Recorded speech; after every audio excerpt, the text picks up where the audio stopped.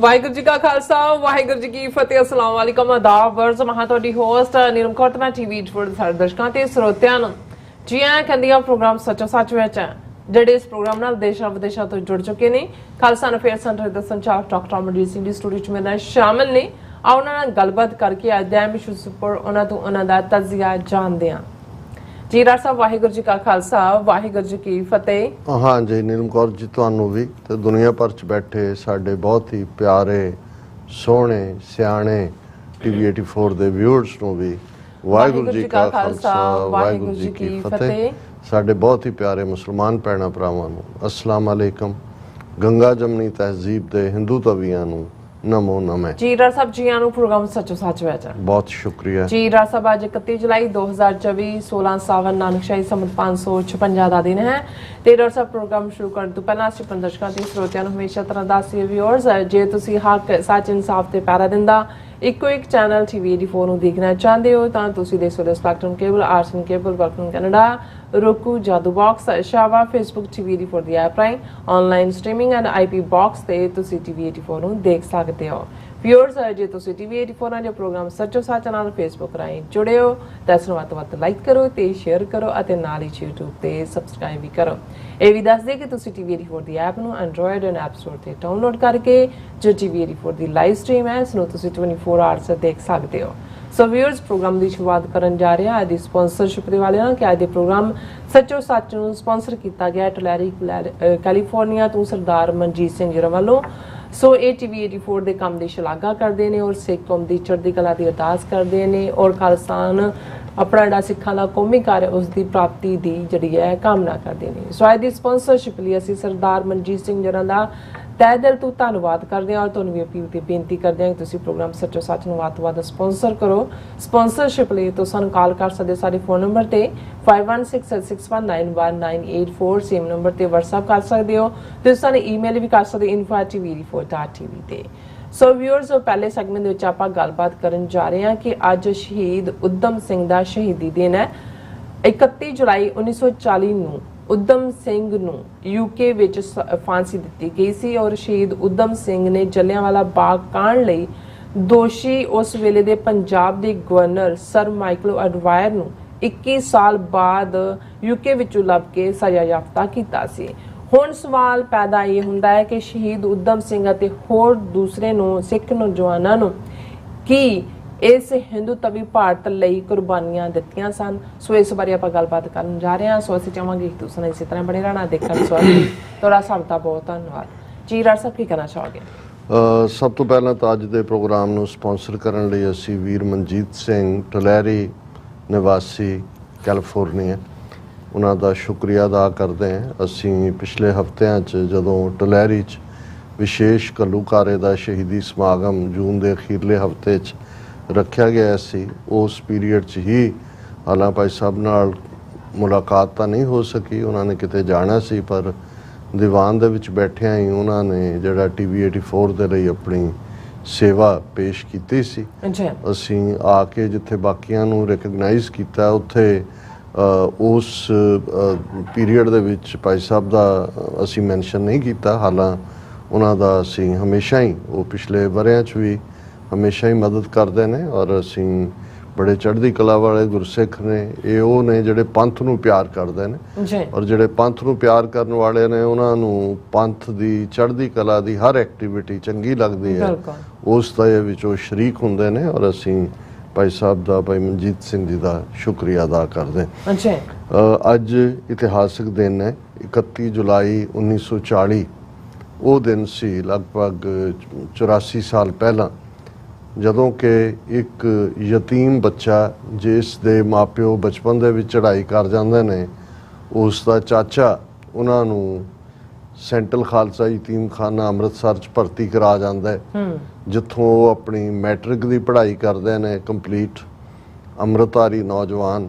ਔਰ ਫਿਰ ਕਿਉਂਕਿ ਮੈਨੂੰ ਵੀ ਯਾਦ ਹੈ ਜਦੋਂ ਬਚਪਨ ਦੇ ਵਿੱਚ ਅੰਮ੍ਰਿਤਸਰ ਜਾਣਾ ਹੁੰਦਾ ਸੀ ਤੇ ਜਿੰਨੇ ਖਾਸ ਮੌਕੇ ਹੁੰਦੇ ਨੇ ਉੱਥੇ ਸੈਂਟਰਲ ਖਾਲਸਾ ਯਤੀਮਖਾਨਾ ਦੇ ਬੱਚੇ ਬੱਚੀਆਂ ਖਾਸ ਦੀਵਾਨਾਂ ਦੇ ਮੌਕੇ ਜ਼ਿਆਦਾ ਬੱਚੇ ਨੇ ਮੁੰਡੇ ਉਹ ਪਾਣੀ ਦੀ ਸੇਵਾ ਲੰਗਰ ਦੀ ਸੇਵਾ ਕਰਦੇ ਨੇ ਔਰ ਜਲਿਆਂਵਾਲੇ ਬਾਗ ਦੇ ਵਿੱਚ ਵੀ ਜਿਹੜਾ ਇਹੀ ਨੌਜਵਾਨ ਆਪਣੇ ਬਾਕੀ ਸਾਥੀਆਂ ਦੇ ਨਾਲ ਜਿਹੜੇ ਉਸ ਇਕੱਠ ਵਿੱਚ ਸ਼ਾਮਲ ਹੋਣ ਆਏ ਸੀ, ਉਹਨਾਂ ਦੀ ਜਲ ਨਾਲ ਸੇਵਾ ਕਰ ਰਿਹਾ ਸੀ। ਮੈਟ੍ਰਿਕ ਉਹਨੇ ਪਾਸ ਕਰ ਲਈ ਹੋਈ ਸੀ ਪਿਛਲੇ ਹੀ ਦਿਨਾਂ ਦੇ ਵਿੱਚ, ਕੁਝ ਅਰਸਾ ਪਹਿਲਾਂ ਹੀ।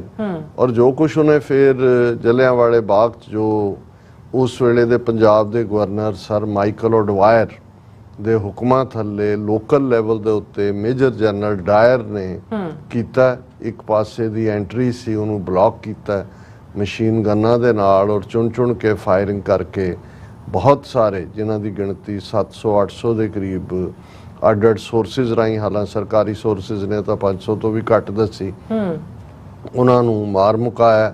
ਕੁਛ ਨੇ ਜਲਿਆਂਵਾਲੇ ਬਾਗ ਦੇ ਉਸ ਖੂਹ ਦੇ ਵਿੱਚ ਛਾਲਾਂ ਮਾਰ ਕੇ ਜਾਨਾਂ ਦਿੱਤੀਆਂ। ਔਰ ਇਹ ਜਿਹੜਾ ਇੱਕ ਬਲੈਕ ਚੈਪਟਰ, ਜਿਹਨੂੰ ਅੱਜ ਤੱਕ ਵੀ ਇੰਨਾ ਅਰਸਾ ਬੀਤਣ ਬਾਅਦ 100 ਸਾਲ ਤੋਂ ਜ਼ਿਆਦਾ ਵਕਤ ਹੋ ਗਿਆ, ਬ੍ਰਿਟਿਸ਼ ਜਿਹੜੇ ਨੇ ਆਪਣੇ ਦੌਰ ਦਾ ਕਾਲਾ ਚੈਪਟਰ ਕਹਿੰਦੇ ਨੇ, ਕਾਲਾ ਦੌਰ ਕਹਿੰਦੇ ਨੇ, ਜਿਸ ਦੀ ਪੜਤਾਲ ਵੀ ਹੋਈ, ਹੰਟਰ ਕਮਿਸ਼ਨ ਵੀ ਬਣਿਆ, ਮੁਆਵਜ਼ੇ ਵੀ ਦਿੱਤੇ ਗਏ, ਔਰ ਡਾਇਰ ਨੂੰ ਜਿਹੜਾ ਉਹ ਉਸ ਦੀ ਨੂੰ ਡੀਮੋਟ ਵੀ ਕਰ ਦਿੱਤਾ ਗਿਆ ਸੀ।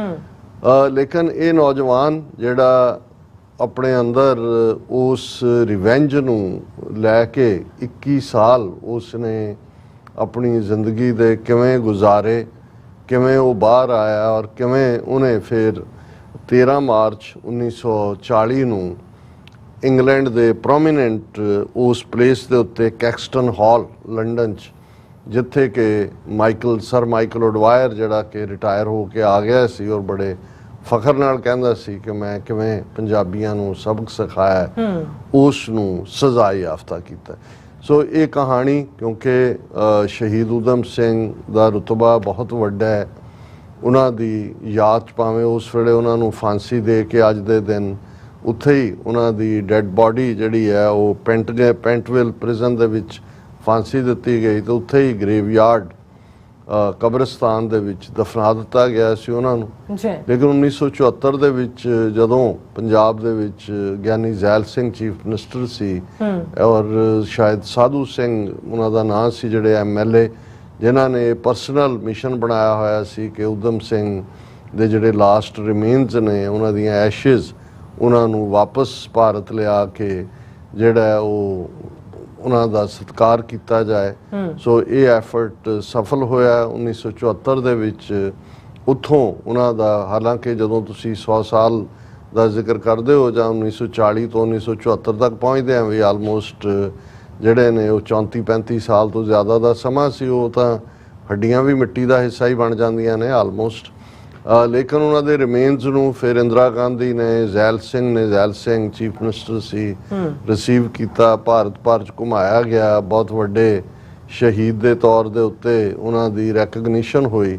ਔਰ ਫਿਰ ਉਸ ਜਿਹੜੇ ਰਿਮੇਨਸ ਸੀ ਉਹਨਾਂ ਦੇ ਕੁਝ ਜਿਹੜੇ ਮਟਕੇ ਜਾਂ ਕਲਸ਼ ਜਿਹਨੂੰ ਕਿਹਾ ਜਾਂਦਾ ਹੈ, ਉਹ ਇੱਕ ਕੀਰਤਪੁਰ ਸਾਹਿਬ ਜਲ ਪ੍ਰਵਾਹ ਕੀਤਾ ਗਿਆ, ਇੱਕ ਹਰਿਦੁਆਰ ਕੀਤਾ ਗਿਆ, ਇੱਕ ਰੋਜ਼ਾ ਸ਼ਰੀਫ ਦੇ ਵਿੱਚ ਕੀਤਾ ਗਿਆ, ਇੱਕ ਉਹਨਾਂ ਦੇ ਜੱਦੀ ਘਰ ਜਿਹੜਾ ਸੀ ਜਿਹਨੂੰ ਇੱਕ ਮੈਮੋਰੀਅਲ ਬਣਾਇਆ ਗਿਆ ਉਹਦੇ 'ਚ ਰੱਖਿਆ ਗਿਆ, ਇੱਕ ਜਲਿਆਂਵਾਲੇ ਬਾਗ 'ਚ ਰੱਖਿਆ। ਔਰ ਬਹੁਤ ਸਾਰੀਆਂ ਊਧਮ ਸਿੰਘ ਦੇ ਨਾਂ ਦੇ ਉੱਤੇ, ਈਵਨ ਉੱਤਰਾਖੰਡ ਦੇ ਵਿੱਚ ਇੱਕ ਜ਼ਿਲ੍ਹੇ ਦਾ ਨਾਂ ਸ਼ਹੀਦ ਊਧਮ ਸਿੰਘ ਨਗਰ ਹੈ, ਜਿਹੜਾ ਪਹਿਲਾਂ UP ਦਾ ਹਿੱਸਾ ਸੀ।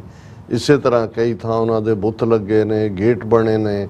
ਈਵਨ ਇਹ ਵੀ ਕਿਹਾ ਗਿਆ ਕਿਉਂਕਿ ਸੁਨਾਮ ਉਹਨਾਂ ਦਾ ਜਨਮ ਸਥਾਨ ਸੀ ਕਿ ਸੁਨਾਮ ਊਧਮ ਸਿੰਘ ਵਾਲਾ, ਉਹਦਾ ਨਾਮ ਵੀ ਬਦਲਿਆ ਗਿਆ ਸੀ। ਹਾਲਾਂ ਮੈਂ ਤਾਂ ਨਹੀਂ ਸੁਣਿਆ ਕਿਸੇ ਨੂੰ ਸੁਨਾਮ ਊਧਮ ਸਿੰਘ ਵਾਲਾ ਕਹਿੰਦੇ, ਸੁਨਾਮ ਹੀ ਕਹਿੰਦੇ ਨੇ। ਔਰ ਇਸ ਤਰੀਕੇ ਨਾਲ ਭਾਰਤ ਦੇ ਵਿੱਚ ਇਹ ਹੋਇਆ ਕਿ ਜੀ ਅਸੀਂ ਸ਼ਹੀਦ ਨੂੰ ਜਿਹੜਾ ਉਹਦਾ ਬਣਦਾ ਰੁਤਬਾ ਦਿੱਤਾ। ਹੁਣ ਅਸੀਂ ਵੀ, ਕਿਉਂਕਿ 31 ਜੁਲਾਈ ਜਦੋਂ ਆਏਗੀ ਜਾਂ ਆਉਂਦੀ ਹੈ, ਸਾਡੇ ਲਈ ਵੀ ਊਧਮ ਸਿੰਘ ਦੀ ਕੁਰਬਾਨੀ ਬਹੁਤ ਵੱਡੀ ਕੁਰਬਾਨੀ ਹੈ। ਉਹ ਸਿੱਖ ਜਜ਼ਬਿਆਂ ਦੀ ਤਰਜਮਾਨੀ ਕਰਦਾ ਹੈ।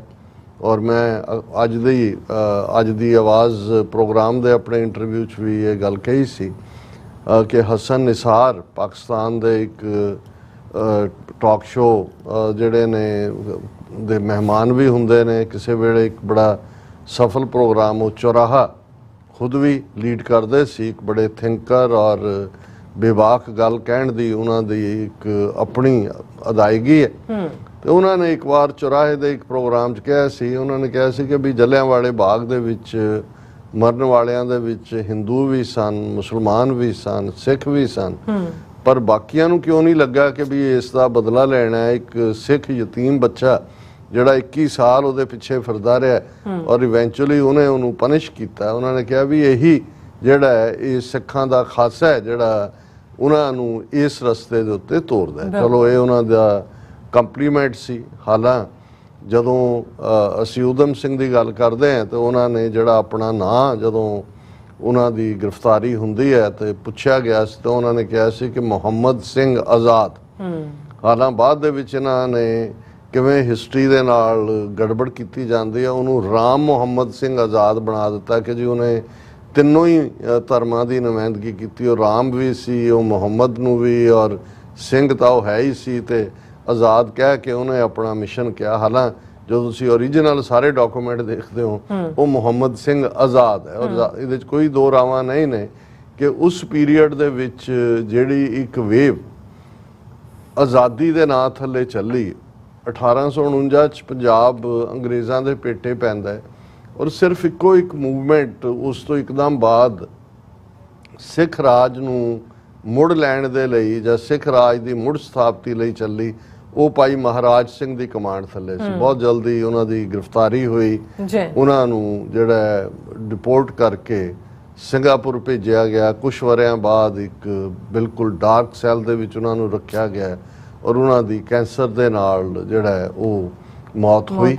ਔਰ ਇਸ ਤੋਂ ਇਲਾਵਾ ਜੇ ਅਸੀਂ ਇਹਨਾਂ 98 ਵਰਿਆਂ 'ਚ 1849 ਤੋਂ ਲੈ ਕੇ 1947 ਤੱਕ ਦੇ ਦੌਰ 'ਚ ਦੇਖੀਏ ਤੇ ਇਹ ਗੱਲ ਹਾਲਾਂ ਜਿੱਥੇ ਅਸੀਂ ਸ਼ਹੀਦ ਊਧਮ ਸਿੰਘ ਦੀ ਯਾਦ ਨੂੰ ਜਿਹੜਾ ਹੈ ਉਹ ਸੈਲੂਟ ਕਰਦੇ ਹਾਂ, ਉੱਥੇ ਇਹੋ ਜਿਹੇ ਮੌਕੇ ਇਹ ਦੇਖਣ ਜਾਂ ਸਮਝਣ ਲਈ ਵੀ ਹੁੰਦੇ ਨੇ ਕਿ ਹੁਣ ਵੀ ਜਦੋਂ ਵੀ ਸਾਡਾ ਕੋਈ ਬੁਲਾਰਾ ਕਿਤੇ ਬੋਲਦਾ ਹੈ, ਉਹ ਪਾਰਲੀਮੈਂਟ ਦੇ ਵਿੱਚ ਵੀ ਆ, ਭਾਵੇਂ ਅਸੀਂ ਕੱਲ੍ਹ ਗੱਲ ਕੀਤੀ ਸੀ ਕਿ ਜਿਹੜੇ ਨਵੇਂ MP ਬਣੇ ਨੇ ਉਹ ਭਾਵੇਂ ਆਮ ਆਦਮੀ ਪਾਰਟੀ ਦੇ ਨੇ ਜਾਂ ਕਾਂਗਰਸ ਦਾ ਚੰਨੀ ਹੈ ਜਾਂ ਹਰਸਿਮਰਤ ਕੌਰ ਹੈ, ਜਦੋਂ ਗੱਲ ਕਰਨਗੇ ਤੇ ਉਹ ਉਹਨਾਂ ਸਾਰੀ ਸਭਾ ਦੇ ਵਿੱਚ ਜਿੱਥੇ 500 ਤੋਂ ਜ਼ਿਆਦਾ ਮੈਂਬਰ ਪਾਰਲੀਮੈਂਟ ਬੈਠੇ ਨੇ ਇਹ ਕਹਿਣਗੇ ਕਿ ਜੀ ਦੇਸ਼ ਦੀ ਆਜ਼ਾਦੀ ਲਈ ਅਸੀਂ 80% ਤੋਂ ਵੱਧ ਕੁਰਬਾਨੀਆਂ ਕੀਤੀਆਂ। ਔਰ ਕੁਝ ਜਿਹੜੇ ਨੇ ਜਿਨ੍ਹਾਂ ਨੂੰ ਫਿਰ ਡੀਟੇਲ ਦੇਣ ਦਾ ਮੌਕਾ ਮਿਲੇ, ਉਹ ਕਿੰਨਿਆਂ ਨੂੰ ਫਾਂਸੀ, ਕਿੰਨਿਆਂ ਨੂੰ ਕਾਲਾ ਪਾਣੀ ਔਰ ਕਿੰਨੇ ਜਿਹੜੇ ਨੇ ਉਹਨਾਂ ਨੇ ਜੇਲ੍ਹਾਂ ਕੱਟੀਆਂ, ਇੰਪ੍ਰਿਜ਼ਨਮੈਂਟ ਕੱਟੀ, ਉਹ ਲਿਸਟ ਵੀ ਦਿੰਦਾ ਨੇ। ਪਰ ਇਹਨੂੰ ਕੋਈ ਡਿਨਾਈ ਨਹੀਂ ਕਰ ਸਕਦਾ ਕਿ ਭਾਈ ਇੱਕ ਛੋਟੇ ਜਿਹੇ ਸੂਬਾ ਤਾਂ ਪੰਜਾਬ ਦਾ ਉਸ ਪੀਰੀਅਡ 'ਚ ਵੱਡਾ ਸੀ, ਪਰ ਉਹਦੇ 'ਚ ਵੀ ਜੇ ਤੁਸੀਂ ਕੁਰਬਾਨੀਆਂ ਦੇਖੋਗੇ ਤਾਂ ਸਿੱਖ ਕੌਮ ਦੇ ਹਿੱਸੇ ਹੀ ਆਉਂਦੀਆਂ ਨੇ ਕਿ 80% ਤੋਂ ਜ਼ਿਆਦਾ ਜਿਹੜੀਆਂ ਇਹ ਕਾਲਾ ਪਾਣੀ ਜਾਂ ਫਾਂਸੀ ਜਾਂ ਉਮਰ ਕੈਦਾਂ ਔਰ ਦੂਸਰੇ ਨੂੰ ਉਹਨਾਂ ਨੇ ਭੁਗਤਿਆ। ਪਰ ਅਖੀਰ ਇਹ ਸਵਾਲ ਜ਼ਰੂਰ ਹਰ ਇੱਕ ਦੇ ਜ਼ਿਹਨ 'ਚ ਉੱਠੇਗਾ ਕਿ ਵੀ ਕੀ ਅਸੀਂ ਜਾਂ ਸਾਡੇ ਇਹਨਾਂ ਯੋਧਿਆਂ ਨੇ, ਔਰ ਇਹ ਸ਼ੁਰੂਆਤ ਤਾਂ ਇੱਕਦਮ ਅੰਗਰੇਜ਼ੀ ਦੌਰ ਦੇ 19ਵੀਂ ਸਦੀ ਦੇ ਅੱਧ ਤੱਕ ਪਹੁੰਚਦਿਆਂ ਹੋ ਜਾਂਦੀ ਹੈ, ਦੂਸਰੇ ਅੱਧ ਤੱਕ ਜਦੋਂ ਕੂਕਾ ਲਹਿਰ ਸਭ ਤੋਂ ਵੱਡੀ ਲਹਿਰ, ਨਾਮਧਾਰੀ ਲਹਿਰ, ਜਿਨ੍ਹਾਂ ਨੇ ਨੋਵਲ ਆਈਡੀਆਜ਼ ਵੀ ਦਿੱਤੇ, ਜੇ ਬਾਅਦ ਜਿਹਨੂੰ ਗਾਂਧੀ ਦੇ ਨਾਲ ਜਿਹੜਾ ਉਹ ਜੋੜ ਦਿੱਤਾ ਗਿਆ, ਜਿਹੜਾ ਅਸਹਿਯੋਗ ਸੀ ਕਿ ਅੰਗਰੇਜ਼ਾਂ ਦਾ ਮੁਕੰਮਲ ਬਾਈਕਾਟ ਕਰੋ, ਇਹਨਾਂ ਦੇ ਕੱਪੜੇ ਨਾ ਪਹਿਨੋ, ਖੱਦਰ ਪਹਿਨਣ ਦੀ ਗੱਲ, ਇਹ ਨਾਮਧਾਰੀ ਮੂਵਮੈਂਟ ਬਾਬਾ ਰਾਮ ਸਿੰਘ ਨਾਮਧਾਰੀ ਦਾ ਪਾਰਟ ਸੀ। ਇਹਨਾਂ ਦੇ ਰੇਲ ਸਿਸਟਮ ਦਾ ਬਾਈਕਾਟ ਕਰੋ, ਟੋਟਲ ਤੁਸੀਂ ਇਹਨਾਂ ਦੇ ਪੋਸਟਲ ਸਿਸਟਮ ਦਾ ਬਾਈਕਾਟ ਕਰੋ। ਉਹਨਾਂ ਨੇ ਆਪਣੇ ਸੂਬੇ ਬਣਾਏ ਜਿਹੜੇ ਖੁਦ ਘੋੜਿਆਂ ਦੇ ਉੱਤੇ ਦੂਰ ਦੁਰਾਡੇ ਜਾ ਕੇ ਜਿਹੜੀ ਆ ਉਹ ਮੇਲ ਡਿਲੀਵਰ ਕਰਦੇ ਸੀ। ਔਰ ਅੰਗਰੇਜ਼ੀ ਖੁਫੀਆ ਏਜੰਸੀਆਂ ਦੀਆਂ ਰਿਪੋਰਟਾਂ ਸੀ ਕਿ ਵੀ ਉਹਨਾਂ ਦੀ ਮੇਲ ਡਿਲੀਵਰੀ ਜ਼ਿਆਦਾ ਐਕੂਰੇਟ ਆਪਣਿਆਂ ਲੋਕਾਂ ਤੱਕ ਹੀ ਜਿਹੜੇ ਵੀ ਉਹਨਾਂ ਦੇ ਦਾਇਰਾ ਕਾਰ ਜਾਂ ਸੰਪਰਕ ਸੀ। ਪਰ ਉਹਨਾਂ ਨੇ 1 ਪੁਆਇੰਟ ਲਾਈਨ ਕੇ ਰਹਿਣ ਨਾ ਦੇਵੋ ਹਿੰਦ ਚ ਰਾਜ ਫਰੰਗੀ ਦਾ, ਇਸ ਦੇ ਥੱਲੇ ਉਹਨਾਂ ਦੀ ਸਾਰੀ ਮੂਵਮੈਂਟ ਸੀ। ਫਿਰ ਅਸੀਂ ਜਦੋਂ ਤੱਕ, ਔਰ ਇਹਦੇ 'ਚ ਵੀ ਕੋਈ ਸ਼ੱਕ ਨਹੀਂ ਕਿ ਕੂਕੇ ਜਦੋਂ ਲੁਧਿਆਣੇ ਦਾ ਕਮਿਸ਼ਨਰ ਔਰ ਦੂਸਰੇ ਜ਼ੁਲਮ ਤੇ ਉਤਰਦੇ ਨੇ, ਕਿਵੇਂ ਏਜੰਸੀਆਂ ਵਿੱਚ ਵੜ ਕੇ ਉਹਨੂੰ ਬੁੱਚੜਾਂ ਨੂੰ ਮਾਰਨ ਵੱਲ ਤੋਰ ਦਿੰਦੀਆਂ ਨੇ। ਇਵੈਂਚੁਅਲੀ ਰਾਮ ਸਿੰਘ ਹੋਰਾਂ ਨੂੰ ਜਲਾਵਤਨ ਕਰਕੇ ਰੰਗੂਨ ਭੇਜ ਦਿੱਤਾ ਜਾਂਦਾ ਹੈ, ਕੂਕਿਆਂ ਨੂੰ ਤੋਪਾਂ ਦੇ ਸਾਹਮਣੇ ਖੜੇ ਕਰਕੇ ਉਡਾਇਆ ਜਾਂਦਾ, ਪਰ ਉਹ ਕੂਕੇ ਬਹਾਦਰੀ ਦੇ ਨਾਲ ਗੁਰਬਾਣੀ ਪੜ੍ਹਦੇ ਜਿਹੜੇ ਨੇ ਉਹ ਤੋਪਾਂ ਦੇ ਸਾਹਮਣੇ ਜਕਾਰੇ ਛੱਡਦੇ ਉੱਡਦੇ ਨੇ। ਕੋਈ ਬਹਾਦਰੀ ਦੀ ਕਮੀ ਤਾਂ ਨਹੀਂ ਹੈ। ਫਿਰ ਅਸੀਂ 20ਵੀਂ ਸਦੀ ਦੇ ਅੱਧ ਤੱਕ ਪਹੁੰਚਦੇ ਆ, ਉਸ ਸਾਰੇ ਜੇ ਦੌਰ ਨੂੰ ਦੇਖੀਏ 1947 ਤੱਕ ਦੇ ਨੂੰ, ਫਿਰ ਸਭ ਤੋਂ ਵੱਡੀ ਮੂਵਮੈਂਟ ਜਿਹੜੀ ਆਲਮੋਸਟ 18 ਮੁਲਕਾਂ ਦੇ ਵਿੱਚ ਜਿਸ ਦੀਆਂ ਬ੍ਰਾਂਚਿਸ ਸਨ, ਗਦਰ ਲਹਿਰ, ਗਦਰੀ ਬਾਬੇ ਜਿਨ੍ਹਾਂ ਦਾ ਅਸੀਂ ਜ਼ਿਕਰ ਕਰਦੇ ਹਾਂ, ਜਿਹੜੇ ਫਸਟ ਵਰਲਡ ਵਾਰ ਸ਼ੁਰੂ ਹੋਣ ਤੋਂ ਪਹਿਲਾਂ ਜਿਸ ਦਾ ਇਨਕਾਮ ਬਣ ਰਿਹਾ ਸੀ, ਉਹ ਭਾਰਤ ਪਹੁੰਚਣਾ ਚਾਹੁੰਦੇ ਸੀ, ਪਹੁੰਚੇ ਵੀ, ਔਰ ਉਹਨਾਂ ਨੂੰ ਸੀ ਵੀ ਅੰਗਰੇਜ਼ ਜਦੋਂ ਫਸੇ ਹੋਣਗੇ ਜੰਗ ਦੇ ਵਿੱਚ ਉਦੋਂ ਅਸੀਂ ਗਦਰ ਬਚਾਵਾਂਗੇ ਔਰ ਦੇਸ਼ ਨੂੰ ਲਿਬਰੇਟ ਕਰਾਂਗੇ। ਸੋ ਉਹ ਗਦਰੀ ਬਾਬਿਆਂ ਦੀ ਵੱਡੀ ਲਹਿਰ। ਫਿਰ ਅਸੀਂ ਦੇਖਦੇ ਹਾਂ ਵੀ ਇੱਕ ਪਾਸੇ ਸਿੱਖ ਐਂਗਲ ਤੋਂ ਅਕਾਲੀ ਲਹਿਰ ਔਰ ਉਸ ਦੇ ਪੈਰਲਲ ਬੱਬਰ ਅਕਾਲੀ ਲਹਿਰ ਹਥਿਆਰਬੰਦ ਸ਼ੁਰੂ ਹੁੰਦੀ ਹੈ, ਜਿਹਦਾ ਪਹਿਲਾ ਦਾਇਰਾਕਾਰ ਧਾਰਮਿਕ ਹੁੰਦਾ ਹੈ। ਪਰ ਅਲਟੀਮੇਟਲੀ ਜਿਹੜੀ ਕੂਕਾ ਲਹਿਰ ਤੋਂ ਸ਼ੁਰੂ ਹੋ ਕੇ ਗਦਰ ਪਾਰਟੀ ਵਾਲਾ ਸਿਸਟਮ, ਉਹ ਵੀ ਇੰਡੀਅਨ ਨੈਸ਼ਨਲਿਜ਼ਮ ਦੇ ਖਾਤੇ 'ਚ ਡਿੱਗਦਾ ਹੈ, ਭਾਰਤੀ ਰਾਸ਼ਟਰਵਾਦ ਦੇ ਜਿਹੜਾ ਅੱਜ ਹਿੰਦੂਤਵ ਹੈ। ਔਰ ਈਵਨ ਅਕਾਲੀ ਲਹਿਰ ਜਿਹੜੀ ਵੱਖਰੀ ਪਛਾਣ ਜਾਂ ਗੁਰਦੁਆਰਿਆਂ ਦੇ ਪ੍ਰਬੰਧ ਤੋਂ ਸ਼ੁਰੂ ਹੋ ਕੇ ਸਿੱਖ ਆਈਡੈਂਟੀਟੀ ਦੇ ਉੱਤੇ ਆ ਕੇ ਫੋਕਸ ਹੋਈ, ਉਹ ਵੀ ਜਿਹੜਾ ਰਾ ਮਟੀਰੀਅਲ ਬਣ ਜਾਂਦੇ ਨੇ, ਕੱਚਾ ਮਾਲ ਬਣ ਜਾਂਦੇ ਨੇ ਭਾਰਤੀ ਰਾਸ਼ਟਰਵਾਦ ਦਾ। ਗਾਂਧੀ ਨਹਿਰੂ ਦੇ ਉਸ ਸਾਰੇ ਜਿਹੜਾ ਰਾਸ਼ਟਰਵਾਦ ਦਾ ਮਤਲਬ ਜਿਹੜਾ ਲੁਕਿਆ ਹੋਇਆ ਹਿੰਦੂਤਵਾ ਸੀ ਔਰ ਅੱਜ ਖੁੱਲ ਕੇ ਨੰਗਾ ਚਿੱਟਾ ਹਿੰਦੂਤਵਾ ਹੈ। ਹੁਣ ਇਹ ਹੈ ਵੀ ਇਹਨਾਂ 98 ਸਾਲਾਂ ਦੀਆਂ ਇਹਦੇ 'ਚ ਕੋਈ ਸ਼ੱਕ, ਫਿਰ ਜਦੋਂ ਤੱਕ ਅਸੀਂ 1930 ਦਾ ਜ਼ਿਕਰ ਕਰਦੇ ਹਾਂ, ਫਿਰ ਸ਼ਹੀਦ ਭਗਤ ਸਿੰਘ ਔਰ ਉਹਨਾਂ ਦੇ ਸਾਥੀਆਂ ਦੀ ਜਿਹੜੀ ਮੂਵਮੈਂਟ ਪੰਜਾਬ ਨੌਜਵਾਨ ਸਭਾ ਔਰ ਦੂਸਰੀ ਬਣਾ ਕੇ ਜੋ ਉਹਨਾਂ ਨੇ ਕੀਤਾ, ਫਿਰ ਆਜ਼ਾਦ ਹਿੰਦ ਫੌਜ ਜਦੋਂ ਦੂਸਰਾ ਸੰਸਾਰ ਯੁੱਧ ਸ਼ੁਰੂ ਹੋ ਜਾਂਦਾ ਹੈ, ਵੱਡੀ ਗਿਣਤੀ 'ਚ ਸਿੱਖ ਜਿਹੜੇ ਪ੍ਰਿਜ਼ਨਰ ਬਣਦੇ ਨੇ, ਪ੍ਰਿਜ਼ਨਰ ਆਫ ਵਾਰ ਜਾਪਾਨੀਆਂ ਦੇ, ਉਹਨਾਂ ਰਾਹੀਂ ਜਿਹੜਾ ਜਨਰਲ ਮੋਹਨ ਸਿੰਘ ਆਜ਼ਾਦ ਹਿੰਦ ਫੌਜ ਖੜੀ ਕਰਦਾ, ਜਿਸ ਨੂੰ later on Subhash Chandra Bose take over ਕਰ ਲੈਂਦਾ। ਔਰ ਉਹ ਵੀ 40,000 ਦੇ ਕਰੀਬ ਜਿਹੜੇ ਇਨੀਸ਼ੀਅਲ ਉਹਨਾਂ ਦੇ ਇਹ ਬਾਗੀ ਸਨ ਆਜ਼ਾਦ ਹਿੰਦ ਫੌਜ ਦੇ, ਉਹਨਾਂ 'ਚੋਂ 32-33,000 ਸਿੱਖ ਫੌਜੀ ਸੀ ਜਿਹੜੇ ਜਾਪਾਨੀਆਂ ਨੇ ਸਿੰਗਾਪੁਰ ਜੰਗਲ 'ਚੋਂ ਆ ਕੇ ਪਿੱਛੋਂ ਦੀ ਉਹਨਾਂ ਨੂੰ ਜਿਹੜਾ ਉਹ ਜੰਗੀ ਕੈਦੀ ਬਣਾਇਆ ਸੀ।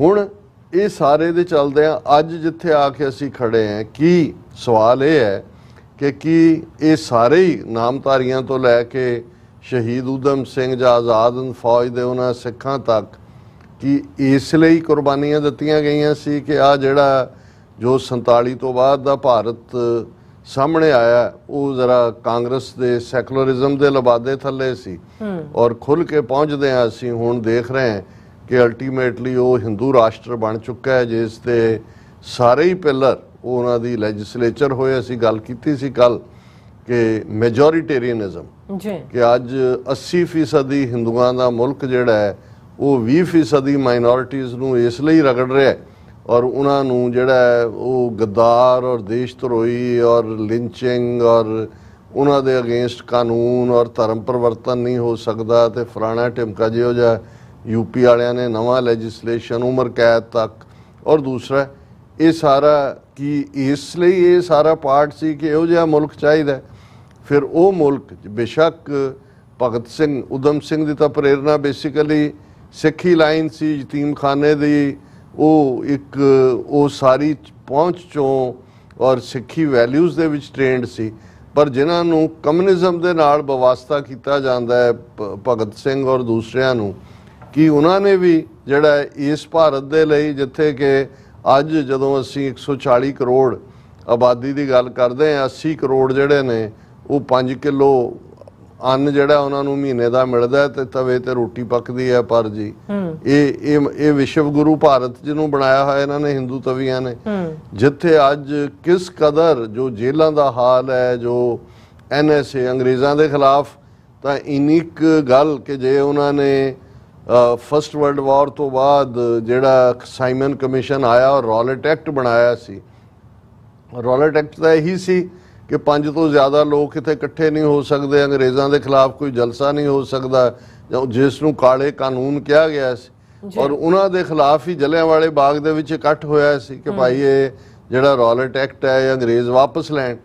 ते दूसरे पासे जदों भगत सिंह ने दिल्ली असैंबली दे विच बंब धमाके धुएं वाले बंब सुट्टे तो उन्हें यही कहा सी, वो भज्जिया नहीं सी। जिवें उधम सिंह ने जदों इस नूं शॉट डेड कीता माइकल ओडवायर नूं उस कॉक्सटन हाल दे विच, ਤੇ ਅਫੜਾ ਦਫੜੀ ਮਚ ਗਈ। 150 ਦੇ ਕਰੀਬ ਕੁਰਸੀਆਂ ਤੇ ਲੋਕ ਬੈਠੇ। ਲਾਰਡ ਜੈਟਸਨ ਸੀ, ਉਹਨਾਂ ਦਾ ਫੋਰਨ ਸੈਕਟਰੀ ਸੀ, ਲੇਕਿਨ ਉਹਨੇ ਗ੍ਰਿਫਤਾਰੀ ਦਿੱਤੀ। ਔਰ ਜੋ ਕੁਛ ਉਹਨੇ ਊਧਮ ਸਿੰਘ ਨੇ ਫਿਰ ਜਦੋਂ ਉਹਦਾ ਟਰਾਇਲ ਚੱਲਿਆ, ਉਹਨੇ ਜੋ ਕਿਹਾ ਕਿ ਭਾਈ ਮੈਂ ਇਸ ਨੂੰ, ਇਹਨੇ ਸਾਡੀ ਅਣਖ ਨੂੰ ਵੰਗਾਰਿਆ ਸੀ, ਇਹਨੇ ਜ਼ੁਲਮ ਕੀਤੇ, ਔਰ ਉਹਨੇ ਡਰਟੀ ਬ੍ਰਿਟਿਸ਼ਰਸ ਔਰ ਡਰਟੀ ਡੌਗਸ ਜੋ ਲਫ਼ਜ਼, ਔਰ ਉਹਨੇ ਜਦੋਂ ਜੱਜ ਨੇ ਸਜ਼ਾ ਵੀ ਸੁਣਾਈ, ਉਹਨੇ ਥੁੱਕਿਆ ਉਹਦੇ ਵੱਲ ਮੂੰਹ ਕਰਕੇ। ਸੋ ਉਹੀ ਕੰਟੈਂਪਟ ਭਗਤ ਸਿੰਘ ਨੇ ਅੰਗਰੇਜ਼ੀ ਸਾਮਰਾਜ ਪ੍ਰਤੀ ਦਿਖਾਇਆ। ਔਰ ਉਹਨੇ ਆਪਣੇ ਜੇਲ੍ਹ ਦੇ ਜਿਹੜੇ ਜਦੋਂ ਟਰਾਇਲ ਦੇ ਵਿੱਚ ਸੀ, ਉਹਦੇ 'ਚ ਉਹਨੇ ਕਿਹਾ ਕਿ ਜਦੋਂ ਕੋਈ ਹਕੂਮਤ ਅੱਖਾਂ ਤੋਂ ਅੰਨੀ ਹੋਏ, ਕੰਨਾਂ ਤੋਂ ਬੋਲੀ ਹੋਏ, ਔਰ ਜਿੱਥੇ ਅਪੀਲ ਵਕੀਲ ਦਲੀਲ ਕੋਈ ਕੰਮ ਨਾ ਕਰਦਾ ਹੋਏ, ਤਾਂ ਉੱਥੇ ਫੇਰ ਧਮਾਕੇ ਕਰਕੇ ਕੰਨ ਖੋਲ੍ਹਣੇ ਪੈਂਦੇ ਨੇ। ਔਰ ਇਸ ਦੇ ਨਾਲ ਅੱਖਾਂ ਤੋਂ ਦਿਖਾਣਾ ਪੈਂਦਾ ਉਹਨਾਂ ਹਾਕਮਾਂ ਨੂੰ ਕਿ ਭਾਈ ਉਹ ਕੀ ਕਰ ਰਹੇ ਨੇ। ਹੁਣ ਅਸੀਂ ਸਮਝਦੇ ਹਾਂ ਕਿ ਇਹ ਆਪਣੇ ਆਪ ਦੇ ਵਿੱਚ, ਜਿੱਥੇ ਅਸੀਂ 10ਵੇਂ ਪਾਤਸ਼ਾਹ ਦੀ ਫਿਲਾਸਫੀ ਦੀ ਗੱਲ ਕਰਦੇ ਹਾਂ, ਚੁੰਕਾਰਜ਼ ਹਮਾ ਹੀਲ ਤੇ ਦਰਗੁਜ਼ਸਤ ਹਲਾਲ ਅਸਤ ਬੁਰਦਨ ਬਾਦ ਸ਼ਮਸ਼ੀਰ ਦਸਤ, ਕਿ ਭਾਈ ਜੇ ਇਨਸਾਫ ਲੈਣ ਲਈ ਹੋਰ ਸਾਰੇ ਦਰਵਾਜ਼ੇ ਬੰਦ ਹੋ ਜਾਣ ਤਾਂ ਸ਼ਮਸ਼ੀਰ ਨੂੰ ਹੱਥ 'ਚ ਲੈਣਾ ਇਹ ਰੱਬ ਦੇ ਬੰਦਿਆਂ ਦਾ ਕੰਮ ਹੁੰਦਾ ਹੈ। ਇਹ ਸਾਡੇ ਇਸ ਸੰਘਰਸ਼ ਦੀ ਜਸਟੀਫਿਕੇਸ਼ਨ ਹੈ। ਔਰ ਇਹੀ ਗੱਲ ਜਦੋਂ ਭਾਈ ਹਰਜਿੰਦਰ ਸਿੰਘ ਜੰਦਾ, ਭਾਈ ਸੁਖਦੇਵ ਸਿੰਘ ਸੁੱਖਾ ਨੇ, ਕੁਲਦੀਪ ਨਈਅਰ ਜਿਸ ਨੇ ਭਗਤ ਸਿੰਘ ਦੇ ਉੱਤੇ ਕਿਤਾਬ ਵੀ ਲਿਖੀ ਸੀ, ਔਰ ਇਹਨਾਂ ਨੂੰ ਉਹ ਅੱਤਵਾਦੀ ਲਿਖਦਾ ਸੀ, ਉਹਨਾਂ ਨੇ ਉਹਨੂੰ ਪੁੱਛਿਆ ਸੀ ਲਿਖ ਕੇ ਕਿ ਭਾਈ ਤੂੰ ਦੱਸ ਕਿ ਜਿਹੜਾ ਰਸਤਾ ਉਹਨੇ ਚੁਣਿਆ ਸੀ ਭਗਤ ਸਿੰਘ ਨੇ, ਕੀ ਉਸ ਤੋਂ ਵੀ ਬਦਤਰ ਜਿਹੜਾ ਕੁਕਰਮ ਇੰਦਰਾ ਗਾਂਧੀ ਨੇ ਨਹੀਂ ਕੀਤਾ ਜਾਂ ਜਨਰਲ ਵੈਦਿਆ ਨੇ ਨਹੀਂ ਕੀਤਾ ਕਿ ਇੱਕ ਧਾਰਮਿਕ ਥਾਂ ਦੇ ਉੱਤੇ ਟੈਂਕਾਂ ਤੋਪਾਂ ਨਾਲ ਹਮਲਾ ਕਰਕੇ ਹਜ਼ਾਰਾਂ ਬੇਗੁਨਾਹ ਲੋਕਾਂ ਨੂੰ ਮਾਰਿਆ। ਤੇ ਜੇ ਭਗਤ ਸਿੰਘ ਦਾ ਈਵਨ ਜਿਹੜਾ ਉਹਦਾ ਟਾਰਗੇਟ ਸੀ ਭਗਤ ਸਿੰਘ ਦਾ, ਉਹ ਤਾਂ ਜਿਹੜਾ ਉਹ ਜਿਹਨੂੰ ਮਾਰਨਾ ਸੀ ਉਹਦੀ ਥਾਂ ਦੇ ਉੱਤੇ ਹੋਰ ਮਾਰਿਆ ਜਿਹੜਾ ਅੰਗਰੇਜ਼ ਆਫਿਸਰ ਸਾਂਡਰਸ ਸੀ। ਲਿਖਿਆ ਵੀ ਇਹਦੇ ਬਾਵਜੂਦ ਤੁਸੀਂ ਉਹਨੂੰ ਤਾਂ ਹੀਰੋ ਮੰਨਦੇ ਹੋ ਤੇ ਅਸੀਂ ਕਿਹੜੀ ਡੈਫੀਨੇਸ਼ਨ ਦੇ ਨਾਲ ਅੱਤਵਾਦੀ ਹੋਏ। ਔਰ ਮੈਂ ਅਕਸਰ ਇਸ ਦੇ ਉੱਤੇ ਇਹ ਕਹਿੰਦਾ ਹੁੰਦਾ ਕਿ ਜੇ 1920-30 ਚ ਭਾਈ ਹਰਜਿੰਦਰ ਸਿੰਘ ਜੰਦਾ, ਭਾਈ ਸੁਖਦੇਵ ਸਿੰਘ ਸੁੱਖਾ ਜਾਂ ਅੱਜ ਦੇ ਸਾਡੇ ਜੁਝਾਰੂ ਸਿੰਘ ਜਿਹੜੇ ਨੇ ਜਿਉਂਦੇ ਹੁੰਦੇ ਤੇ ਉਹਨਾਂ ਨੇ ਊਧਮ ਸਿੰਘ ਭਗਤ ਸਿੰਘ ਦੇ ਸਾਥੀ ਹੋਣਾ ਸੀ। ਤੇ ਜੇ ਊਧਮ ਸਿੰਘ ਭਗਤ ਸਿੰਘ 1980 ਚ ਜਿਉਂਦੇ ਹੁੰਦੇ ਤੇ ਉਹਨਾਂ ਨੇ ਜਿੰਦਾ ਸੁੱਖਾ ਦੇ ਔਰ ਦਿਲਾਵਰ ਸਿੰਘ, ਜਗਤਾਰ ਸਿੰਘ ਹਵਾਰੇ ਦੇ ਸਾਥੀ ਹੋਣਾ ਸੀ। ਹੁਣ ਗੱਲ ਸਿਧਾਂਤਕ ਤੌਰ ਦੇ ਉੱਤੇ ਇਹਨਾਂ ਨੂੰ ਊਧਮ ਸਿੰਘ ਦਾ ਤਾਂ ਉਹ ਜਿਹੜੀਆਂ ਲਾਸਟ ਰਿਮੇਨ ਸੀ ਉਹਨਾਂ ਨੂੰ ਚੁੱਕ ਕੇ ਇੰਦਰਾ ਗਾਂਧੀ ਨੇ 에ਅਰਪੋਰਟ ਤੋਂ ਲੈ ਕੇ ਬਾਹਰ ਤੱਕ ਸਫ਼ਰ ਕੀਤਾ, ਜ਼ੈਲ ਸਿੰਘ ਲੈ ਕੇ ਸਾਰੇ ਸਿਰ ਤੇ ਉਹਨੂੰ ਚੁੱਕ ਕੇ ਫਿਰਦਾ ਰਿਹਾ। ਭਾਰਤ ਭਰ 'ਚ ਵੱਡੇ ਵੱਡੇ ਜਲੂਸ ਕੱਢੇ ਗਏ। ਪਰ ਹਾਲਾਤ ਇਹ ਨੇ ਵੀ ਪੰਜਾਬ ਦੇ ਵਿੱਚ ਸਿੱਖ ਕੌਮ ਤਾਂ ਉਹਨਾਂ ਨੂੰ ਆਪਣੇ ਸ਼ਹੀਦ ਅੱਜ ਦੇ ਜਿਹੜੇ ਨੇ ਉਹਨਾਂ ਨੂੰ ਰੈਕਗਨਾਈਜ਼ ਵੀ ਕਰਦੀ ਹੈ, ਅਕਾਲ ਤਖਤ ਤੇ ਵੀ ਯਾਦ ਕੀਤਾ ਜਾਂਦਾ ਹੈ। ਪਰ ਜਿਹੜਾ ਆਰਗੂਮੈਂਟ ਉਸ ਪੀਰੀਅਡ ਸੀ ਕਿ ਭਾਈ ਅੰਗਰੇਜ਼ ਕਿਉਂਕਿ ਕੋਈ ਵੀ ਪੀਸਫੁਲ ਤਰੀਕੇ ਦੇ ਨਾਲ ਗੱਲ ਮੰਨਣ ਨੂੰ ਤਿਆਰ ਨਹੀਂ ਹੈ, ਉਹ ਲੋਕਾਂ ਦੇ ਹੱਕਾਂ ਨੂੰ ਜਿਹੜਾ ਉਹ ਯੂਸਰਪ ਕਰਕੇ ਜ਼ੁਲਮ ਕਰਦੇ ਨੇ ਤੇ ਉਹਨਾਂ ਨੂੰ ਸੁਣਾਉਣ ਦੇ ਲਈ ਇਹ ਧਮਾਕੇ ਜ਼ਰੂਰੀ ਨੇ। ਤੇ ਫਿਰ ਅੱਜ ਦੇ ਪੀਰੀਅਡ ਦੇ ਵਿੱਚ ਸਿੱਖ ਕੌਮ ਤੋਂ ਵੱਧ ਕੇ ਕਿਸ ਨੇ ਪੀਸਫੁਲ ਸੰਘਰਸ਼ ਕੀਤੇ ਨੇ? 47 ਤੋਂ 84 ਤੱਕ ਜੇ ਧਰਮਯੁੱਧ ਮੋਰਚਾ ਜਿਹੜਾ ਫਾਈਨਲ ਮੋਰਚਾ ਸੀ, 2 ਲੱਖ ਤੋਂ ਜ਼ਿਆਦਾ ਗ੍ਰਿਫਤਾਰੀਆਂ। ਇਹ ਕਿਹੜਾ ਗਾਂਧੀ ਦੀ ਕੁਇਟ ਇੰਡੀਆ ਮੂਵਮੈਂਟ 'ਚ 30-35 ਹਜ਼ਾਰ ਤੋਂ ਜ਼ਿਆਦਾ ਗ੍ਰਿਫਤਾਰੀਆਂ ਨਹੀਂ ਸੀ 1942 'ਚ ਹੋਈਆਂ। ਸੋ ਪਹਿਲਾ ਪਾਰਟ ਤਾਂ ਇਹ ਹੈ ਵੀ ਅੱਜ ਵੀ ਜਦੋਂ ਅਸੀਂ ਸਿੱਖੀ ਵੈਲਿਊਜ਼ ਦੇ ਲਈ ਕੌਮੀ ਕਰ ਖਾਲਿਸਤਾਨ ਦੇ ਸਟਰਗਲ ਨੂੰ ਹਥਿਆਰਬੰਦ ਅੰਦਾਜ਼ ਦੇ ਵਿੱਚ ਵੀ ਜਸਟੀਫਾਈ ਕਰਦੇ ਤੇ ਇਹਦੀ ਜਸਟੀਫਿਕੇਸ਼ਨ ਤਾਂ ਇਹਨਾਂ ਨੇ ਖੁਦ ਕੀਤੀ ਹੋਈ ਹੈ। ਗਾਂਧੀ ਨੇ ਕੀ ਕਿਹਾ ਜਾਂ ਐਕਟ ਆਫ ਏ ਮੈਡ ਮੈਨ ਦੂਜਾ ਉਸ ਨੂੰ ਪਾਸੇ ਰੱਖੋ, ਪਰ ਇਹ ਜਦੋਂ ਅੱਜ ਸਰਕਾਰੀ ਛੁੱਟੀ ਹੈ ਊਧਮ ਸਿੰਘ ਦੇ 31 ਜੁਲਾਈ ਦੀ, ਪੰਜਾਬ ਸਰਕਾਰ ਦੀ ਵੀ, ਹਰਿਆਣੇ ਦੇ ਵੀ ਟ੍ਰਿਬਿਊਟਸ ਵੀ ਦਿੱਤੀਆਂ ਜਾਣਗੀਆਂ, ਕਿੰਨੇ ਸਮਾਗਮ ਕਈ ਥਾਵਾਂ ਤੇ ਹੋਣਗੇ। ਪਰ ਜਦੋਂ ਇਹ ਸਾਰੇ ਸਾਡੇ ਵੀਰ ਇਸ ਪਾਸੇ ਤੁਰੇ ਸੀ ਉਹਨਾਂ ਨੂੰ ਇਹ ਚੇਤਾ ਵੀ ਨਹੀਂ ਸੀ। ਉਹ ਤਾਂ ਆਪਣੇ ਵੱਲੋਂ ਉਹਨਾਂ ਵੈਲਿਊਜ਼ ਦੇ ਲਈ, ਉਸ ਸਿਸਟਮ ਦੇ ਲਈ ਕੁਰਬਾਨੀਆਂ ਕਰ ਰਹੇ ਸੀ ਜਿਸ ਦੇ ਵਿੱਚ ਜਿਹੜਾ ਸਰਬੱਤ ਦੇ ਭਲੇ ਦਾ ਸਿਸਟਮ, ਉਹਨਾਂ ਨੂੰ ਸ਼ਾਇਦ ਇਹ ਕਦੇ ਅੰਦਾਜ਼ਾ ਵੀ ਨਹੀਂ ਹੋਏਗਾ ਕਿ ਭਾਈ ਇਹ ਗੋਰੇ ਅੰਗਰੇਜ਼ ਜਾਣ ਤੋਂ ਬਾਅਦ ਜਿਹੜੇ ਕਾਲੇ ਅੰਗਰੇਜ਼ ਬ੍ਰਾਹਮਣਵਾਦੀ ਔਰ ਹਿੰਦੂ ਤਵੀ ਇਹ ਆ ਕੇ ਬੈਠਣਗੇ, ਇਹ ਤਾਂ ਉਹਨਾਂ ਨਾਲੋਂ ਵੀ ਬਦਤਰ ਸਾਬਤ ਹੋਣਗੇ। ਇਹਨਾਂ ਨੇ ਤਾਂ ਇੱਕ ਜਲਿਆਂਵਾਲੇ ਬਾਗ ਦੇ ਵਿੱਚ 700-800 ਬੰਦਾ ਮਾਰਿਆ, ਇਹਨਾਂ ਨੇ ਤਾਂ ਕਿੰਨੇ ਜਲਿਆਂਵਾਲੇ ਬਾਗ ਕੀਤੇ ਨੇ। ਜੇ ਤੁਸੀਂ ਇਹ ਦਰਬਾਰ ਸਾਹਿਬ ਤੇ ਜੂਨ 84 ਦਾ ਜਿਹੜਾ ਹਮਲਾ ਹੀ ਦੇਖੋ, 37 ਇਤਿਹਾਸਕ ਗੁਰਦੁਆਰਿਆਂ ਤੇ, ਔਰ ਇਹਨਾਂ 40 ਸਾਲਾਂ ਦੇ ਵਿੱਚ ਸਿੱਖ ਕਿਲਿੰਗਸ ਦੇਖੋ, ਇੰਨੀਆਂ ਤਾਂ ਅੰਗਰੇਜ਼ ਪੀਰੀਅਡ ਦੇ 98 ਸਾਲ ਔਰ ਮੁਗਲ ਪੀਰੀਅਡ ਦੇ ਜਿਹੜੇ ਨੇ ਲਗਭਗ 1699 ਤੋਂ 1799 ਤੱਕ ਜੇ ਕਹੀਏ 100 ਸਾਲ ਨੂੰ ਜੋੜ ਕੇ ਵੀ ਇੰਨੇ ਲੋਕ ਨਹੀਂ, ਇੰਨੇ ਸਿੱਖ ਨਹੀਂ ਸੀ ਮਾਰੇ ਗਏ ਜਿੰਨੇ ਕਿ ਇਹਨਾਂ ਪਿਛਲੇ ਜਿਹੜੇ ਆ ਉਹ 40 ਸਾਲਾਂ ਦੇ ਵਿੱਚ ਮਾਰ ਦਿੱਤੇ ਨੇ। ਹੁਣ ਇਹ ਸਵਾਲ ਬੜਾ ਇੰਪੋਰਟੈਂਟ, ਔਰ ਇਹੀ ਮੈਂ ਜਦੋਂ ਭਾਈ ਸਰ ਪਿਆਰਾ ਸਿੰਘ ਨਿਰਛਲ ਜਿਹੜੇ ਪੰਜਾਬ ਦੇ ਇੱਕ ਚੰਗੇ ਸਟੇਜੀ ਕਵੀ ਹੋਏ ਨੇ, ਉਹਨਾਂ ਦੀਆਂ 2 ਲਾਈਨਾਂ ਦੁਹਰਾਉਂਦਾ ਤੇ ਇਹ ਸਾਰੀ ਕਹਾਣੀ ਨੂੰ ਬਿਆਨਦੇ ਨੇ ਕਿ ਬਾਜ਼ੀ ਲੈ ਗਏ ਪਾਨੇ ਸ਼ਾਹ ਹੋਰੀ, ਅਸੀਂ ਧੌਣ ਬਣਾਉਣ ਦੇ ਯਾਰ ਹੀ ਰਹੇ। ਕਿ ਵੀ ਅਸੀਂ ਕੁਰਬਾਨੀਆਂ ਗਿਣੀ ਜਾਣੀਆਂ ਨੇ ਕਿ ਵੀ ਆਹ ਹੋਇਆ, ਆਹ ਹੋਇਆ, ਆਹ ਹੋਇਆ, ਇੰਨੀਆਂ ਕੈਦਾਂ, ਇੰਨੀਆਂ ਫਾਂਸੀਆਂ, ਇੰਨੇ ਕਾਲੇ ਪਾਣੀ, ਪਰ ਪੋਲੀਟੀਕਲ ਪਾਵਰ ਅਸੀਂ ਉਹਨਾਂ ਦੇ ਹਵਾਲੇ ਕੀਤੀ ਜਿਨ੍ਹਾਂ ਨੇ ਵਿਦਨ ਫਿਊ ਵੀਕਸ ਸਿੱਖਾਂ ਨੂੰ ਜਰਾਇਮ ਪੇਸ਼ਾ ਕਬੀਲਾ ਐਲਾਨਿਆ, ਗੁਰੂ ਗ੍ਰੰਥ ਗੁਰੂ ਪੰਥ ਦੋਨਾਂ ਨੂੰ ਆਪਣੀਆਂ ਗਨ ਸ਼ਾਟਸ ਥੱਲੇ ਲਿਆ।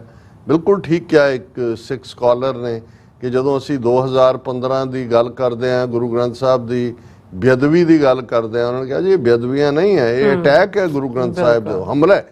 ਜਿਵੇਂ ਜੂਨ 84 ਜਿਹੜਾ ਉਹ ਟੋਟਲ ਵਾਰ ਹੈ, ਔਰ ਉਸ ਟੋਟਲ ਵਾਰ 'ਚ ਹੀ ਇਹ 2015 ਤੋਂ ਤੇਜ਼ੀ ਨਾਲ ਫਿਰ ਗੁਰੂ ਗ੍ਰੰਥ ਸਾਹਿਬ ਦੇ ਜਿਹੜਾ ਉੱਤੇ ਹਮਲਾ, ਔਰ ਜਿਹੜਾ ਬੇਸ਼ੱਕ 47 ਤੋਂ ਬਾਅਦ ਗੁਰੂ ਡਮ ਔਰ ਦੂਸਰਾ ਉਹਨਾਂ ਨੇ ਸਾਰਾ ਸ਼ੁਰੂ ਕਰ ਦਿੱਤਾ ਸੀ। ਸੋ ਅੱਜ ਜੇ ਇਹੀ ਜਿਹੜੇ ਨੌਜਵਾਨ ਜਿਨ੍ਹਾਂ ਨੇ ਆਪਣੀ ਭਰ ਜਵਾਨੀ ਦੇ ਵਿੱਚ, ਊਧਮ ਸਿੰਘ ਕੱਲਾ ਇਹੀ ਨਹੀਂ ਵੀ 21 ਸਾਲ ਉਹ ਘੁੰਮਦਾ ਰਿਹਾ, ਉਹ ਇੱਕ ਵਾਰ ਹੋ ਕੇ ਅਫਰੀਕਾ 'ਚ ਆਇਆ, ਯੂਰਪ 'ਚ ਗਿਆ, ਅਮਰੀਕਾ 'ਚ ਆਇਆ, ਫਿਰ ਵਾਪਸ ਚਲਾ ਗਿਆ, ਫਿਰ ਉੱਥੇ ਜਿਹੜਾ ਉਹ ਇੱਕ ਲਾਹੌਰ ਔਰ ਕਿਸੇ ਥਾਂ ਤੇ ਗ੍ਰਿਫਤਾਰੀ ਹੋਈ ਪਿਸਤੌਲ ਔਰ ਹਥਿਆਰਾਂ ਦੇ ਨਾਲ, ਫਿਰ 5 ਸਾਲ ਉੱਥੇ ਕੈਦ ਕੱਟੀ, ਫਿਰ ਦੂਸਰੀ ਵਾਰ ਉਹਨਾਂ ਜ਼ਮਾਨੇ ਤਾਂ ਹਵਾਈ ਜਹਾਜ਼ ਵੀ ਨਹੀਂ ਸੀ। ਮੈਂ ਹੈਰਾਨ ਹੁੰਦਾ ਵੀ ਅੱਜ ਇੰਨੀਆਂ ਸਹੂਲਤਾਂ ਹੁੰਦੀਆਂ ਨੇ, ਤੁਸੀਂ ਊਬਰ ਕਾਲ ਕਰਦੇ ਹੋ, ਏਅਰਪੋਰਟ ਤੇ ਜਾਣਾ ਹੁੰਦਾ, ਤੁਹਾਨੂੰ ਲੈਣ ਲਈ ਕੋਈ ਆਇਆ ਹੁੰਦਾ, ਲੇਕਿਨ ਫਿਰ ਵੀ ਇੱਕ ਧੁੜਕੂ ਜਿਹਾ ਹੁੰਦਾ ਹੈ ਜੀ ਕੋਈ ਉੱਥੇ ਨਾ ਹੋਏ, ਲੇਟ ਨਾ ਹੋਏ। ਦੂਜਾ ਉਹਨਾਂ ਜ਼ਮਾਨਿਆਂ ਜਦੋਂ ਹਵਾਈ ਜਹਾਜ਼ ਵੀ ਨਹੀਂ ਸੀ, ਕਿੰਨੇ ਨਾਂ ਊਧਮ ਸਿੰਘ ਨੇ ਆਪਣੇ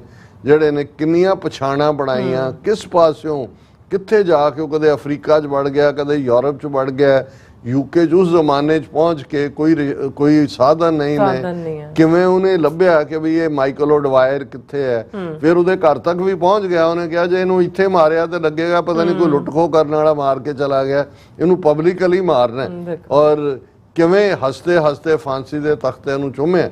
ਪਰ ਜਿਨ੍ਹਾਂ ਦੇ ਹੱਥ ਪੋਲੀਟੀਕਲ ਪਾਵਰ ਹੈ, ਉਹ ਤਾਂ ਤੁਹਾਨੂੰ, ਤੁਹਾਡੇ ਮਜ਼ਹਬ ਨੂੰ, ਤੁਹਾਡੇ ਗੁਰੂਆਂ ਨੂੰ, ਤੁਹਾਡੇ ਸ਼ਹੀਦਾਂ ਨੂੰ, ਕੋਈ ਵਾਕਿਆ ਹੁੰਦਾ ਕਿਤੇ ਨਿੱਕਾ ਜਿਹਾ ਵਾਕਿਆ ਹੋ ਜਾਏ ਕੋਈ, ਤਾਂ ਇਹਨਾਂ ਦਾ ਸਾਰਾ ਸੋਸ਼ਲ ਮੀਡੀਆ ਦੇ ਉੱਤੇ ਭਰਿਆ ਹੁੰਦਾ ਨਫ਼ਰਤ ਦੇ ਨਾਲ। ਜੂਨ 84 'ਚ ਇਸ ਮੁਲਕ ਦੇ ਕਿੰਨੇ ਕੁ ਪੱਤਰਕਾਰ, ਕਿੰਨੇ ਕੁ ਸਿਆਣੇ ਲੋਕ, ਕਿੰਨੇ ਕੁ ਦਾਨਿਸ਼ਵਰ, ਕਿੰਨੇ ਕਾਮ ਲੋਕ ਉਹਨਾਂ ਨੇ ਸਿੱਖਾਂ ਦੇ ਲਈ ਹਾਂ ਦਾ ਨਾਰਾ ਮਾਰਿਆ।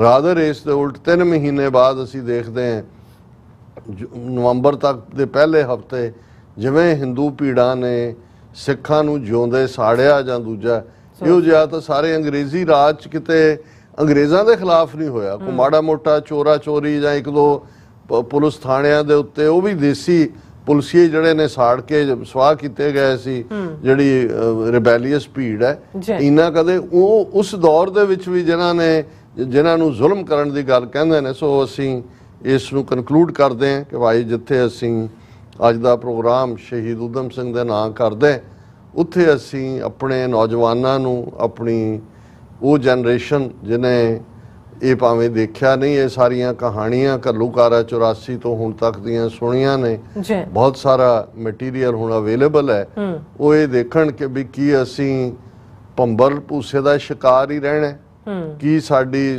ਜਿਹੜੀ 1849 ਤੋਂ 1947 ਤੱਕ ਜਿੱਥੇ ਅਸੀਂ ਡਾਇਰੈਕਸ਼ਨਲੈਸ ਹੋਏ ਕਿ ਭਾਈ ਅਸੀਂ ਆਪਣਾ ਰਾਜ ਭਾਗ ਜਿਹੜਾ ਸਿੱਖੀ ਵੈਲਿਊਜ਼ ਦੇ ਉੱਤੇ ਉਹਦੀ ਥਾਂ ਅਸੀਂ ਹਿੰਦੂ ਤਵੀਆਂ ਦੀ ਜਿਹੜੀ ਆ ਉਹ ਕੈਨਨਸ ਦਾ ਫਾਡਰ ਬਣੇ, ਉਹਨਾਂ ਦੀਆਂ ਤੋਪਾਂ ਦਾ, ਔਰ ਦੂਸਰਾ ਕੱਚਾ ਬਾਰੂਦ ਬਣੇ, ਕਿ ਅਸੀਂ ਉਵੇਂ ਹੀ ਰਹਿਣਾ। ਹੁਣ ਵੀ ਇੱਕ ਤਬਕਾ ਸਿੱਖਾਂ ਦਾ ਜਿਹਨਾਂ ਨੂੰ ਮੈਂਟਲੀ ਮਰਸਨਰੀ ਬਣਾਇਆ ਹੋਇਆ, ਉਹ ਉਸੇ ਹੀ ਹਿੰਦੂਤਵਾ ਦੇ ਦਾਇਰਾਕਾਰ 'ਚ ਸੋ ਕਾਲਡ ਇੰਡੀਅਨ ਨੈਸ਼ਨਲਿਜ਼ਮ ਦੇ ਦਾਇਰਾਕਾਰ 'ਚ ਹੀ ਸੋਚਦੇ ਨੇ। ਉਹਨਾਂ ਨੂੰ ਖਾਲਿਸਤਾਨ ਲਫ਼ਜ਼ ਤੋਂ ਡਰ ਆਉਂਦਾ ਹੈ, ਖੌਫ ਆਉਂਦਾ ਹੈ।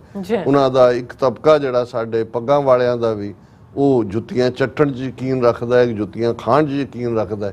ਪਰ ਅਸੀਂ ਸਮਝਦੇ ਹਾਂ ਕਿ ਇਹਨਾਂ 1947 ਤੋਂ ਹੁਣ ਤੱਕ ਦਾ ਜੋ ਤਜਰਬਾ ਹੈ ਸਿੱਖ ਕੌਮ ਦਾ, ਜਿਹੜਾ ਆਪਣੇ ਆਪ ਨੂੰ ਸਿੱਖ ਕਹਾਉਂਦਾ ਹੈ, ਉਹਨੂੰ ਇਸ ਗੱਲ ਦੀ ਜ਼ਰੂਰ ਸਮਝ ਹੈ ਕਿ ਬਿਨਾਂ ਕੌਮੀ ਘਰ ਖਾਲਿਸਤਾਨ, ਬਿਨਾਂ ਸਿੱਖ ਕੌਮ ਦੀ ਮੁਕੰਮਲ ਸੋਵਰਨਿਟੀ, ਮੁਕੰਮਲ ਆਜ਼ਾਦੀ ਦੇ ਨਾ ਸਰਬੱਤ ਦਾ ਭਲਾ ਹੋ ਸਕਦਾ ਹੈ, ਨਾ ਸਿੱਖਾਂ ਦਾ ਕੋਈ ਮਸਲਾ ਹੱਲ ਹੋ ਸਕਦਾ। ਬਿਲਕੁਲ ਡਾਕਟਰ ਸਾਹਿਬ, ਤੁਹਾਡਾ ਬਹੁਤ ਬਹੁਤ ਸ਼ੁਕਰੀਆ। ਸੋ ਇੱਥੇ ਲੈਣ ਬ੍ਰੇਕ, ਔਰ ਬ੍ਰੇਕ ਤੇ ਜਾਣ ਤੋਂ ਪਹਿਲਾਂ ਅਸੀਂ ਆਪਣੇ ਦਰਸ਼ਕਾਂ ਤੇ ਸਰੋਤਿਆਂ ਨੂੰ ਅਪੀਲ ਤੇ ਬੇਨਤੀ ਕਰਦੇ ਹਾਂ, ਵਿਊਅਰਸ, ਜਿਸ ਤਰ੍ਹਾਂ ਕਿ ਤੁਸੀਂ ਜਾਣਦੇ ਹੋ ਕਿ TV 84 ਹੱਕ, ਸੱਚ, ਇਨਸਾਫ ਦੀ ਆਵਾਜ਼ ਬੁਲੰਦ ਕਰ ਰਿਹਾ ਹੈ। ਆਵਾਜ਼ ਤੁਹਾਡੇ ਪਿਆਰ ਸਦਕਾ, ਤੁਹਾਡੇ ਵਿਸ਼ਵਾਸ ਸਦਕਾ, ਤੁਹਾਡੇ ਡੋਨੇਸ਼ਨ ਸਦਕਾ ਹੀ ਹੋ ਸਕਦੀ ਹੈ। ਸੋ ਅਸੀਂ ਚਾਹਾਂਗੇ ਕਿ ਤੁਸੀਂ TV 84 ਦੀ ਚੜ੍ਹਦੀ ਕਲਾ ਲਈ ਵੱਧ ਤੋਂ ਵੱਧ ਡੋਨੇਟ ਕਰੋ। ਡੋਨੇਟ ਕਰਨ ਲਈ ਸਾਡੀ ਵੈਬਸਾਈਟ tv84.tv ਤੇ ਜਾ ਕੇ ਪੇਪਲ ਦੀ ਵਰਤੋਂ ਕਰਕੇ ਵਨ ਟਾਈਮ ਡੋਨੇਟ ਕਰ ਸਕਦੇ ਹੋ, ਮੰਥਲੀ ਡੋਨੇਟ ਵੀ ਕਰ ਸਕਦੇ ਹੋ।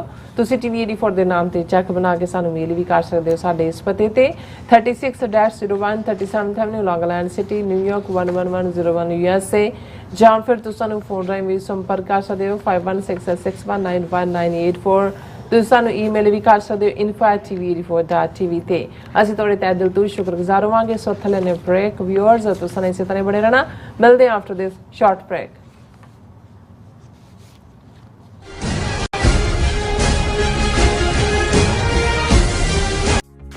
ਪ੍ਰੇਰਨਾਦਾਇਕ ਮਾਪੇ ਕਿਵੇਂ ਬਣੀਏ, ਸਿੱਖੀ ਨੂੰ ਆਪਣੇ ਪਰਿਵਾਰਕ ਜੀਵਨ ਵਿੱਚ ਕਿਵੇਂ ਲਿਆਈਏ ਤੇ ਕਿਵੇਂ ਪਰਿਵਾਰਕ ਨੀਹਾਂ ਮਜ਼ਬੂਤ ਬਣਾਈਏ। ਕੀ ਤੁਸੀਂ ਵੀ ਇਹਨਾਂ ਸਵਾਲਾਂ ਦੇ ਜਵਾਬ ਲੱਭ ਰਹੇ ਹੋ ਤਾਂ ਤੁਹਾਡੇ ਲਈ ਹੈ ਵੱਡੀ ਖੁਸ਼ਖਬਰੀ। ਨਿਊਯਾਰਕ ਅਤੇ ਨਿਊ ਜਰਸੀ ਵਿਖੇ ਹੋ ਰਿਹਾ ਹੈ Sikh parenting course. The World Sikh Parliament Education Council, Khalsa Foundation, Share Charity ਅਤੇ ਹੋਰ ਸਿੱਖ ਜਥੇਬੰਦੀਆਂ ਦੇ ਸਹਿਯੋਗ ਨਾਲ ਇਹ ਕੋਰਸ ਪੰਜਾਬੀ ਅਤੇ ਅੰਗਰੇਜ਼ੀ ਦੋਵਾਂ ਭਾਸ਼ਾਵਾਂ ਵਿੱਚ ਕਰਵਾਇਆ ਜਾਵੇਗਾ, ਜਿੱਥੇ ਭਾਈ ਜਗਜੀਤ ਸਿੰਘ ਤੁਹਾਡੇ ਨਾਲ ਸਾਂਝੀ ਕਰਨਗੇ ਪੇਰੈਂਟਿੰਗ ਨਾਲ ਸੰਬੰਧਿਤ ਅਹਿਮ ਜਾਣਕਾਰੀ। 10 ਅਗਸਤ ਦਿਨ ਸ਼ਨੀਚਰਵਾਰ ਨੂੰ ਸਵੇਰੇ 10 ਵਜੇ ਤੋਂ ਸ਼ਾਮ 4 ਵਜੇ ਤੱਕ Bombay theatre 6825 Fresh Meadow Lane, Flushing, New York ਅਤੇ 11 ਅਗਸਤ ਦਿਨ ਐਤਵਾਰ ਸਵੇਰੇ 10 ਵਜੇ ਤੋਂ ਸ਼ਾਮ 5 ਵਜੇ ਤੱਕ ਗੁਰਦੁਆਰਾ ਸਾਹਿਬ ਦਸ਼ਮੇਸ਼ ਦਰਬਾਰ, ਕਾਰਟਰੇਟ, ਨਿਊ ਜਰਸੀ ਵਿਖੇ ਜ਼ਰੂਰ ਪਹੁੰਚੋ। ਯੂਨਾਈਟਿਡ ਸਿੱਖ ਸੰਸਥਾ ਨੇ ਦੱਖਣੀ ਅਮਰੀਕਾ ਵਿੱਚ ਬੇਰਲ ਤੂਫਾਨ ਦੇ ਪੀੜਤਾਂ ਲਈ ਤੁਰੰਤ ਮਦਦ ਮੁਹਿੰਮ ਸ਼ੁਰੂ ਕੀਤੀ ਹੈ। ਇਸ ਭਿਆਨਕ ਤੂਫਾਨ ਨੇ ਸੈਂਟ ਵਿੰਸੈਂਟ ਅਤੇ ਗ੍ਰੇਨੇਡੀਨਸ, ਗ੍ਰੇਨੇਡਾ, ਡੋਮਿਨਿਕਾ ਅਤੇ ਬਾਰਬਾਡੋਸ ਨੂੰ ਬਹੁਤ ਨੁਕਸਾਨ ਪਹੁੰਚਾਇਆ ਹੈ। ਯੂਨਾਈਟਿਡ ਸਿੱਖਸ ਦੀਆਂ ਟੀਮਸ ਲੋੜਵੰਦ ਲੋਕਾਂ ਲਈ ਜ਼ਰੂਰੀ ਸਮਾਨ ਅਤੇ ਖਾਣ-ਪੀਣ ਦੀਆਂ ਚੀਜ਼ਾਂ ਪਹੁੰਚਾ ਰਹੀਆਂ ਹਨ। ਤੁਹਾਡੇ ਸਹਿਯੋਗ ਦੀ ਲੋੜ ਹੈ। ਕਿਰਪਾ ਕਰਕੇ ਇਹ ਸਮਾਨ ਦਾਨ ਕਰੋ। ਖਾਣ-ਪੀਣ ਦੀਆਂ ਚੀਜ਼ਾਂ, ਤਿਰਪਾਲ, ਜਨਰੇਟਰ, ਕੱਪੜੇ, ਤੰਬੂ, ਟਾਇਲਟ ਪੇਪਰ, ਬਰਸਾਤੀ ਕੋਟ, ਸੈਨੇਟਰੀ ਪੈਡ, ਹਰੇਕ ਸਾਈਜ਼ ਦੇ ਡਾਈਪਰ ਆਦਿ। ਡੋਨੇਟ ਕਰਨ ਲਈ contact@unitedsikhs.org ਤੇ ਸੰਪਰਕ ਕਰੋ। ਮਦਦ ਕਰਨ ਲਈ ਕਿਰਪਾ ਕਰਕੇ ਸਾਡੀ ਵੈਬਸਾਈਟ ਤੇ ਡੋਨੇਟ ਕਰੋ। ਅਮਰੀਕਾ ਵਿੱਚ ਰਹਿ ਰਹੇ ਹੋ ਅਤੇ ਡਰਾਈਵਿੰਗ ਲਾਇਸੈਂਸ ਲੈਣਾ ਚਾਹੁੰਦੇ ਹੋ ਤੇ ਲੱਭ ਰਹੇ ਹੋ ਇੱਕ ਤਜਰਬੇਕਾਰ ਡਰਾਈਵਿੰਗ ਸਕੂਲ, ਤਾਂ ਤੁਹਾਡੇ ਲਈ ਹੈ ਵੱਡੀ ਖੁਸ਼ਖਬਰੀ। ਕੈਲੀਫੋਰਨੀਆ ਦਾ ਸਟਾਕਟਨ ਟਰੱਕ ਡਰਾਈਵਿੰਗ ਸਕੂਲ ਤੁਹਾਨੂੰ ਦੇਵੇਗਾ ਡਰਾਈਵਿੰਗ ਸਿਖਲਾਈ ਅਤੇ ਡਰਾਈਵਿੰਗ ਦੌਰਾਨ ਪੇਸ਼ ਆਉਂਦੀਆਂ ਮੁਸ਼ਕਲਾਂ ਨਾਲ ਨਜਿੱਠਣ ਦੀ ਸਿਖਲਾਈ। 25 ਸਾਲ ਤੋਂ ਵੀ ਵੱਧ ਦੇ ਤਜਰਬੇ ਨਾਲ ਤੁਹਾਨੂੰ ਮਿਲੇਗੀ ਡਰਾਈਵਿੰਗ ਨਾਲ ਸੰਬੰਧਿਤ ਹਰ ਤਰ੍ਹਾਂ ਦੀ ਸਿਖਲਾਈ, ਉਹ ਵੀ ਵਾਜਿਬ ਕੀਮਤ ਵਿੱਚ। ਫਿਰ ਦੇਰ ਕਿਸ ਗੱਲ ਦੀ, ਅੱਜ ਹੀ ਸੰਪਰਕ ਕਰੋ 209788330308 ਜਾਂ ਫਿਰ 2093139919 ਨੰਬਰਾਂ ਤੇ ਅਤੇ ਪਾਓ ਆਪਣਾ driving licence.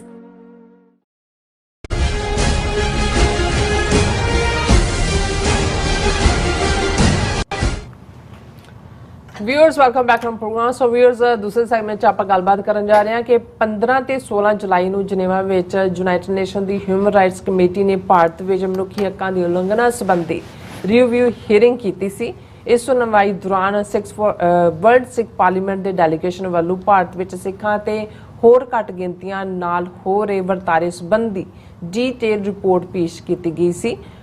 United nation review committee ਦੇ 18 ਮਾਹਿਰਾਂ ਨੇ ਭਾਰਤ ਸੰਬੰਧੀ ਰਿਪੋਰਟ ਜਾਰੀ ਕੀਤੀ ਹੈ, ਜਿਸ ਵਿੱਚ ਭਾਰਤ ਨੂੰ ਮਨੁੱਖੀ ਹੱਕਾਂ ਦੇ ਕਾਣ ਲਈ ਚੰਗਾ ਰਗੜਾ ਦਿੱਤਾ ਗਿਆ ਹੈ। ਸੋ ਇਸ ਬਾਰੇ ਆਪਾਂ ਗੱਲਬਾਤ ਕਰਨ ਜਾ ਰਹੇ ਹਾਂ। ਸੋ ਅਸੀਂ ਚਾਹਾਂਗੇ ਕਿ ਤੁਸੀਂ ਇਸੇ ਤਰ੍ਹਾਂ ਬੜੇ ਰਹਿਣਾ, ਦੇਖਣ, ਸੁਣਨ ਲਈ ਜਾਂ ਲਿਖਣ ਲਈ। ਤੁਹਾਡਾ ਸਭ ਦਾ ਬਹੁਤ ਬਹੁਤ ਧੰਨਵਾਦ ਜੀ। ਰਾਜ ਸਾਹਿਬ, ਕੀ ਕਹਿਣਾ ਚਾਹੋਗੇ? ਦੇਖੋ, ਅਸੀਂ ਪਿਛਲੇ ਦਿਨਾਂ ਦੇ ਵਿੱਚ ਡੀਟੇਲ ਦੇ ਵਿੱਚ ਗੱਲ ਕੀਤੀ ਸੀ ਕਿ ਕਿਵੇਂ ਜਿਹੜਾ ਯੂਨਾਈਟਿਡ ਨੇਸ਼ਨਸ ਦਾ International Covenant on Civil and Political Rights ਜਿਹੜਾ 1966 ਦੇ ਵਿੱਚ UN ਨੇ ਪਾਸ ਕੀਤਾ ਸੀ ਔਰ ਭਾਰਤ ਨੇ ਪਿਛਲੇ 27 ਸਾਲਾਂ 'ਚ ਜਿਹੜਾ ਉਹ ਟਾਲਾ ਵੱਟਿਆ ਹੋਇਆ ਸੀ। ਉਦੋਂ ਵੀ ਜਦੋਂ ਇਹ ਪਾਸ 66 'ਚ ਹੋਇਆ, ਭਾਰਤ ਨੇ ਆਪਣੀ ਰਿਜ਼ਰਵੇਸ਼ਨਸ ਦਾਇਰ ਕਰਵਾਈਆਂ ਸੀ ਔਰ ਇਸ ਦੇ ਉੱਤੇ ਸਾਈਨ ਨਹੀਂ ਸੀ ਕੀਤੇ ਔਰ ਵਕਤ ਲੈਂਦੇ ਰਹੇ। ਔਰ ਇਸ ਸਭ ਦੇ ਚਲਦਿਆਂ ਹੁਣ ਅਖੀਰ United nations human right committee ਜਿਹਦਾ ਹੈੱਡਕੁਆਰਟਰ ਜਨੀਵਾ 'ਚ ਹੈ, ਉਹਨਾਂ ਨੇ ਇੱਕ 18 ਐਕਸਪਰਟਸ ਦੀ ਕਮੇਟੀ ਬਣਾਈ ਸੀ, ਰਿਵਿਊ ਕਮੇਟੀ, ਜਿਸ ਨੇ ਭਾਰਤ ਸਮੇਤ ਹੋਰ ਵੀ ਬਹੁਤ ਸਾਰੇ ਮੁਲਕਾਂ ਦਾ ਜਿਹੜਾ ਰਿਵਿਊ ਹੈ, ਜਿਨ੍ਹਾਂ ਦੇ ਵਿੱਚ ਛੋਟੇ ਛੋਟੇ ਮੁਲਕ ਵੀ ਨੇ, ਜਿਨ੍ਹਾਂ 'ਚ ਕਰੋਸ਼ੀਆ, ਹੌਂਡੂਰਸ, ਮਾਲਦੀਵਸ, ਮਾਲਟਾ, ਸੁਰੀਨਾਮ, ਸੀਰੀਆ ਇਤਿਆਦਿਕ ਵੀ ਨੇ। ਲੇਕਿਨ ਇੰਪੋਰਟੈਂਟ ਸੀ ਕਿ 27 ਸਾਲ ਭਾਰਤ ਇਸ ਰਿਵਿਊ ਕਮੇਟੀ ਦੇ ਸਾਹਮਣੇ ਆਉਣ ਤੋਂ ਬਚਦਾ ਰਿਹਾ, ਲੇਕਿਨ ਇਵੈਂਚੁਅਲੀ ਉਹਨਾਂ ਨੂੰ ਆਉਣਾ ਪਿਆ ਔਰ ਬੜੀ ਵੱਡਾ ਉਹਨਾਂ ਦੀ ਫੌਜ, ਜਿਨ੍ਹਾਂ 'ਚ ਉਹਨਾਂ ਦੇ ਫੋਰਨ ਸੈਕਟਰੀ, ਵੱਡੇ ਸੈਕਟਰੀ, ਛੋਟੇ ਸੈਕਟਰੀ ਔਰ ਮਿਸਟਰ ਬਾਗਚੀ ਜਿਹੜਾ ਐਕਸਟਰਨਲ ਅਫੇਅਰਸ ਮਿਨਿਸਟਰੀ ਦਾ ਜਿਹੜਾ ਉਹ ਸਪੋਕਸਪਰਸਨ ਹੁੰਦਾ ਸੀ ਦਿੱਲੀ 'ਚ, ਉਹਨੂੰ ਹੁਣ ਯੂਨਾਈਟਿਡ ਨੇਸ਼ਨਸ ਦੇ ਇਸ ਹਿਊਮਨ ਰਾਈਟਸ ਦੇ ਮੁੱਦੇ ਵਾਲਾ ਜਿਹੜਾ ਜਨੀਵਾ ਹੈੱਡਕੁਆਰਟਰ, ਇੱਕ ਇਹਨਾਂ ਦਾ ਪਰਮਾਨੈਂਟ ਰਿਪਰੈਜ਼ੈਂਟੇਟਿਵ ਇੱਥੇ ਹੈ, ਜਿਹੜਾ ਐਡਮਿਨਿਸਟ੍ਰੇਟਿਵ ਹੈੱਡਕੁਆਰਟਰ ਹੈ ਨਿਊਯਾਰਕ 'ਚ। ਸੋ ਮਿਸਟਰ ਬਾਗਚੀ ਦੀ ਕਮਾਂਡ ਥੱਲੇ ਉਹ ਪੂਰੇ ਇੱਕ ਫੌਜ 32-33 ਉਹਨਾਂ ਦੇ ਆਫੀਸ਼ੀਅਲਸ ਦੀ ਆਈ ਔਰ ਇਧਰੋਂ ਵਰਲਡ ਸਿੱਖ ਪਾਰਲੀਮੈਂਟ, ਜਿਹੜੀ ਕਿ 2015 ਦੇ ਸਰਬੱਤ ਖਾਲਸਾ ਦੇ ਮੈਂਡੇਟ 'ਚੋਂ ਨਿਕਲੀ ਸਿੱਖਾਂ ਦੀ ਰਿਪਰੈਜ਼ੈਂਟੇਟਿਵ ਬਾਡੀ ਹੈ ਔਰ ਉਸ ਦੀ ਆਪਣੀ ਹਿਊਮਨ ਰਾਈਟਸ ਕਮੇਟੀ, ਜਿਸ ਨੂੰ ਸਾਡੇ ਬਹੁਤ ਹੀ ਜਿਹੜੇ ਯੋਗ ਔਰ ਬੜੇ ਐਕਸਪਰਟ ਇਸ ਸਾਰੇ ਫੀਲਡ ਦੇ ਐਡਵੋਕੇਟ ਨੇ, UK based sir Ranjit Singh Sarai, ਪਿਛਲੇ ਪ੍ਰੋਗਰਾਮ ਦੇ ਵਿੱਚ ਮੈਂ ਕਿਉਂਕਿ ਲਿਖਿਆ ਇਵੇਂ ਜਾਂਦਾ ਵੀ ਕਿਤੇ ਸਰਾਂ ਵੀ ਪੜ੍ਹਿਆ ਜਾਂਦਾ ਔਰ ਮੈਂ ਉਹਨਾਂ ਨੇ ਮੈਨੂੰ ਕਿਹਾ ਕਿ ਤੁਸੀਂ ਸਰਾਂ ਕਿਹਾ, ਵੈਸੇ ਸਰਾਏ, ਤੇ ਮੈਂ ਉਹਨਾਂ ਨੂੰ ਪੁੱਛ ਲਿਆ, ਮੈਂ ਕਿਹਾ ਜੀ ਇਹ ਸਰਾਏ ਖਾਸ ਜਿਵੇਂ ਹੈ, ਤੇ ਉਹ ਕਹਿੰਦੇ ਜੀ ਇਹ ਤਾਂ ਮੇਰਾ ਪਿੰਡ ਹੈ। ਮੈਂ ਕਿਹਾ ਜੀ ਮੈਂ ਤਾਂ ਜਲੰਧਰ ਹੁੰਦਿਆਂ ਸਰਾਏ ਖਾਸ ਘੱਟੋ ਘੱਟ 3 ਦਰਜਨ 4 ਦਰਜਨ ਟਾਈਮ ਗਿਆ ਹੋਵਾਂਗਾ। ਮੇਰੇ ਇੱਕ ਮਿੱਤਰ ਡਾਕਟਰ ਹਰਬੰਸ ਸਿੰਘ ਢਿੱਲੋਂ ਉੱਥੇ ਪ੍ਰੈਕਟਿਸ ਕਰਦੇ ਸੀ ਤੇ ਜਲੰਧਰ ਕਰਤਾਰਪੁਰ ਦੇ ਨਾਲ ਹੀ ਹੈ ਬਿਲਕੁਲ, ਤੇ ਜਲੰਧਰੋਂ ਜਿਹੜਾ ਉਹ 8-9 ਕਿਲੋਮੀਟਰ ਹੀ ਸੀ ਔਰ ਮੈਂ ਉਹਨਾਂ ਨੂੰ ਸਗੋਂ ਦੱਸ ਰਿਹਾ ਸੀ, ਮੈਂ ਕਿਹਾ ਜੀ ਮੈਂ 1983 ਅਕਤੂਬਰ 'ਚ ਜਦੋਂ 51 ਸਿੰਘਾਂ ਸਿੰਘਣੀਆਂ ਦਾ ਜਥਾ ਲੈ ਕੇ ਧਰਮਯੁੱਧ ਮੋਰਚੇ 'ਚ ਗ੍ਰਿਫਤਾਰੀ ਦਿੱਤੀ, ਫਿਰੋਜ਼ਪੁਰ ਜੇਲ੍ਹ 'ਚ ਕੁਛ ਵਕਤ ਗੁਜ਼ਾਰਿਆ, ਤੇ ਮੇਰੇ ਉਸ ਜਥੇ ਦੇ ਵਿੱਚ ਲਗਭਗ 10 ਤੋਂ 12 ਜਿਹੜੇ ਸੱਜਣ ਨੇ ਉਹ ਸਰਾਏ ਖਾਸ ਪਿੰਡ ਦੇ ਸੀ। ਸੋ ਉਹ ਕਹਿਣ ਲੱਗੇ ਵੀ ਮੈਂ ਤਾਂ ਬਹੁਤ ਛੋਟਾ ਹੁੰਦਿਆਂ ਗਿਆ, ਉਹਨੇ ਕਿਹਾ ਮੇਰਾ ਪਿੰਡ ਹੈ, ਵੈਸੇ ਜਿੰਨੀ ਵਾਰੀ ਤੁਸੀਂ ਗਏ ਹੋ ਮੈਂ ਤਾਂ ਨਹੀਂ ਗਿਆ ਹੋਇਆ। ਸੋ ਚਲੋ ਇਹ ਇੱਕ ਸੀ, ਮੈਂ ਕਿਹਾ ਹੁਣ ਮੈਨੂੰ ਨਹੀਂ ਭੁੱਲਦਾ ਵੀ ਰਣਜੀਤ ਸਿੰਘ ਸਰਾਏ ਹੈ, ਸਰਾਂ ਨਹੀਂ ਹੈ। ਹਾਲਾਂ ਜਦੋਂ ਅਸੀਂ ਦੋਵਾਂ ਪਾਸੇ ਦੇਖਦੇ ਹਾਂ ਕਿ ਇਹ ਲਫ਼ਜ਼ ਵੀ ਇਸਤੇਮਾਲ ਹੁੰਦਾ ਹੈ ਉਚਾਰਨ ਦੇ ਵਿੱਚ, ਪਰ ਉਹਨਾਂ ਦਾ ਕੰਮ ਸਰ ਰਣਜੀਤ ਸਿੰਘ ਸਰਾਏ ਦਾ ਜ਼ਬਰਦਸਤ ਹੈ। ਇਹ ਰਿਵਿਊ ਜਿਹੜਾ ਇੰਡੀਆ ਦਾ ਹੋ ਰਿਹਾ, ਇਸ ਦੀ ਖਬਰ ਵੀ ਉਹਨਾਂ ਨੇ ਕੁਝ ਮਹੀਨੇ ਪਹਿਲਾਂ ਕੱਢੀ ਔਰ ਖਾਸ ਤੌਰ ਤੇ ਨਿਊਯਾਰਕ ਦੇ ਵਿੱਚ ਜਿਹੜਾ ਲਾਸਟ ਸੈਸ਼ਨ ਹੋਇਆ ਉਸ ਦੇ ਵਿੱਚ ਮੈਂਸ਼ਨ ਵੀ ਹੋਇਆ ਸੀ ਕਿ ਵੀ ਇਹ ਰਿਵਿਊ ਹੋਣਾ, ਪਰ ਉਹ ਡੇਟਾ ਕਦੋਂ ਨੇ ਔਰ ਉਹਨਾਂ ਨੇ ਪੂਰੀ ਜਿਹੜੀ ਹੈ ਉਹ ਪੈਨੀ ਅੱਖ ਰੱਖੀ। ਜਿਉਂ ਹੀ ਇਹ ਜਿਹੜਾ ਸਾਹਮਣੇ ਆਇਆ ਕਿ ਇਹ ਇੰਡੀਆ ਦੀ ਜਿਹੜੀ ਹੈ ਉਹ ਰਿਵਿਊ 23 ਔਰ ਇਹ ਜਿਹੜੀ ਹੈ 15 ਔਰ 16 ਜੁਲਾਈ ਨੂੰ ਹੋਣੀ ਹੈ। ਸੋ ਉਹਨਾਂ ਨੇ ਜਿੱਥੇ ਇੱਕ ਪਾਸੇ ਇੰਡੀਆ ਦੀ ਪੂਰੀ ਟੀਮ ਲੈਸ ਹੋ ਕੇ ਆਈ, ਸਰ ਰਣਜੀਤ ਸਿੰਘ ਸਰਾਏ ਦੀ ਅਗਵਾਈ 'ਚ 5 ਮੈਂਬਰੀ ਸਿੱਖ ਡੈਲੀਗੇਸ਼ਨ ਵੀ ਉਸ ਦੇ ਉੱਤੇ ਪਹੁੰਚਿਆ। ਹਾਲਾਂ ਉਹਦੇ 'ਚ ਤੁਹਾਨੂੰ ਕੋਈ ਸਵਾਲ ਪੁੱਛਣ ਦਾ ਮੌਕਾ ਨਹੀਂ ਹੁੰਦਾ, ਪਰ ਜਿਹੜਾ ਤੁਹਾਡਾ ਕਾਊਂਟਰ ਹੁੰਦਾ ਵੀ ਜਿਹੜਾ ਤੁਸੀਂ ਕੀ ਭਾਰਤ ਦੇ ਵਿੱਚ ਹੋ ਰਿਹਾ ਹੈ ਸਿੱਖਾਂ ਨਾਲ, ਮੁਸਲਮਾਨਾਂ ਨਾਲ, ਈਸਾਈਆਂ ਨਾਲ, ਦੂਜਾ ਉਹਦੀ ਬੜੀ ਡੀਟੇਲਡ ਆਲਮੋਸਟ 30-32 ਸਫ਼ੇ ਦੀ ਰਿਪੋਰਟ ਜਿਹੜੀ ਸਰ ਰਣਜੀਤ ਸਿੰਘ ਸਰਾਏ ਦੀ ਅਗਵਾਈ ਥੱਲੇ ਤਿਆਰ ਕੀਤੀ ਗਈ, ਉਹ ਆਲਰੇਡੀ ਯੂਨਾਈਟਿਡ ਨੇਸ਼ਨਸ ਦੇ ਉਸ ਵੈਬ ਪੇਜ ਦੇ ਉੱਤੇ ਅਪਲੋਡ ਹੋ ਚੁੱਕੀ ਸੀ।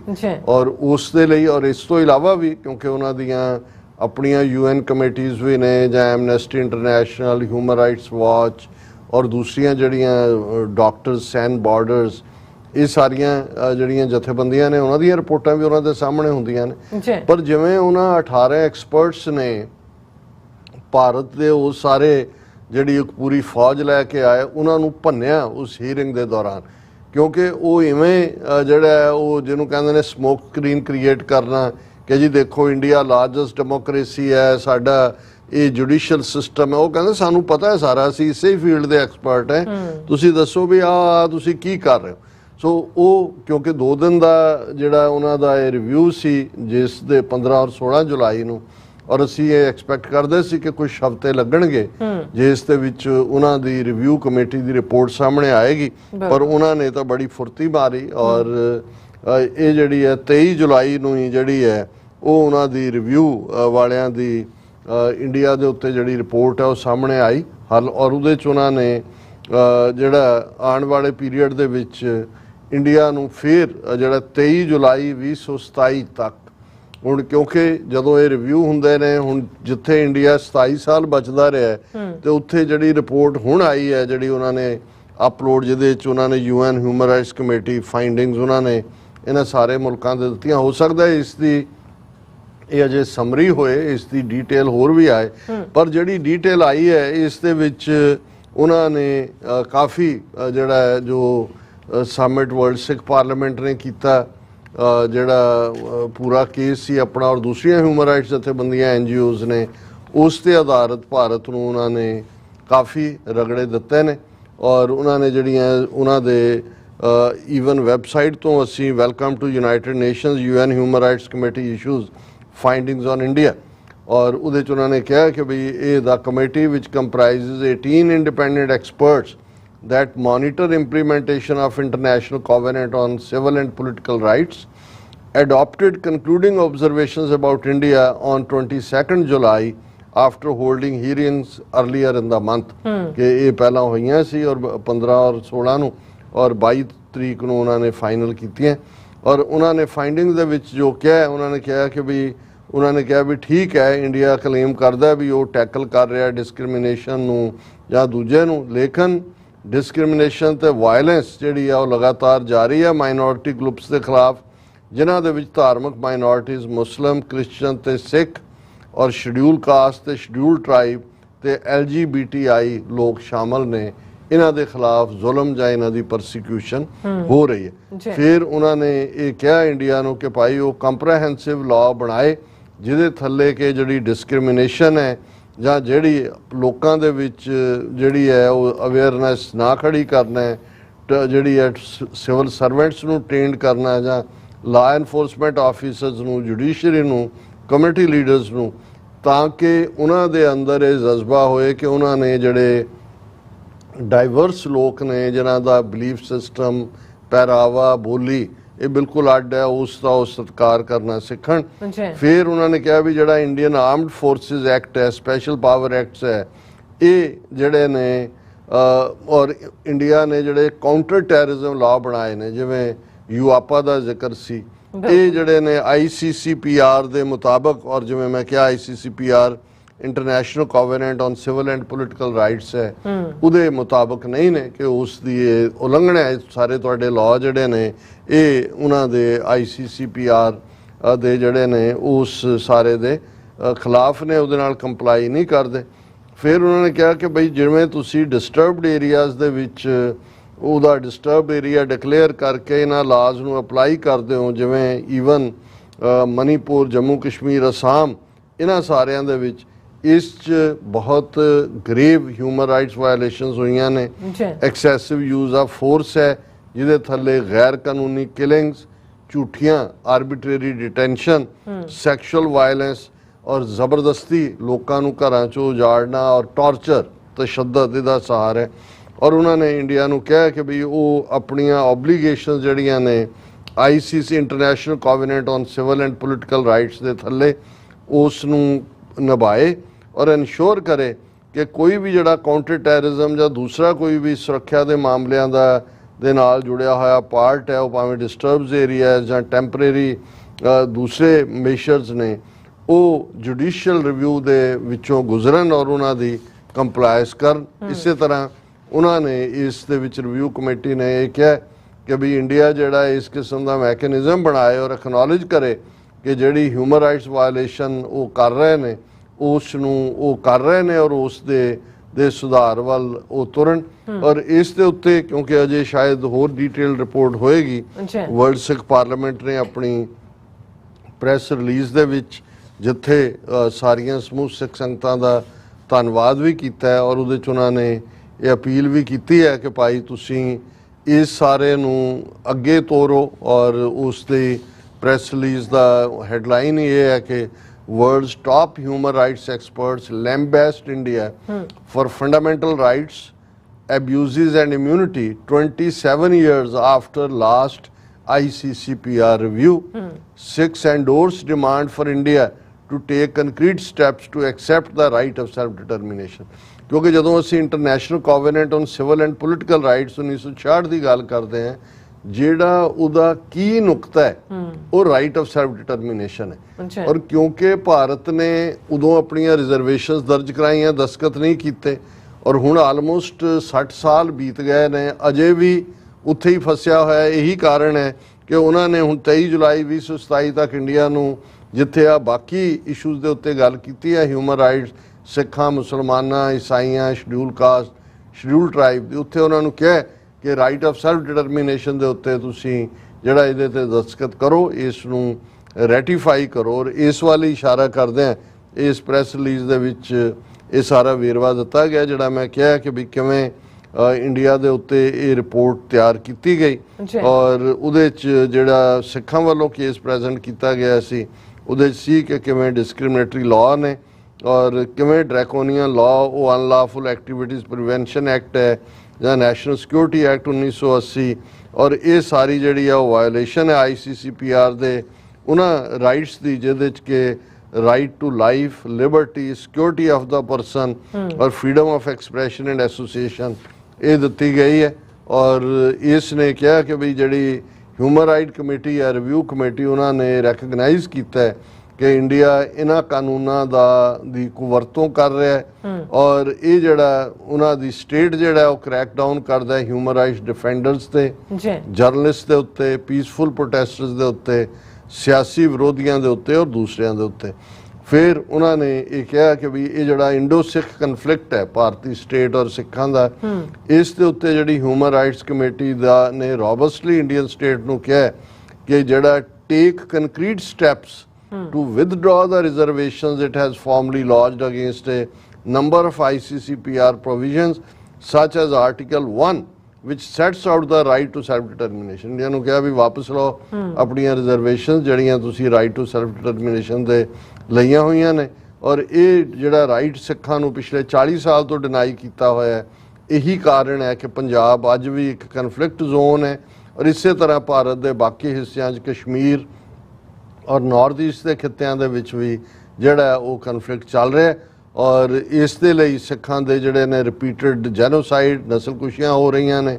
ਔਰ ਇਹ ਜਿਹੜਾ ਸਿੱਖਾਂ ਦੀ ਮੰਗ ਇੰਡੀਪੈਂਡੈਂਟ ਸੋਵਰਨ ਸਟੇਟ ਖਾਲਿਸਤਾਨ ਦੀ ਹੈ ਔਰ ਸਾਡਾ ਜਿਹੜਾ ਵਤਨ ਹੈ ਇੰਡੀਅਨ ਆਕੂਪਾਈਡ ਪੰਜਾਬ ਹੈ, ਭਾਰਤ ਨੇ ਉਸ 'ਤੇ ਕਬਜ਼ਾ ਕੀਤਾ ਹੋਇਆ ਔਰ ਪੀਸਫੁਲ ਤਰੀਕੇ ਦੇ ਨਾਲ ਇਸ ਕਨਫਲਿਕਟ ਦਾ ਰੈਜ਼ੋਲੂਸ਼ਨ ਜਿਹੜਾ ਹੈ ਉਹ ਉਹੀ ਹੈ ਜਿਹੜਾ ICCPR 1966 ਦੇ ਵਿੱਚ ਰਾਈਟ ਟੂ ਸੈਲਫ ਡਿਟਰਮੀਨੇਸ਼ਨ ਦਾ ਕੀਤਾ ਹੋਇਆ ਔਰ ਭਾਰਤ ਨੂੰ ਇਸ ਦੇ ਲਈ ਜਿਹੜਾ ਹੈ ਉਹ ਜਵਾਬਦੇਹ ਬਣਾਇਆ ਜਾਏ। ਵਰਲਡ ਸਿੱਖ ਪਾਰਲੀਮੈਂਟ ਨੇ ਨਾਲ ਹੀ ਸਾਰੇ ਸਿੱਖ ਕੌਮ ਨੂੰ ਅਪੀਲ ਵੀ ਕੀਤੀ ਹੈ ਕਿ ਉਹ ਪੀਸ ਔਰ ਜਸਟਿਸ ਦੇ ਲਈ ਜਿਹੜਾ ਆਪਣੇ ਹੋਮਲੈਂਡ 'ਚ ਆਪਣੇ ਯਤਨਾਂ ਨੂੰ ਹੋਰ ਵੀ ਦੁਬਾਲਾ ਕਰਨ। ਔਰ ਉਹਨਾਂ ਨੇ ਕਿਹਾ ਕਿ ਵੀ ਇਹ ਵਕਤ ਹੈ ਜਦੋਂ ਕਿ ਜਿਹੜਾ ਫਾਸ਼ਿਸਟ ਮੈਜੋਰੀਟੇਰੀਅਨਿਜ਼ਮ ਹੈ ਭਾਰਤ ਦਾ, ਬਹੁ ਗਿਣਤੀਵਾਦ ਹੈ, ਉਹਦਾ ਬੂਥਾ ਭੰਨਣ ਦੀ ਲੋੜ ਹੈ। ਜਿਹੜਾ ਬਹੁ ਗਿਣਤੀਵਾਦ ਜਿਹੜਾ ਉਹ ਸਾਡੇ ਹੱਕਾਂ ਨੂੰ, ਸਾਡੇ ਲੋਕਾਂ ਨੂੰ, ਟੈਰੀਟਰੀ ਨੂੰ, ਸਾਡੇ ਸਾਧਨਾਂ ਨੂੰ, ਇਹਨਾਂ ਸਾਰਿਆਂ ਦੇ ਉੱਤੇ ਹਮਲਾਵਰ ਹੈ। ਔਰ ਇਹ ਜੇ ਅਸੀਂ ਇਕੱਠੇ ਹੋ ਕੇ ਇਸ ਦਾ ਬੂਥਾ ਭੰਨਾਂਗੇ ਤਾਂ ਹੀ ਜਿਹੜਾ ਭਾਰਤ ਦਾ ਨੈਰੇਟਿਵ ਹੈ, ਜਿੱਥੇ ਕਿ ਉਹਨਾਂ ਨੇ ਸਾਡੀ ਸਟਰਗਲ ਨੂੰ ਡਿਮੋਨਾਈਜ਼ ਕੀਤਾ ਹੈ, ਛੁਟਿਆਉਣ ਦੀ ਕੋਸ਼ਿਸ਼ ਕੀਤੀ ਹੈ, ਦਹਿਸ਼ਤਗਰਦੀ ਦੇ ਖਾਤੇ 'ਚ ਪਾਉਣ ਦੀ ਕੋਸ਼ਿਸ਼ ਕਰਦੇ ਨੇ। ਔਰ ਉਹਨਾਂ ਨੇ ਕਿਹਾ ਕਿ ਵੀ ਇਸ ਵੇਲੇ ਦੁਨੀਆ ਨੋਟਿਸ ਲੈ ਰਹੀ ਹੈ ਜੋ ਭਾਰਤ ਦਾ ਬਸਤੀਵਾਦ ਹੈ ਔਰ ਉਹਨਾਂ ਦਾ ਜ਼ੁਲਮ ਹੈ। ਔਰ ਸਾਨੂੰ ਇਸ ਗੱਲ ਨੂੰ ਯਕੀਨੀ ਬਣਾਉਣਾ ਚਾਹੀਦਾ ਹੈ ਕਿ ਅਸੀਂ ਕੋਈ ਵੀ ਮੌਕਾ ਜਿਹੜਾ ਭਾਰਤ 'ਤੇ ਦਬਾਅ ਬਣਾਉਣ ਦਾ ਉਸ ਨੂੰ ਨਾ ਖੁੰਝਾਈਏ, ਆਪਣੇ ਸਿਆਸੀ ਕੈਦੀਆਂ ਦੀ ਰਿਹਾਈ ਲਈ ਕੰਮ ਕਰੀਏ। ਜਿਹੜੇ ਸਾਡੇ ਮੁੱਢਲੇ ਹੱਕ ਨੇ ਜਿਨ੍ਹਾਂ ਨੂੰ ICCPR International Covenant on Civil and Political Rights ਦੇ ਥੱਲੇ ਸਾਨੂੰ ਦਿੱਤਾ ਗਿਆ ਔਰ ਇਸ ਦੇ ਥੱਲੇ ਅਸੀਂ ਜਿਹੜਾ ਆਪਣੇ ਯਤਨਾਂ ਨੂੰ ਦੁਬਾਲਾ ਕਰੀਏ। ਔਰ ਅਲਟੀਮੇਟਲੀ ਉਹ ਵਕਤ ਆਏਗਾ ਕਿ ਇਹ ਜਿਹੜੇ ਨਸਲਕੁਸ਼ੀ ਕਰਨ ਵਾਲੇ ਨੇ ਇਹਨਾਂ ਨੂੰ ਅਸੀਂ ਇੰਟਰਨੈਸ਼ਨਲ ਕ੍ਰਿਮੀਨਲ ਕੋਰਟਸ ਦੇ ਵਿੱਚ ਵੀ ਘੜੀਸਾਂਗੇ ਔਰ ਅਲਟੀਮੇਟਲੀ ਕੌਮ ਦੀ ਆਜ਼ਾਦੀ ਦਾ ਰਾਹ ਪੱਧਰਾ ਹੋਏਗਾ। ਸੋ ਅਸੀਂ ਵਰਲਡ ਸਿੱਖ ਪਾਰਲੀਮੈਂਟ ਦੀ ਹਿਊਮਨ ਰਾਈਟਸ ਕਮੇਟੀ ਨੂੰ ਔਰ ਖਾਸ ਤੌਰ ਤੇ ਐਡਵੋਕੇਟ ਰਣਜੀਤ ਸਿੰਘ ਸਰਾਏ ਔਰ ਉਹਨਾਂ ਦੀ ਸਮੁੱਚੀ ਟੀਮ ਨੂੰ ਮੁਬਾਰਕਬਾਦ ਦਿੰਦੇ ਹਾਂ ਕਿ ਉਹਨਾਂ ਦੇ ਐਫਰਟ ਨੇ ਰੰਗ ਲਿਆਂਦਾ ਔਰ ਵਿਦਿਨ ਵੀਕਸ ਜਿਹੜੀ ਰਿਵਿਊ ਕਮੇਟੀ ਹੈ ਉਹਨਾਂ ਨੇ ਭਾਰਤ ਨੂੰ ਜਵਾਬਦੇਹ ਬਣਾਇਆ ਮਨੁੱਖੀ ਹੱਕਾਂ ਦੇ ਕਾਰਨ ਲਈ। ਜੀ ਰਾਸਾ ਤੁਹਾਡਾ ਬਹੁਤ ਬਹੁਤ ਸ਼ੁਕਰੀਆ। ਸੋ ਅਥਲੇ ਨੇ ਬ੍ਰੇਕ ਵਿਊਅਰਸ ਤੁਸੀਂ ਇਸੇ ਤਰ੍ਹਾਂ ਬਣੇ ਰਹਿਣਾ, ਮਿਲਦੇ ਹਾਂ ਛੋਟੇ ਜਿਹੇ ਵਕਫੇ ਤੋਂ ਬਾਅਦ।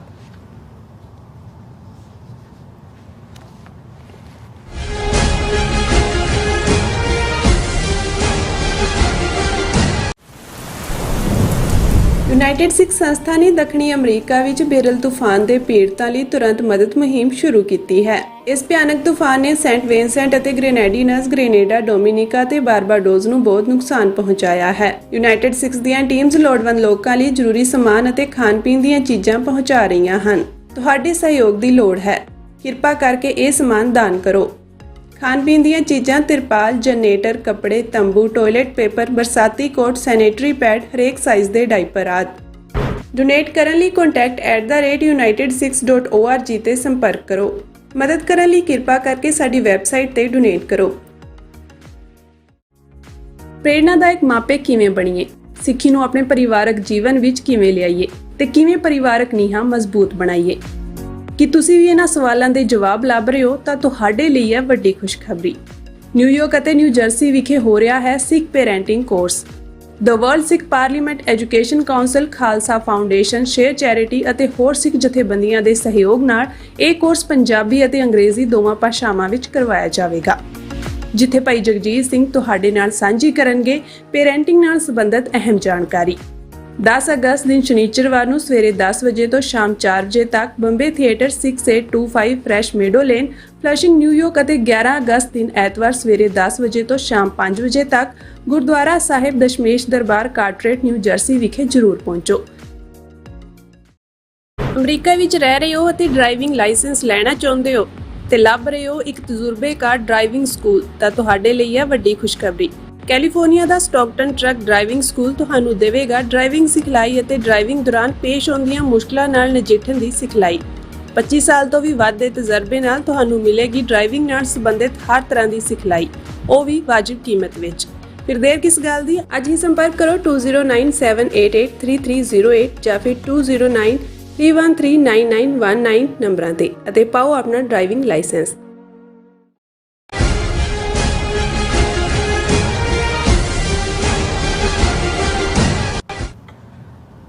Viewers welcome back on programme. So viewers ਗੱਲਬਾਤ ਕਰਨ ਜਾ ਰਹੇ ਹਾਂ ਕਿ ਪ੍ਰਸਿੱਧ ਪਬਲੀਕੇਸ਼ਨ ਬਲੂਮਬਰਗ ਅਨੁਸਾਰ ਭਾਰਤੀ ਖੁਫੀਆ ਏਜੰਸੀਆਂ ਵੱਲੋਂ ਨਵੰਬਰ 2023 ਵਿੱਚ ਕੈਨੇਡਾ ਵਿੱਚ 6 ਫॉर ਜਸਟਿਸ ਦੇ ਕਾਨੂੰਨੀ ਸਲਾਹਕਾਰ ਗੁਰਪਤਵੰਤ ਸਿੰਘ ਪੰਨੂ ਦਾ ਕਤਲ ਕਰਨ ਦੀ ਸਾਜ਼ਿਸ਼ ਰਚੀ ਗਈ ਸੀ।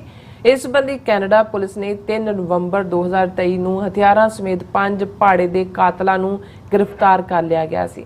ਸੋ ਯਾਦ ਰਹੇ ਇਸ ਤੋਂ ਪਹਿਲਾਂ ਨਿਖਲ ਗੁਪਤਾ ਰਾਹੀਂ ਭਾਰਤੀ ਏਜੰਸੀਆਂ ਨੇ ਨਿਊਯਾਰਕ ਵਿੱਚ ਪੰਨੂ ਦਾ ਕਤਲ ਕਰਨ ਦਾ ਜਿਹੜੀ ਸਾਜ਼ਿਸ਼ ਹੈ ਉਹ ਰਚੀ ਗਈ ਸੀ, ਜਿਸ ਨੂੰ ਅਮਰੀਕਨ ਖੁਫੀਆ ਏਜੰਸੀਆਂ ਦੀ ਚੌਕਸੀ ਨੇ ਨਾਕਾਮ ਕਰ ਦਿੱਤਾ। ਸੋ ਇਸ ਬਾਰੇ ਆਪਾਂ ਗੱਲਬਾਤ ਕਰਨ ਜਾ ਰਹੇ ਹਾਂ। ਸੋ ਅਸੀਂ ਚਾਹਾਂਗੇ ਕਿ ਤੁਸੀਂ ਇਸੇ ਤਰ੍ਹਾਂ ਬਣੇ ਰਹਿਣਾ, ਦੇਖਣ ਸੁਣਨ ਲਈ ਐਂਡ ਲਿਖਣ ਲਈ ਤੁਹਾਡਾ ਸਭ ਦਾ ਬਹੁਤ ਬਹੁਤ ਧੰਨਵਾਦ।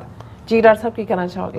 ਦੇਖੋ, ਹਾਲਾਂ ਸਰਕਾਰੀ ਜਾਂ ਅਧਿਕਾਰਤ ਤੌਰ ਤੇ ਅਮਰੀਕਾ ਜਾਂ ਕੈਨੇਡਾ ਵੱਲੋਂ ਕੋਈ ਬਹੁਤੀਆਂ ਪ੍ਰੈਸ ਕਾਨਫਰੰਸਿਸ ਜਾਂ ਪ੍ਰੈਸ ਰਿਲੀਜ਼ਸ ਨਹੀਂ ਆ ਰਹੀਆਂ, ਪਰ ਜਿਹੜਾ ਇਹਨਾਂ ਦਾ ਚੌਕਸ ਮੀਡੀਆ ਹੈ ਉਹ ਆਪਣੇ ਸਾਧਨਾਂ ਰਾਹੀਂ ਜੋ ਵੀ ਖਬਰਾਂ ਕਢਵਾਉਂਦਾ ਹੈ ਉਹ ਕਿਸੇ ਨਾ ਕਿਸੇ ਪ੍ਰਮੁੱਖ ਪਬਲੀਕੇਸ਼ਨ ਦਾ ਹਿੱਸਾ ਬਣਦੀਆਂ ਨੇ।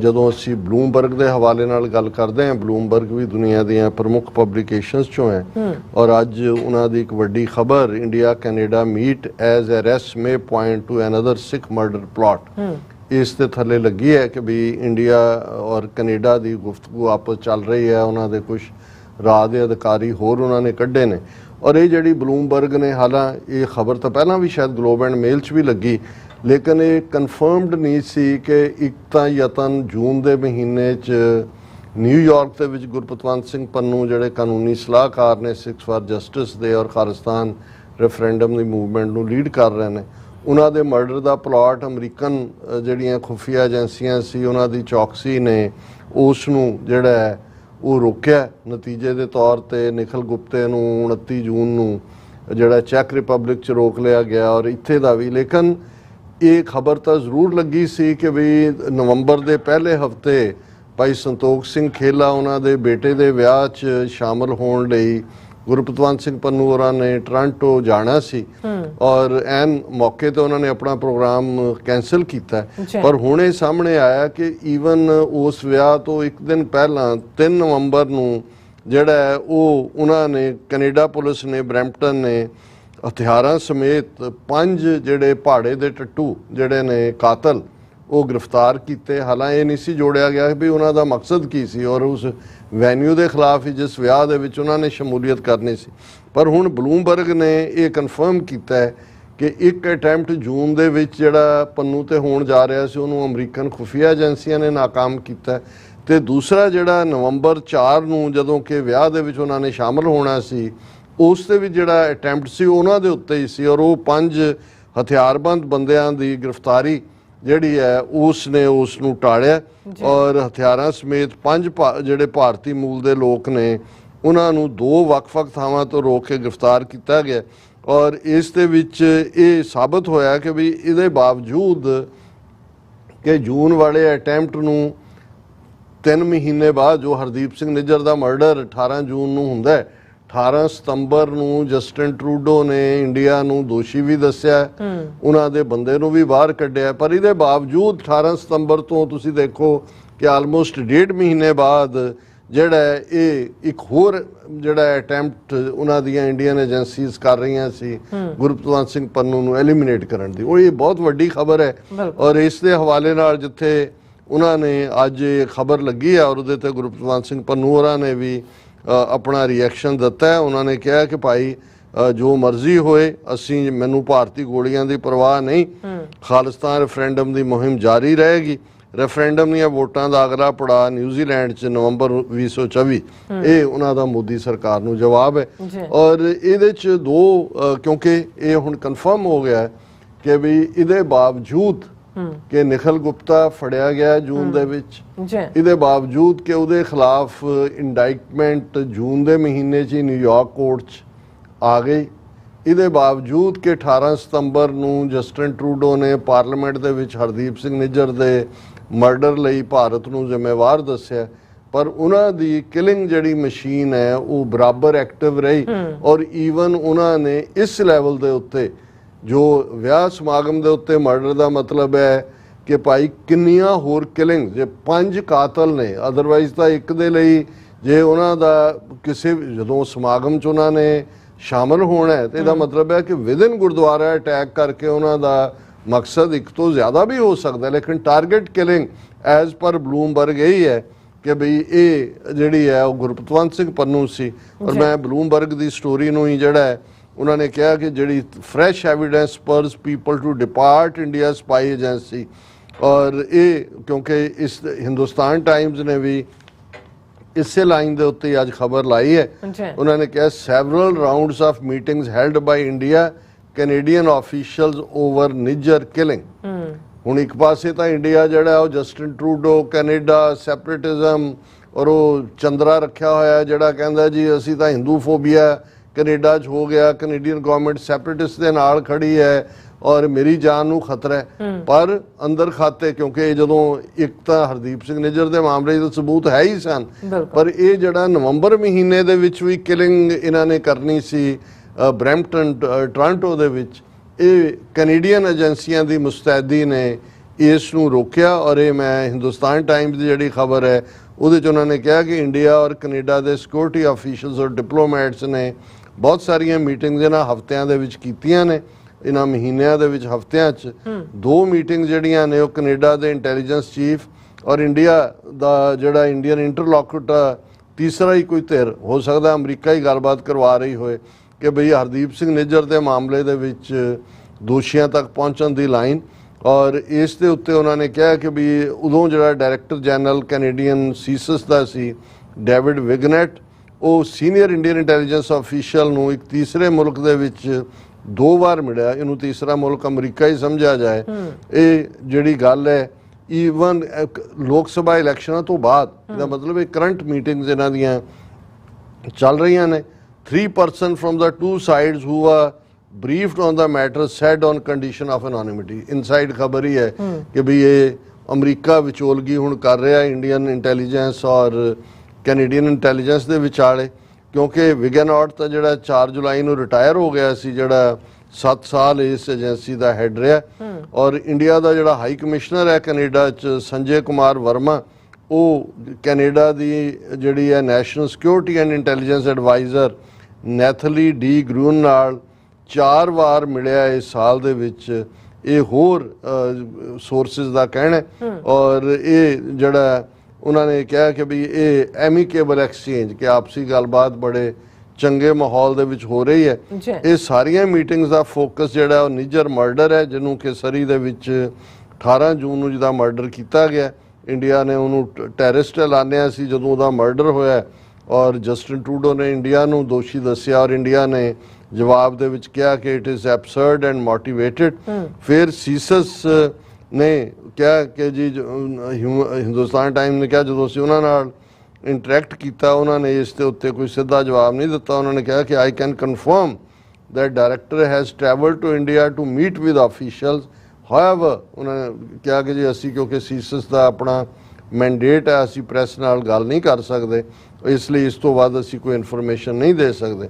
ਹੁਣ ਇਹ ਸਾਰੇ ਨੂੰ ਹੀ ਉਹਨੇ ਅੱਗੇ ਤੋਰਦਿਆਂ ਇਹ ਕਿਹਾ ਕਿ ਵੀ ਇਹ ਵਿਕਰਮ ਯਾਦਵ ਦਾ ਨਾਂ ਜਿਹੜਾ ਹੈ ਆਲਰੇਡੀ ਅਮਰੀਕਾ ਦੇ ਵਿੱਚ ਇਸ ਬਾਰੇ ਆ ਚੁੱਕਾ ਹੈ, ਔਰ ਇਸ ਗੱਲ ਦੀਆਂ ਇੰਡੀਕੇਸ਼ਨਸ ਨੇ ਜਿਹੜੇ ਲੋਕ ਇਸ ਦੇ ਅੰਦਰੂਨੀ ਤੋਂ ਸ਼ਾਮਲ ਨੇ ਕਿ ਇਹ CC1 ਜਿਹੜਾ ਸੀ ਇਹ ਨਿਊਯਾਰਕ ਦੇ ਇੰਡਾਇਟਮੈਂਟ ਉਹ ਵਿਕਰਮ ਯਾਦਵ ਸੀ, ਔਰ ਨਿੱਜਰ ਦੇ ਮਰਡਰ ਦੇ ਉੱਤੇ ਇਹ ਗੱਲਬਾਤ ਲਗਾਤਾਰਤਾ ਦੇ ਨਾਲ ਜਾਰੀ ਹੈ।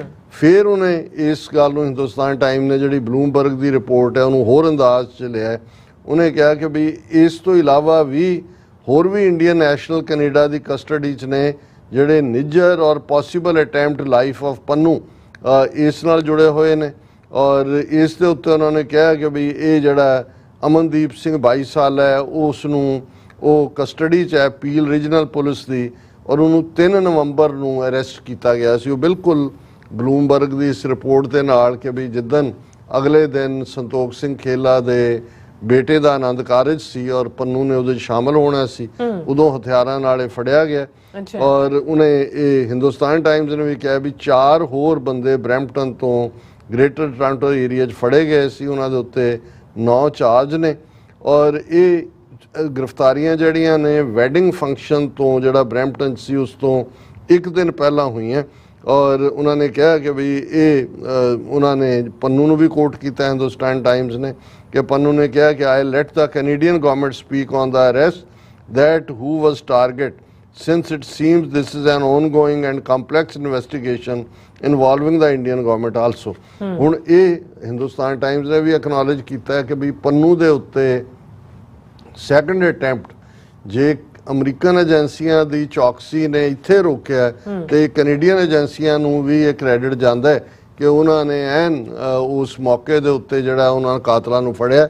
ਹਾਲਾਂ ਪੰਨੂ ਨੇ ਲਾਸਟ ਮਿਨਟ ਆਪਣੀ ਉਸ ਵਿਜ਼ਿਟ ਨੂੰ ਕੈਂਸਲ ਕੀਤਾ। ਸੋ ਬਲੂਮਬਰਗ ਦੀ ਸਟੋਰੀ ਨੂੰ ਉਹਨਾਂ ਦੇ ਪੱਤਰਕਾਰ ਜਿਹੜੇ ਨੇ ਲੌਰਾ ਡਿਲਨ ਕੇਨ ਤੇ ਸੁਧੀ ਰਾਜਨ ਸੇਨ, ਉਹਨਾਂ ਨੇ ਇਹ ਕਿਹਾ ਕਿ ਵੀ ਇੰਡੀਆ ਔਰ ਕੈਨੇਡਾ ਦੇ ਅਫੀਸ਼ੀਅਲ ਜਿਹੜੇ ਨੇ ਕਈ ਵਾਰ ਮਿਲੇ, ਔਰ ਇਹ ਸਾਹਮਣੇ ਆਇਆ ਕਿ ਵੀ ਨਵੰਬਰ 3, 2023 ਨੂੰ 5 ਬੰਦੇ ਜਿਹੜੇ ਨੇ ਫਾਇਰ ਆਰਮਸ ਚਾਰਜਿਸ ਥੱਲੇ ਬਰੈਂਪਟਨ ontario 'ਚ ਫੜੇ ਗਏ, ਜਿਨ੍ਹਾਂ ਦੇ ਵਿੱਚ ਇੱਕ ਜਿਹੜਾ ਉਹਨਾਂ ਨੇ ਕਿਉਂਕਿ ਸੰਤੋਖ ਸਿੰਘ ਖੇਲਾ ਦਾ ਨਾਂ ਨਹੀਂ ਇਹਨਾਂ ਨੇ ਦਿੱਤਾ, ਪਰ ਉਹਨਾਂ ਨੇ ਕਿਹਾ ਵੀ ਪ੍ਰੋਮੀਨੈਂਟ ਮੈਂਬਰ ਸਿੱਖ ਇੰਡੀਪੈਂਡੈਂਸ ਮੂਵਮੈਂਟ ਦਾ ਉਸ ਦੇ ਵਿਆਹ ਦੇ ਵਿੱਚ ਸ਼ਾਮਲ ਹੋਣ ਦੇ ਲਈ ਬਹੁਤ ਸਾਰੇ ਦੂਸਰੇ ਖਾਲਿਸਤਾਨੀਆਂ ਦੇ ਨਾਲ ਗੁਰਪਤਵੰਤ ਸਿੰਘ ਪੰਨੂ ਨੂੰ ਵੀ ਆਉਣਾ ਸੀ, ਔਰ ਜਿਹੜੇ ਫੜੇ ਗਏ ਨੇ ਫਿਰ ਅਮਨਦੀਪ ਸਿੰਘ ਦਾ ਨਾਂ ਪ੍ਰੋਮੀਨੈਂਸ ਦੇ ਨਾਲ ਦਿੱਤਾ।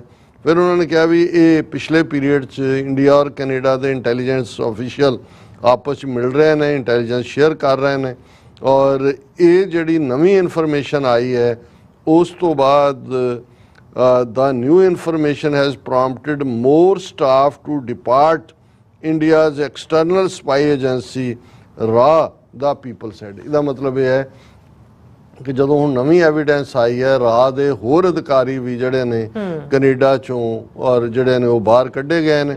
ਔਰ ਇਹ ਉਹਨਾਂ ਨੇ ਕਿਹਾ ਵੀ ਇਸ ਡਿਪਾਰਚਰ ਤੋਂ ਲੱਗਦਾ ਵੀ ਇੰਡੀਆ ਦੇ ਸਿਕਿਉਰਿਟੀ ਰਜੀਮ ਦਾ ਕਲੀਨ ਅਪ ਹੋ ਰਿਹਾ, ਕਿਉਂਕਿ ਨਿਊਯਾਰਕ ਦੇ ਵਿੱਚ ਤਾਂ ਫਾਈਲਡ ਸਕੀਮ ਹੈ ਹੀ ਸੀ ਪੰਨੂ ਮਰਡਰ ਦੀ। ਕੈਨੇਡਾ 'ਚ ਵੀ ਇਹ ਸਾਰੇ ਦੇ ਫਾਈਲ ਹੋਣ ਤੋਂ ਬਾਅਦ ਇਹ ਸਾਹਮਣੇ ਆਇਆ ਕਿ ਭਾਈ ਕਿਵੇਂ, ਔਰ ਫਿਰ CBC ਨੂੰ ਰਿਪੋਰਟ ਕੀਤਾ ਉਹਨਾਂ ਨੇ ਕਿ ਕਿਵੇਂ ਜਿਹੜੇ 5 ਕਾਤਲ ਫੜੇ ਗਏ, ਉਹ ਹਾਲਾਂ ਸਾਰੇ ਹੀ ਸਿੱਖ ਨਾਵਾਂ ਵਾਲੇ ਪੰਜਾਬੀ ਮੁੰਡੇ ਨੇ ਜਿਹੜੇ ਪਹਾੜੇ ਦੇ ਕਾਤਲ, ਉਹਨਾਂ ਨੂੰ ਕੀ ਦੇ ਕੇ ਲਿਆਏ ਜਾਂ ਕਿਵੇਂ ਟ੍ਰੇਨਡ ਕਰਕੇ ਲਿਆਏ।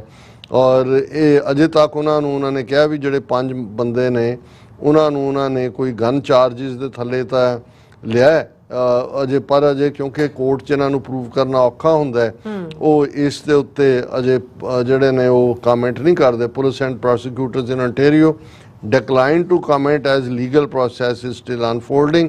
ਫਿਰ ਟਾਈਮਿੰਗ ਆਫ ਦਾ ਅਰੈਸਟ ਇਹ ਸਾਰੇ ਦੇ ਨਾਲ ਜੋੜ ਕੇ ਨਿਖਲ ਗੁਪਤੇ ਦੇ ਨਾਲ, ਔਰ ਫਿਰ ਮੋਦੀ ਨੂੰ ਉਹਨਾਂ ਨੇ ਕੋਟ ਕੀਤਾ ਕਿ ਵੀ ਉਹਨੇ ਜਿਹੜਾ ਭਾਵੇਂ ਇੰਡੀਅਨ ਗਵਰਨਮੈਂਟ ਨੇ ਕਿਹਾ ਸੀ ਕਿ ਜੀ ਅਸੀਂ ਇਹ ਐਬਸਰਡ ਐਂਡ ਮੋਟੀਵੇਟਡ ਹੈ, ਬਟ ਬਾਅਦ ਦੇ ਵਿੱਚ ਇਹ ਵੀ ਸਾਹਮਣੇ ਆਇਆ ਕਿ ਵੀ ਕਿਵੇਂ ਆਪਣੀਆਂ ਚੋਣ ਰੈਲੀਆਂ ਔਰ ਦੂਸਰਿਆਂ ਦੇ ਵਿੱਚ घुस के मारा और दूसरिया गल्लां करते रहे ने।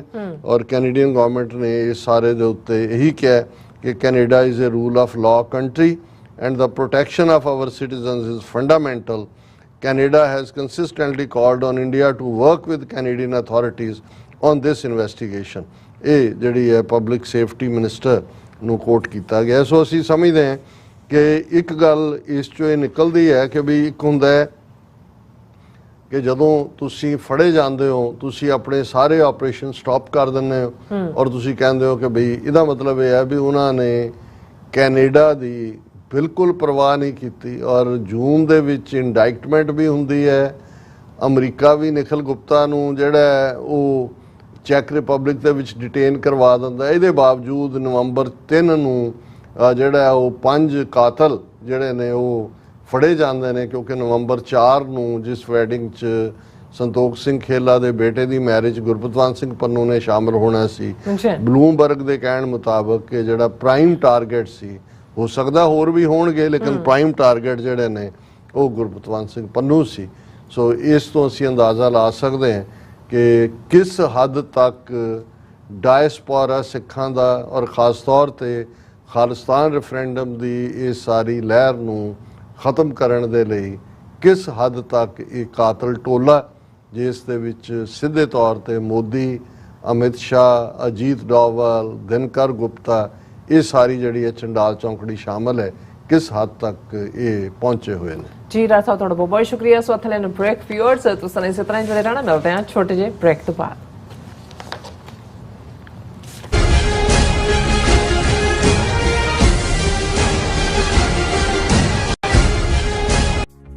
ਪ੍ਰੇਰਨਾਦਾਇਕ ਮਾਪੇ ਕਿਵੇਂ ਬਣੀਏ, ਸਿੱਖੀ ਨੂੰ ਆਪਣੇ ਪਰਿਵਾਰਕ ਜੀਵਨ ਵਿੱਚ ਕਿਵੇਂ ਲਿਆਈਏ ਤੇ ਕਿਵੇਂ ਪਰਿਵਾਰਕ ਨੀਹਾਂ ਮਜ਼ਬੂਤ ਬਣਾਈਏ।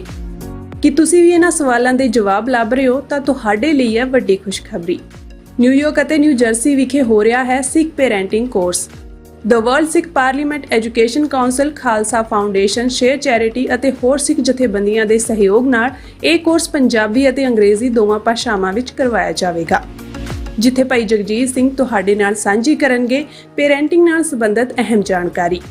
10 ਅਗਸਤ ਦਿਨ ਸ਼ਨੀਚਰਵਾਰ ਨੂੰ ਸਵੇਰੇ 10 ਵਜੇ ਤੋਂ ਸ਼ਾਮ 4 ਵਜੇ ਤੱਕ Bombay theatre 6825 Fresh Meadow Lane, Flushing, New York ਅਤੇ 11 ਅਗਸਤ ਦਿਨ ਐਤਵਾਰ ਸਵੇਰੇ 10 ਵਜੇ ਤੋਂ ਸ਼ਾਮ 5 ਵਜੇ ਤੱਕ ਗੁਰਦੁਆਰਾ ਸਾਹਿਬ ਦਸ਼ਮੇਸ਼ ਦਰਬਾਰ, ਕਾਰਟਰੇਟ, ਨਿਊ ਜਰਸੀ ਵਿਖੇ ਜ਼ਰੂਰ ਪਹੁੰਚੋ।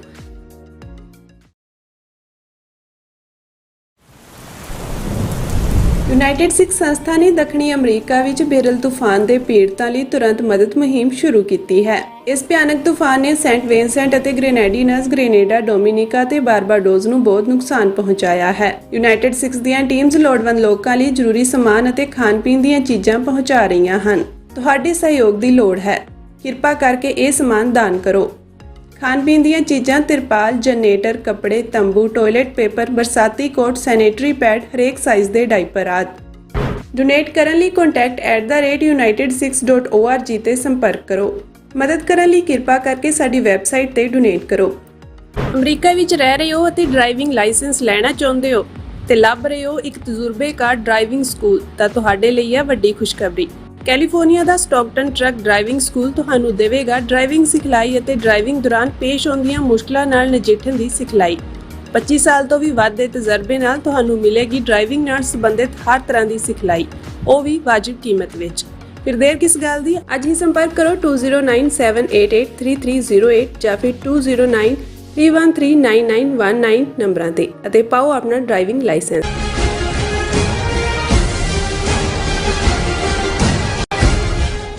ਦਰਸ਼ਕੋ ਬ੍ਰੇਕ ਤੋਂ ਬਾਅਦ ਤੁਹਾਡਾ ਸਭ ਦਾ ਭਰਪੂਰ ਸਵਾਗਤ ਹੈ। ਸੋ ਵੀ ਇਸ ਗੱਲਬਾਤ ਕਰਾਂਗੇ ਕਿ ਅਮਰੀਕਨ ਪ੍ਰਧਾਨਗੀ ਚੋਣ ਵਿੱਚ ਹੁਣ ਟਰੰਪ ਅਤੇ ਕਮਲਾ ਹੈਰਿਸ ਆਮੋ ਸਾਹਮਣੇ ਹਨ। ਦੂਸ਼ਣਬਾਜ਼ੀਆਂ ਦਾ ਤਿੱਖਾ ਦੌਰ ਜਿਹੜਾ ਉਹ ਸ਼ੁਰੂ ਹੋ ਗਿਆ ਹੈ। ਟਰੰਪ ਨੇ ਇੱਕ ਇੰਟਰਵਿਊ ਵਿੱਚ ਕਿਹਾ ਹੈ ਕਿ ਕਮਲਾ ਹੈਰਿਸ ਦਾ ਪਿਛੋਕੜ ਹੈ ਉਹ ਤਾਂ ਇੰਡੀਅਨ ਹੈ, ਪਰ ਪਤਾ ਨਹੀਂ ਹੁਣ ਉਹ ਰਾਤੋਂ ਰਾਤ ਕਿਵੇਂ ਅਮਰੀਕਨ ਫਰੀਕਨ ਬਣ ਗਈ ਹੈ। ਇਸ ਦਾ ਮਤਲਬ ਹੈ ਕਿ ਰਿਪਬਲਿਕਨਾਂ ਵੱਲੋਂ ਨਸਲ ਦਾ ਪੱਤਾ ਵੀ ਖੇਡਿਆ ਜਾਏਗਾ। ਔਰ ਦੂਸਰੇ ਪਾਸੇ ਭਾਰਤੀ ਪਾਰਲੀਮੈਂਟ ਵਿੱਚ ਬੀਜੇਪੀ ਨੇ ਰਾਹੁਲ ਗਾਂਧੀ ਨੂੰ ਠਿੱਠ ਕਰਦਿਆਂ ਕਿਹਾ ਹੈ ਕਿ ਜ਼ਾਤ ਆਧਾਰਿਤ ਮਰਦਮਸ਼ੁਮਾਰੀ ਦੇ ਉਹ ਲੋਕ ਗੱਲ ਕਰ ਰਹੇ ਹਨ ਜਿਨ੍ਹਾਂ ਦੀ ਆਪਣੀ ਜ਼ਾਤ ਦਾ ਕੋਈ ਪਤਾ ਨਹੀਂ ਹੈ। ਅਫਸੋਸ 21ਵੀਂ ਸਦੀ ਵਿੱਚ ਵੀ ਜਾਤ ਪਾਤ ਅਤੇ ਨਸਲ ਦੀ ਨਫ਼ਰਤ ਜਿਹੜੀ ਹੈ ਜਿਉਂ ਤੋਂ ਤਿਉਂ ਬਰਕਰਾਰ ਹੈ। ਸੋ ਇਸ ਬਾਰੇ ਆਪਾਂ ਗੱਲਬਾਤ ਕਰਨ ਜਾ ਰਹੇ ਹਾਂ। ਸੋ ਅਸੀਂ ਚਾਹਾਂਗੇ ਕਿ ਤੁਸੀਂ ਇਸੇ ਤਰ੍ਹਾਂ ਬਣੇ ਰਹਿਣਾ। ਦੇਖਣ ਸੁਣ ਲਈ ਲਿਖਣ ਲਈ ਤੁਹਾਡਾ ਸਭ ਦਾ ਬਹੁਤ ਬਹੁਤ ਧੰਨਵਾਦ ਜੀ। ਡਾਕਟਰ ਸਾਹਿਬ ਕੀ ਕਹਿਣਾ ਚਾਹੋਗੇ?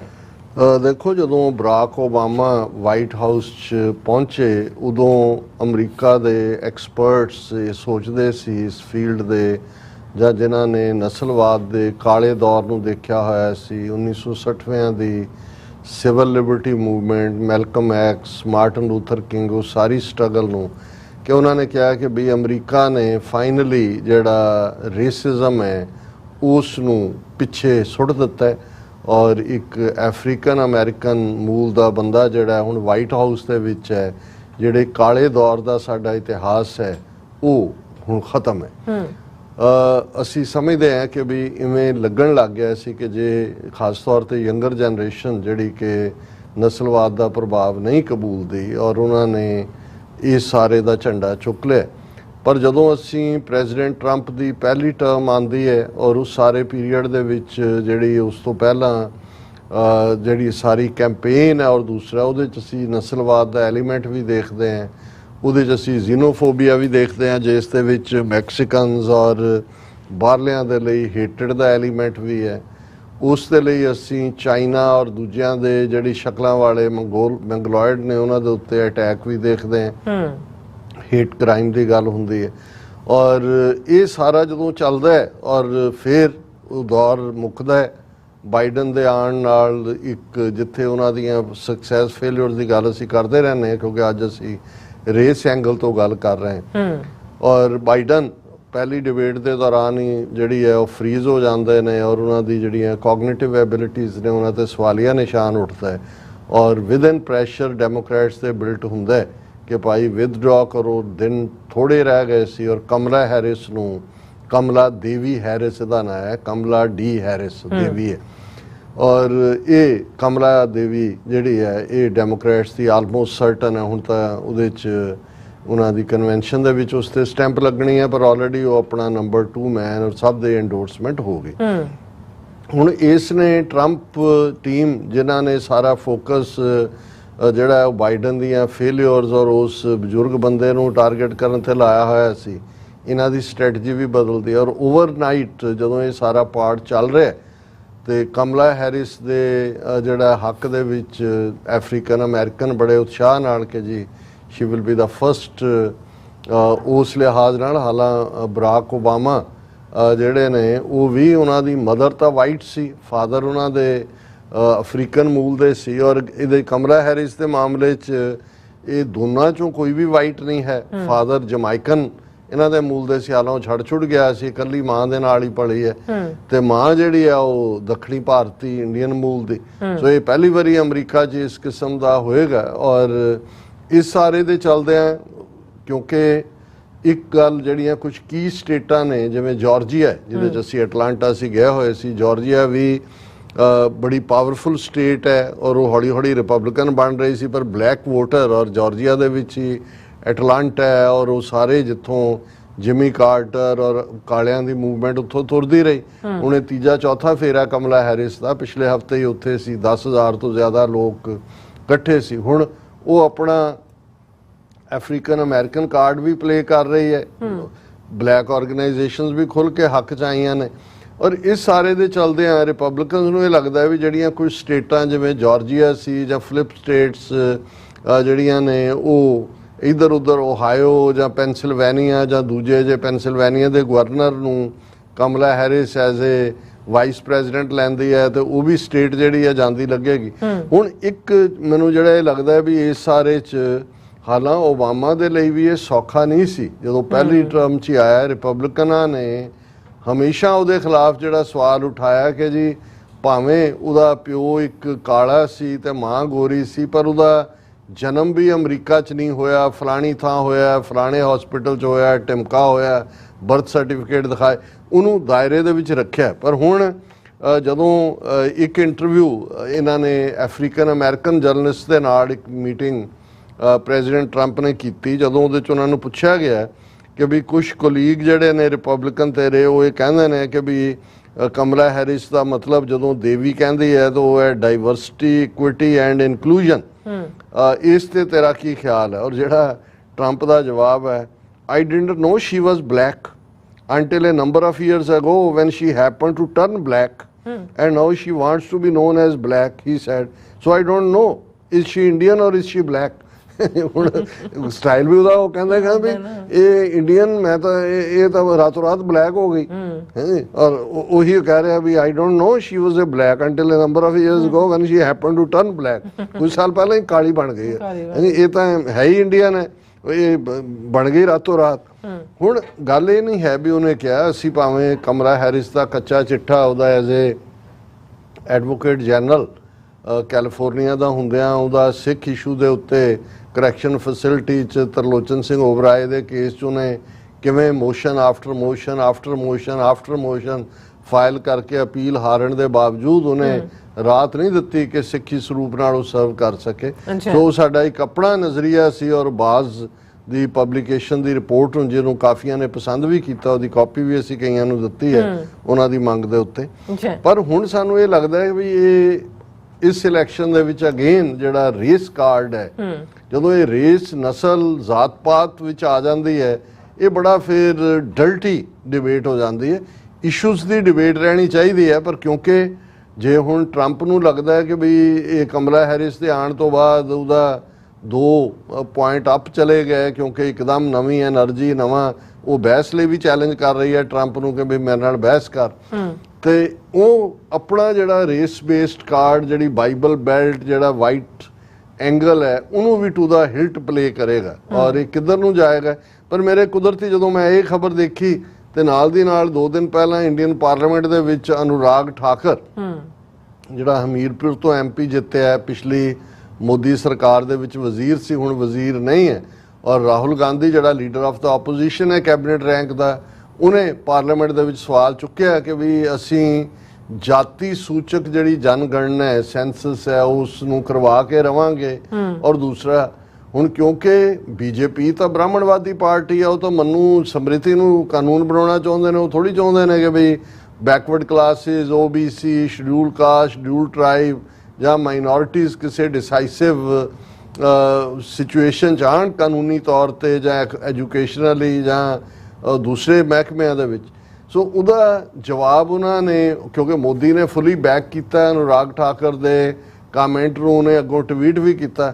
अनुराग ठाकरे कह रहा है कि जाति जनगणना की बात वो कर रहे हैं जिनकी अपनी जाति मालूम नहीं है। उन्हें बड़ा खतरनाक अटैक है राहुल गांधी ते, क्योंकि राहुल गांधी दा प्यो राजीव गांधी ते राजीव गांधी दा प्यो फिरोज गांधी। फिरोज गांधी जड़ा वो एक पारसी सी, ज़ोरेस्ट्रियन सी। सो मतलब ये है भी जदों भी कोई ब्राह्मण मूल दी, भावें नेहरू कौल ब्राह्मण है, इन्हों के मुताबिक जे ब्राह्मण मूल की औरत किते होर चली गई, वो ब्राह्मण तो रही नहीं, इसका मतलब वो तो अवर्ण है। और ये भी है उन्हों का, जो तुसीं उन्हों का जाति सिस्टम ब्राह्मण क्षत्रिय वैश्य शूद्र देखो, ਜਿਹੜਾ ਬਾਹਰ ਚਲਾ ਜਾਏ ਉਹ ਵਰਣ ਉਹਦਾ ਕੋਈ ਵੀ ਵਰਣ ਨਹੀਂ। ਔਰ ਉਹੀ ਅਨੁਰਾਗ ਠਾਕਰ ਐਗਜ਼ੈਕਟਲੀ ਕਹਿ ਰਹੇ ਕਿ ਇਹਦਾ ਤਾਂ ਕੋਈ ਹੈ ਹੀ ਨਹੀਂ ਜ਼ਾਤੀ। ਉਹਦੇ ਤੇ ਅਭਿਲੇਖ ਯਾਦਵ ਨੇ ਕੀ ਕਿਹਾ, ਪੂਰੀ ਬਹਿਸ ਪੱਕੀ ਹੋਈ ਹੈ, ਵਾਪਸ ਲਫ਼ਜ਼ ਲਓ, ਦੂਜੇ ਲਓ। ਪਰ ਇਹ ਇੱਕ ਖਤਰਨਾਕ ਰੁਝਾਨ ਹੈ 21ਵੀਂ ਸਦੀ 'ਚ, ਜਿੱਥੇ ਇੱਕ ਪਾਸੇ ਯੂਨਾਈਟਿਡ ਨੇਸ਼ਨਸ ਨੂੰ ਬਣਿਆ 75 ਸਾਲ ਤੋਂ ਜ਼ਿਆਦਾ ਹੋ ਗਏ ਨੇ, ਔਰ ਇਹ ਬੇਸਿਕ ਲਾਅ, ਇੰਟਰਨੈਸ਼ਨਲ ਲਾਅ, ਮੁਲਕਾਂ ਦੇ ਲਾਅ, ਇਹ ਡਿਬੇਟ ਦੋ ਡੈਮੋਕ੍ਰੇਸੀਜ਼ ਦੇ ਵਿੱਚ ਹੋ ਰਹੀ ਹੈ। ਇੱਥੇ ਰੇਸ ਐਂਗਲ ਟਰੰਪ ਜਨਾਬ ਖੜਾ ਕਰ ਰਹੇ ਨੇ, ਉੱਥੇ ਬੀਜੇਪੀ ਕਰ ਰਹੀ ਹੈ ਕਿ ਬਈ ਇਹ ਅਸੀਂ ਕਿੱਥੇ ਪਹੁੰਚ ਗਏ, ਕਿ ਬਈ ਕੀ ਜਿਹੜੀ ਸਾਰੀ ਪ੍ਰਾਪਤੀ ਉੱਥੇ ਵੀ ਜਾਂ ਈਵਨ ਭਾਰਤ ਦੇ ਵਿੱਚ ਵੀ ਮੰਡਲ ਕਮਿਸ਼ਨ ਰਿਪੋਰਟ ਤੇ ਇਹ ਉਹ ਤੋਂ ਬਾਅਦ ਜਿਹੜੇ ਥੋੜੇ ਬਹੁਤ ਹਕੂਕ ਬੈਕਵਰਡ ਕਲਾਸਿਸ ਜਾਂ ਦੂਜੇ ਨੂੰ, ਔਰ ਇਹਦੇ ਤੇ ਅਭਿਲੇਖ ਯਾਦਵ ਨੇ ਅੱਜ ਬੜਾ ਮੂਵਿੰਗ ਮੀਡੀਆ ਦੇ ਨਾਲ ਉਹਨੇ ਕਿਹਾ ਵੀ ਮੈਂ ਚੀਫ ਮਿਨਿਸਟਰ ਸੀ, ਫਲਾਂ ਮੈਂ ਕਨੌਜ ਦੇ ਮੰਦਿਰ 'ਚ ਗਿਆ, ਉੱਥੇ ਮੈਂ ਪੂਜਾ ਕੀਤੀ, ਜਦੋਂ ਮੈਂ ਵਾਪਸ ਆਇਆ ਮੈਨੂੰ ਪਤਾ ਲੱਗਾ ਵੀ ਉਹ ਪੁਜਾਰੀਆਂ ਨੇ ਸਾਰਾ ਮੰਦਿਰ ਜਿਹੜਾ ਹੈ ਉਹ ਗੰਗਾ ਜਲ ਦੇ ਨਾਲ ਧੋਤਾ ਹੈ। ਹਾਲਾਂਕਿ ਉਹ ਯਾਦਵ ਹੈ, ਉਹ ਸ਼ੂਦਰ ਨਹੀਂ ਹੈ, ਉਹ ਬੈਕਵਰਡ ਕਲਾਸ, ਪਰ ਉਹਨਾਂ ਦੇ ਥੱਲੇ ਦਾ ਬੈਕਵਰਡ ਕਲਾਸ। ਉਹਨੇ ਕਿਹਾ ਫਿਰ ਮੈਂ ਜਦੋਂ ਚੀਫ ਮਿਨਿਸਟਰ ਹਾਊਸ ਛੱਡਿਆ, ਜਦੋਂ ਉਹ ਚੀਫ ਮਿਨਿਸਟਰ ਵੀ ਰਿਹਾ, ਕਹਿੰਦਾ ਮੈਨੂੰ ਪਤਾ ਲੱਗਾ ਵੀ ਸਾਰਾ ਚੀਫ ਮਿਨਿਸਟਰ ਹਾਊਸ ਉਹਨਾਂ ਨੇ ਗੰਗਾ ਜਲ ਨਾਲ ਧੋਤਾ ਹੈ। ਫਿਰ ਇਹ ਗੱਲ ਉੱਥੋਂ ਤੱਕ ਮਹਿਦੂਦ ਨਹੀਂ ਹੈ। ਤੁਸੀਂ ਦੇਖੋਗੇ ਕਿ ਕੋਵਿਡ ਦੇ ਦੌਰਾਨ ਜਾਂ ਉਸ ਤੋਂ ਬਾਅਦ ਇਹਨਾਂ ਨੇ ਜਿਹੜਾ ਸ਼ਡਿਊਲ ਕਾਸਟ ਪਹਿਲਾ ਪ੍ਰੈਜ਼ੀਡੈਂਟ ਬਣਾਇਆ ਹੋਇਆ ਸੀ ਕੋਵਿੰਦ ਦਾ, ਉਹਨੂੰ ਉੜੀਸਾ ਜਗਨਨਾਥਪੁਰੀ ਮੰਦਿਰ 'ਚ ਨਹੀਂ ਜਾਣ ਦਿੱਤਾ। ਆ ਜਿਹੜੀ ਹੁਣ ਮਰਮੂ ਬਣਾਈ ਹੋਈ ਹੈ, ਇਹਨੂੰ ਨਾ ਦਿੱਲੀ ਦੇ ਮੰਦਿਰ 'ਚ ਨਾ ਅਯੁੱਧਿਆ ਦੇ ਸ਼ਿਲਾਨਿਆਸ ਵੇਲੇ ਮੋਦੀ ਬੈਠਾ, ਦੂਜਾ ਹਾਲਾਂ ਆਪ ਉਧਰ ਕਹੀ ਜਾਂਦਾ ਮੈਂ ਤੇਲੀਆਂ ਦਾ ਮੁੰਡਾ ਪਰ ਵਿਸ਼ਨੂੰ ਅਵਤਾਰ ਬਣ ਕੇ ਬੈਠਾ, ਪਰ ਸ਼ੂਦਰ ਨੂੰ ਨੇੜੇ ਨਹੀਂ ਲੱਗਣ ਦਿੱਤਾ।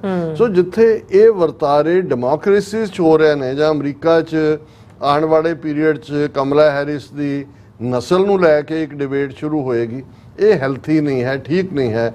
ਔਰ ਇਹ ਦੱਸ ਰਿਹਾ ਵੀ ਅਸੀਂ ਜੇ ਅੱਗੇ ਨੂੰ ਗਏ ਸੀ, ਲੱਗਦਾ ਸੀ ਕਿ ਭਾਈ ਕੁਝ ਚੀਜ਼ਾਂ ਜਿਹੜੀਆਂ ਨੇ ਉਹ ਖਤਮ ਹੋ ਗਈਆਂ ਨੇ ਹਿਊਮਨ ਸੁਸਾਇਟੀ 'ਚ। ਔਰ ਇਹ ਜਿਹੜਾ ਸਿੱਖੀ ਦੇ ਵੀ ਮੁੱਢਲੇ ਅਸੂਲਾਂ ਦੇ, ਕਿਉਂਕਿ ਸਿੱਖੀ ਏਕ ਪਿਤਾ ਏਕਸ ਕੇ ਹਮ ਬਾਰਕ 'ਚ ਯਕੀਨ ਰੱਖਦੀ ਹੈ, ਔਰ ਅਸੀਂ ਇਹ ਬਿਲੀਵ ਕਰਦੇ ਹਾਂ ਕਿ ਬਿਨਾਂ ਜ਼ਾਤ, ਰੰਗ, ਨਸਲ, ਧਰਮ, ਜੈਂਡਰ ਦੇ ਵਿਤਕਰੇ ਦੇ ਸਾਰਿਆਂ ਨੂੰ ਹੀ ਜਿਹੜਾ ਹੈ ਉਹ ਪਰਸਿਊਟ ਆਫ ਹੈਪੀਨੈਸ, ਜੋ ਅਮਰੀਕਨਾਂ ਦਾ ਵੀ ਡੈਕਲੇਰੇਸ਼ਨ ਹੈ, ਇਹਨਾਂ ਦੀ ਆਜ਼ਾਦੀ ਦੀ ਘੋਸ਼ਣਾ ਪੱਤਰ ਦੀ, ਔਰ ਸਾਡੀ ਖਾਲਿਸਤਾਨ ਦੇ ਐਲਾਨਨਾਮੇ ਦੀ ਵੀ ਡੈਕਲੇਰੇਸ਼ਨ ਦਾ ਹਿੱਸਾ ਹੈ, ਇਵੇਂ ਇਹ ਸਭ ਦੇ ਲਈ ਹੋਣਾ ਚਾਹੀਦਾ ਹੈ। ਨਫ਼ਰਤ ਲਈ ਕੋਈ ਥਾਂ ਨਹੀਂ ਹੋਣੀ ਚਾਹੀਦੀ। ਬਿਲਕੁਲ ਰਸਾ, ਤੁਹਾਡਾ ਬਹੁਤ ਬਹੁਤ ਸ਼ੁਕਰੀਆ। ਸੋ ਥਲੇ ਬ੍ਰੇਕ ਵਿਊਅਰਸ, ਤੁਸੀਂ ਕਿਤੇ ਨਹੀਂ ਜਾਣਾ, ਮਿਲਦੇ ਹਾਂ ਛੋਟੇ ਜਿਹੇ ਬ੍ਰੇਕ ਤੋਂ ਬਾਅਦ।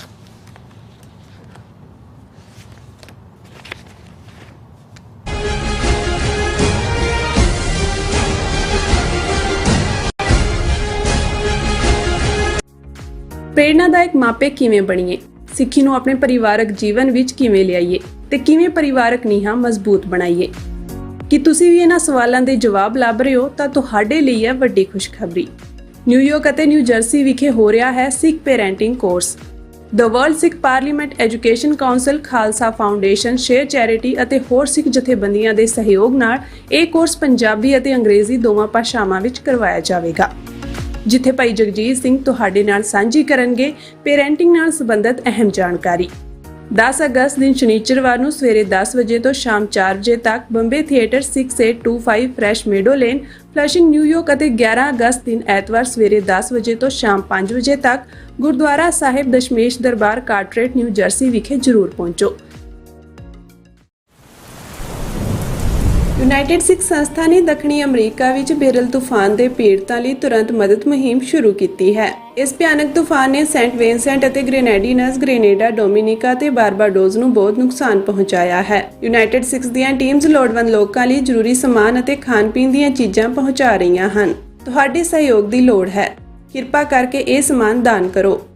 ਖਾਣ-ਪੀਣ ਦੀਆਂ ਚੀਜ਼ਾਂ, ਤਿਰਪਾਲ, ਜਨਰੇਟਰ, ਕੱਪੜੇ, ਤੰਬੂ, ਟਾਇਲਟ ਪੇਪਰ, ਬਰਸਾਤੀ ਕੋਟ, ਸੈਨੇਟਰੀ ਪੈਡ, ਹਰੇਕ ਸਾਈਜ਼ ਦੇ ਡਾਈਪਰ ਆਦਿ। ਡੋਨੇਟ ਕਰਨ ਲਈ contact@unitedsikhs.org ਤੇ ਸੰਪਰਕ ਕਰੋ। ਮਦਦ ਕਰਨ ਲਈ ਕਿਰਪਾ ਕਰਕੇ ਸਾਡੀ ਵੈਬਸਾਈਟ ਤੇ ਡੋਨੇਟ ਕਰੋ। ਅਮਰੀਕਾ ਵਿੱਚ ਰਹਿ ਰਹੇ ਹੋ ਅਤੇ ਡਰਾਈਵਿੰਗ ਲਾਇਸੈਂਸ ਲੈਣਾ ਚਾਹੁੰਦੇ ਹੋ ਤੇ ਲੱਭ ਰਹੇ ਹੋ ਇੱਕ ਤਜਰਬੇਕਾਰ ਡਰਾਈਵਿੰਗ ਸਕੂਲ, ਤਾਂ ਤੁਹਾਡੇ ਲਈ ਹੈ ਵੱਡੀ ਖੁਸ਼ਖਬਰੀ। ਕੈਲੀਫੋਰਨੀਆ ਦਾ ਸਟਾਕਟਨ ਟਰੱਕ ਡਰਾਈਵਿੰਗ ਸਕੂਲ ਤੁਹਾਨੂੰ ਦੇਵੇਗਾ ਡਰਾਈਵਿੰਗ ਸਿਖਲਾਈ ਅਤੇ ਡਰਾਈਵਿੰਗ ਦੌਰਾਨ ਪੇਸ਼ ਆਉਂਦੀਆਂ ਮੁਸ਼ਕਲਾਂ ਨਾਲ ਨਜਿੱਠਣ ਦੀ ਸਿਖਲਾਈ। 25 ਸਾਲ ਤੋਂ ਵੀ ਵੱਧ ਦੇ ਤਜਰਬੇ ਨਾਲ ਤੁਹਾਨੂੰ ਮਿਲੇਗੀ ਡਰਾਈਵਿੰਗ ਨਾਲ ਸੰਬੰਧਿਤ ਹਰ ਤਰ੍ਹਾਂ ਦੀ ਸਿਖਲਾਈ, ਉਹ ਵੀ ਵਾਜਿਬ ਕੀਮਤ ਵਿੱਚ। ਫਿਰ ਦੇਰ ਕਿਸ ਗੱਲ ਦੀ, ਅੱਜ ਹੀ ਸੰਪਰਕ ਕਰੋ 209788330308 ਜਾਂ ਫਿਰ 2093139919 ਨੰਬਰਾਂ ਤੇ ਅਤੇ ਪਾਓ ਆਪਣਾ ਡਰਾਈਵਿੰਗ ਲਾਇਸੈਂਸ।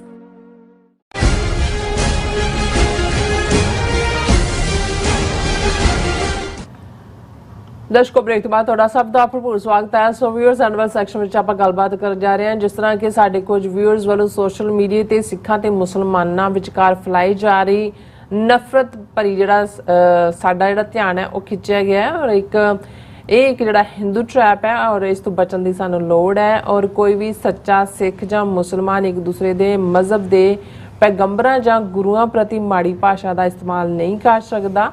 ਸੋ ਫੇਕ ਆਈਡੀਜ਼ ਤੋਂ ਹਿੰਦੂ ਤਮੀਆਂ ਵੱਲੋਂ ਚਿੰਗਾੜੀ ਜਿਹੜੀ ਹੈ ਉਹ ਛੇੜੀ ਜਾ ਰਹੀ ਹੈ ਅਤੇ ਕੁਝ ਲੋਕ ਇਸ ਟ੍ਰੈਪ ਵਿੱਚ ਫਸ ਕੇ ਇੱਕ ਦੂਸਰੇ ਪ੍ਰਤੀ ਔਰ ਇੱਕ ਦੂਜੇ ਦੇ ਸਿਰ ਤੇ ਸਵਾਵੀ ਪਾ ਰਹੇ ਨੇ। ਸੋ ਇਸ ਬਾਰੇ ਆਪਾਂ ਗੱਲਬਾਤ ਕਰਨ ਜਾ ਰਹੇ ਹਾਂ ਔਰ ਨਾਲ ਹੀ ਜਿਹੜੇ ਸਾਡੇ ਲਾਈਵ ਮੈਸੇਜ ਨੇ ਉਹ ਵੀ ਆਪਾਂ ਤੁਹਾਡੇ ਨਾਲ ਸ਼ੇਅਰ ਕਰਨ ਜਾ ਰਹੇ ਹਾਂ। ਸੋ ਅਸੀਂ ਚਾਹਾਂਗੇ ਕਿ ਤੁਸੀਂ ਇਸੇ ਤਰ੍ਹਾਂ ਬਣੇ ਰਹਿਣਾ। ਦੇਖਣ ਸੁਣ ਲਈ ਐਂ ਲਿਖਣ ਲਈ ਤੁਹਾਡਾ ਸਭ ਦਾ ਬਹੁਤ ਬਹੁਤ ਧੰਨਵਾਦ ਜੀ। ਡਾਕਟਰ ਸਾਹਿਬ ਕੀ ਵਿਚਾਰ ਹੈ? ਦੇਖੋ, ਕੱਲ ਵੀ ਜਾਫੀ ਸਿੰਘ ਹੋਰਾਂ ਨੇ ਵੀ ਇਸ ਦੇ ਉੱਤੇ ਲਿਖਿਆ ਸੀ ਕਿ ਵੀ ਇਹ ਟਿਕਟੌਕ ਔਰ ਦੂਸਰੇ ਸੋਸ਼ਲ ਮੀਡੀਆ ਤੇ ਸਿੱਖਾਂ ਔਰ ਮੁਸਲਮਾਨਾਂ ਦੇ ਵਿਚਕਾਰ ਆਪਸੀ ਜਿਹੜਾ ਟਕਰਾਅ ਉਹ ਬੜਾ ਘਟੀਆ ਲੈਵਲ ਦੇ ਉੱਤੇ ਗੁਰੂਆਂ ਪੈਗੰਬਰਾਂ ਇੱਕ ਦੂਜੇ ਦੇ ਧਰਮਾਂ ਦੇ ਉੱਤੇ ਗੰਦੇ ਅਟੈਕ ਹੋ ਰਹੇ ਨੇ ਵੀ ਇਹ ਠੀਕ ਨਹੀਂ ਹੈ। ਸ਼ਰਾਰਤ ਕਿਸੇ ਦੀ ਹੈ, ਇਸ ਤੋਂ ਬਚਣ ਦੀ ਲੋੜ ਹੈ। ਸਾਡੇ ਰੈਗੂਲਰ ਵਿਊਅਰ ਨੇ ਉਮਰ ਬਾਜਵਾ ਜੀ ਬ੍ਰਾਜ਼ੀਲ ਤੋਂ, ਉਹਨਾਂ ਨੇ ਵੀ ਅੱਜ ਸਾਨੂੰ ਇਸ ਦੇ ਉੱਤੇ ਲਿਖਿਆ ਕਿ ਭਾਈ ਇਹ ਟਿਕਟੌਕ ਦੇ ਉੱਤੇ ਜਿਹੜਾ ਸਿੱਖਾਂ ਮੁਸਲਮਾਨਾਂ 'ਚ ਝਗੜਾ ਜਿਹਾ ਦੋਨੋਂ ਪਾਸਿਓਂ ਬੜਾ ਘਟੀਆ ਲੈਵਲ ਦੇ ਉੱਤੇ ਤਹਿਮਤਬਾਜ਼ੀ ਹੋ ਰਹੀ ਹੈ, ਇਹਨੂੰ ਰੋਕਣ ਲਈ ਕੁਝ ਕਰੋ। ਔਰ ਅਸੀਂ ਇਹ ਸਮਝਦੇ ਹਾਂ ਵੀ ਹਾਲਾਂ ਮੈਂ ਟਿਕਟੌਕ ਤੇ ਨਹੀਂ ਹੈ, ਨਾ ਹੀ ਮੈਂ ਕਦੇ ਇਸ ਕਿਸਮ ਦੇ ਉਸ 'ਚ ਵਕਤ ਜ਼ਾਇਆ ਕਰਦਾ ਹਾਂ, ਪਰ ਜਦੋਂ ਇੰਨਿਆਂ ਦੀ ਇੱਕ ਹੋਰ ਵੀ ਲਿਖਤ ਇਸ ਦੇ ਉੱਤੇ ਸੀ ਸੋ ਉਸ ਤੋਂ ਅੰਦਾਜ਼ਾ ਹੁੰਦਾ ਹੈ ਕਿ ਵੀ ਹਿੰਦੂ ਤਵੀ ਕਿਤੇ ਨਾ ਕਿਤੇ ਕੋਈ ਨਾ ਕੋਈ ਫਰੰਟ ਇਸ ਕਿਸਮ ਦਾ ਖੋਲ੍ਹ ਕੇ ਰੱਖਦੇ ਨੇ। ਇੱਕ ਪਾਸੇ ਤਾਂ ਜਿਵੇਂ ਅਸੀਂ ਪੰਜਾਬ ਦੇ ਹਵਾਲੇ ਨਾਲ ਦੇਖਦੇ ਹਾਂ ਵੀ ਸਿੱਖਾਂ ਨੂੰ ਆਪਸ 'ਚ ਉਲਝਾਉਣ ਦੇ ਲਈ ਵੀ ਜੋ ਕੁਛ ਅਕਾਲੀ ਦਲ ਦੇ ਵਿੱਚ ਚੱਲ ਰਿਹਾ ਹੈ ਉਹ ਸਾਹਮਣੇ, ਔਰ ਜਦੋਂ ਵੀ ਕਿਤੇ ਗੁੱਡਵਿਲ ਪੈਦਾ ਹੁੰਦੀ ਹੈ, ਜੇ ਅਸੀਂ ਦੇਖਣਾ ਹੋਏ ਇਸ ਵੇਲੇ ਪਾਕਿਸਤਾਨ ਦੇ ਵਿੱਚ ਬੇਸ਼ੱਕ ਉੱਥੇ ਆਪਸੀ ਟਕਰਾਅ ਕੀ ਹੈ, ਹਕੂਮਤ ਇਮਰਾਨ ਖਾਨ ਹੋਰਾਂ ਦੀ ਕਿਵੇਂ ਗਈ ਜਾਂ ਅੱਜ ਸ਼ਹਬਾਜ਼ ਸ਼ਰੀਫ ਦੀ ਹਕੂਮਤ ਹੈ, ਪਰ ਸਿੱਖਾਂ ਪ੍ਰਤੀ ਜਿਹੜੀ ਉਹਨਾਂ ਦੀ ਹਕੂਮਤੀ ਅਦਾਰਿਆਂ ਦੀ ਪਹੁੰਚ ਹੈ। ਔਰ ਦੂਸਰਾ, ਅੱਜ ਹੀ ਸਾਨੂੰ ਪਾਕਿਸਤਾਨ ਸਿੱਖ ਗੁਰਦੁਆਰਾ ਪ੍ਰਬੰਧਕ ਕਮੇਟੀ ਦਾ ਇੱਕ ਜਿਹੜਾ ਹੋਰ ਰਿਸੈਪਸ਼ਨ ਵਿੰਗ ਹੈ, ਉਹਨਾਂ ਦੇ ਇੰਚਾਰਜ ਸ਼ਾਇਦ ਗੁਰਮੀਤ ਸਿੰਘ ਉਹਨਾਂ ਦਾ ਨਾਂ ਹੈ, ਉਹਨਾਂ ਦੀ ਲਿਖਤ ਵਸੂਲ ਹੋਈ ਕਿ ਜੀ ਇਹ ਅਸੀਂ ਸੈਪਰੇਟ ਸਾਡਾ ਇੱਕ ਵਿੰਗ, ਕੋਈ ਵੀ ਡਿਫਿਕਲਟੀ ਹੋਏ ਇੱਥੇ ਆਉਣ ਵਾਲੇ ਯਾਤਰੂਆਂ ਨੂੰ ਜਾਂ ਸਾਡੇ ਤੱਕ ਪਹੁੰਚ ਕਰੋ। ਸੋ ਉਹ ਉਸ ਗੱਲ ਨੂੰ ਯਕੀਨੀ ਬਣਾਉਂਦੇ ਨੇ। ਸੁਰੱਖਿਆ ਦਾ ਪ੍ਰਬੰਧ ਵੀ ਹੁੰਦਾ ਹੈ, ਹਰ ਤਰ੍ਹਾਂ ਦੀਆਂ ਸਹੂਲਤਾਂ ਵੀ ਮੁਹੱਈਆ ਕਰਵਾਈਆਂ ਜਾਂਦੀਆਂ ਨੇ। ਔਰ ਜਿਹੜੇ ਵੀ ਲੋਕ ਪਾਕਿਸਤਾਨ ਜਾ ਕੇ ਆਉਂਦੇ ਨੇ ਉਹ ਗਰਾਊਂਡ ਲੈਵਲ ਦੇ ਉੱਤੇ ਆਮ ਸ਼ਹਿਰੀਆਂ ਦੀ ਮੁਹੱਬਤ ਔਰ ਪਿਆਰ ਨੂੰ ਜਦੋਂ ਮਾਣਦੇ ਨੇ, ਤੇ ਜਿਨ੍ਹਾਂ ਦੇ ਅੰਦਰ ਥੋੜ੍ਹਾ ਬਹੁਤ ਸਟੀਰੀਓਟਾਈਪ ਬਹੁਤ ਸਾਰੇ ਇਸ ਪੀਰੀਅਡ 'ਚ ਕੁਛ ਹਿੰਦੂਤਵੀ ਪ੍ਰੋਪੇਗੈਂਡਾ, ਕੁਛ 47 ਦੌਰ ਦੇ ਪਾਗਲਪਨ ਦਾ ਪ੍ਰਭਾਵ ਜਿਹੜਾ ਦੋਨੋਂ ਪਾਸਿਆਂ ਤੇ ਹੀ ਹੋਇਆ, ਉਸ ਨੂੰ ਲੈ ਕੇ ਵੀ ਬੈਠੇ ਸੀ, ਉਹ ਵੀ ਉਹਨਾਂ ਦਾ ਧੁੱਪ ਜਾਂਦਾ ਹੈ। ਇਵੇਂ ਹੀ ਜਦੋਂ ਬਾਹਰ ਬੈਠੀਆਂ ਖਾਲਿਸਤਾਨੀ ਜਥੇਬੰਦੀਆਂ, ਆਜ਼ਾਦੀ ਲਈ ਜੂਝਣ ਵਾਲੇ ਜਿਹੜੇ ਸਾਡੇ ਵੀਰ ਭੈਣਾਂ ਨੇ, ਜਦੋਂ ਅਸੀਂ ਕਸ਼ਮੀਰੀਆਂ ਦੇ ਨਾਲ ਜਾਂ ਦੂਸਰੇ ਤਹਿਰੀਕਾਂ ਦੇ ਨਾਲ ਜਿਹੜਾ ਉਹ ਹਮਦਰਦੀ ਨਹੀਂ ਰਾਦਰ ਉਹਨਾਂ ਦਾ ਸਪੋਰਟ ਬੇਸ ਬਣਦੇ ਹੈ, ਤੇ ਜ਼ਾਹਰ ਹੈ ਕਿ ਵੀ ਇਸ ਗੁੱਡਵਿਲ ਨੂੰ ਵੀ ਉਹ ਤਕਲੀਫ ਨਾਲ ਦੇਖਦੇ ਨੇ।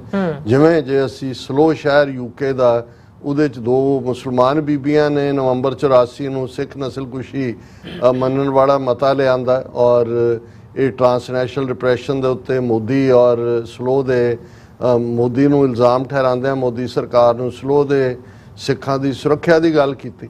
ਸੋ ਇਹ ਜਦੋਂ ਗੁੱਡਵਿਲ ਹੁੰਦੀ, ਔਰ ਮੈਂ ਦੇਖ ਰਿਹਾ ਸੀ ਕਿ ਉਹ ਗੋਬਰ ਆਰੀਆ ਜਿਹੜਾ ਉਹ ਸਲੋ ਦੀਆਂ ਈਵੈਂਟਸ ਨੂੰ ਵੀ ਉਹਨਾਂ ਨਾਲ ਜੋੜ ਕੇ, ਜੇ ਮੁਸਲਮਾਨਾਂ ਨੇ ਸਿੱਖਾਂ ਲਈ ਆਵਾਜ਼ ਚੁੱਕੀ ਹੈ ਤੇ ਉਹਨੂੰ ਵੀ ਵੱਡੇ ਜਿਹੜਾ ਦਹਿਸ਼ਤਗਰਦੀ ਦੇ ਨਾਲ ਜੋੜਨ ਦੀ ਕੋਸ਼ਿਸ਼ ਕਰਦੇ ਨੇ।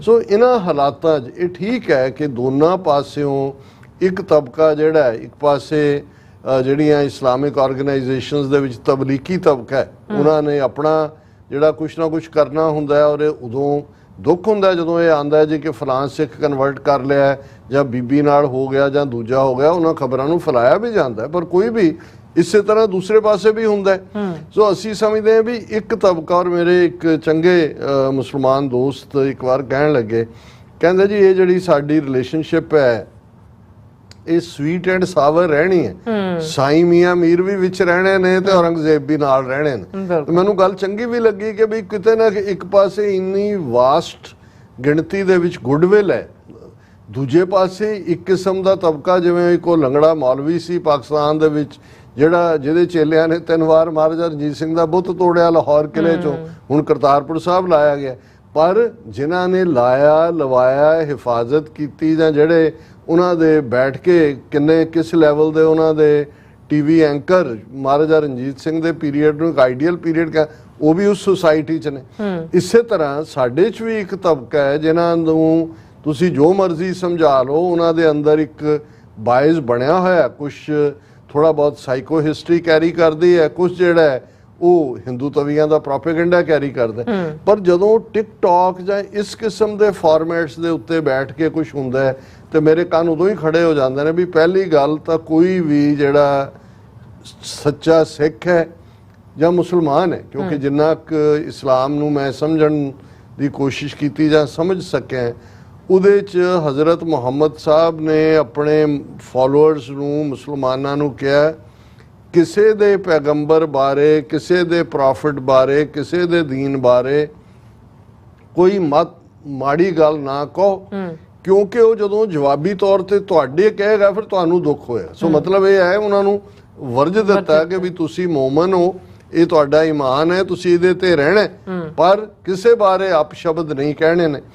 ਹੁਣ ਇਸੇ ਤਰ੍ਹਾਂ ਸਿੱਖੀ ਦਾ ਤਾਂ ਬੇਸ ਹੀ ਪਿਆਰ ਹੈ, ਜਿੱਥੇ ਗੁਰੂ ਸਾਹਿਬ ਨੇ ਦੋਨੋਂ ਹੀ ਜਿਹੜੇ ਉੱਥੋਂ ਦੇ ਵੱਡੇ ਪ੍ਰੋਮੀਨੈਂਟ ਥਾਟ ਸੀ, ਹਿੰਦੂ ਥਾਟ ਔਰ ਇਸਲਾਮਿਕ ਥਾਟ, ਔਰ ਇਹੀ ਕਾਰਨ ਹੈ ਕਿ ਵੈਸਟਰਨ ਜਿਹੜੇ ਹਿਸਟੋਰੀਅਨ ਨੇ ਉਹ ਸਿੱਖ ਧਰਮ ਨੂੰ ਐਜ਼ ਏ ਬ੍ਰਿਜ ਦੇਖਦੇ ਨੇ, ਔਰ ਜੋ ਮੁਹੱਬਤ ਦਾ ਪੈਗਾਮ ਸਿੱਖੀ ਦਾ ਹੈ, ਅਸੀਂ ਤਾਂ ਕੋਈ ਵੀ ਵਾਕਿਆ ਜਿਹੜਾ ਸਾਡੇ ਇਤਿਹਾਸ ਦਾ ਹੈ ਉਹ ਇਸ ਨਾਲ ਨਹੀਂ ਜੋੜਿਆ ਜਾ ਸਕਦਾ ਕਿ ਇਹਦੇ ਬਾਵਜੂਦ ਕਿ ਜੋ ਕੁਝ ਸਾਡੇ ਨਾਲ ਪਿਛਲੇ 40 ਸਾਲਾਂ 'ਚ ਹੋਇਆ, ਪਰ ਕੋਈ ਇੱਕ ਵੀ ਵਾਕਿਆ ਪੰਜਾਬ 'ਚ ਨਹੀਂ ਹੋਏਗਾ ਕੋਈ ਸਿੱਖਾਂ ਦੀ ਭੀੜ ਨੇ ਜਾ ਕੇ ਕੋਈ ਹਿੰਦੂਆਂ ਦੇ ਘਰ ਤੇ ਹਮਲਾ ਕੀਤਾ ਜਾਂ ਕਿਸੇ ਹਿੰਦੂ ਦਾ ਨੁਕਸਾਨ ਕੀਤਾ।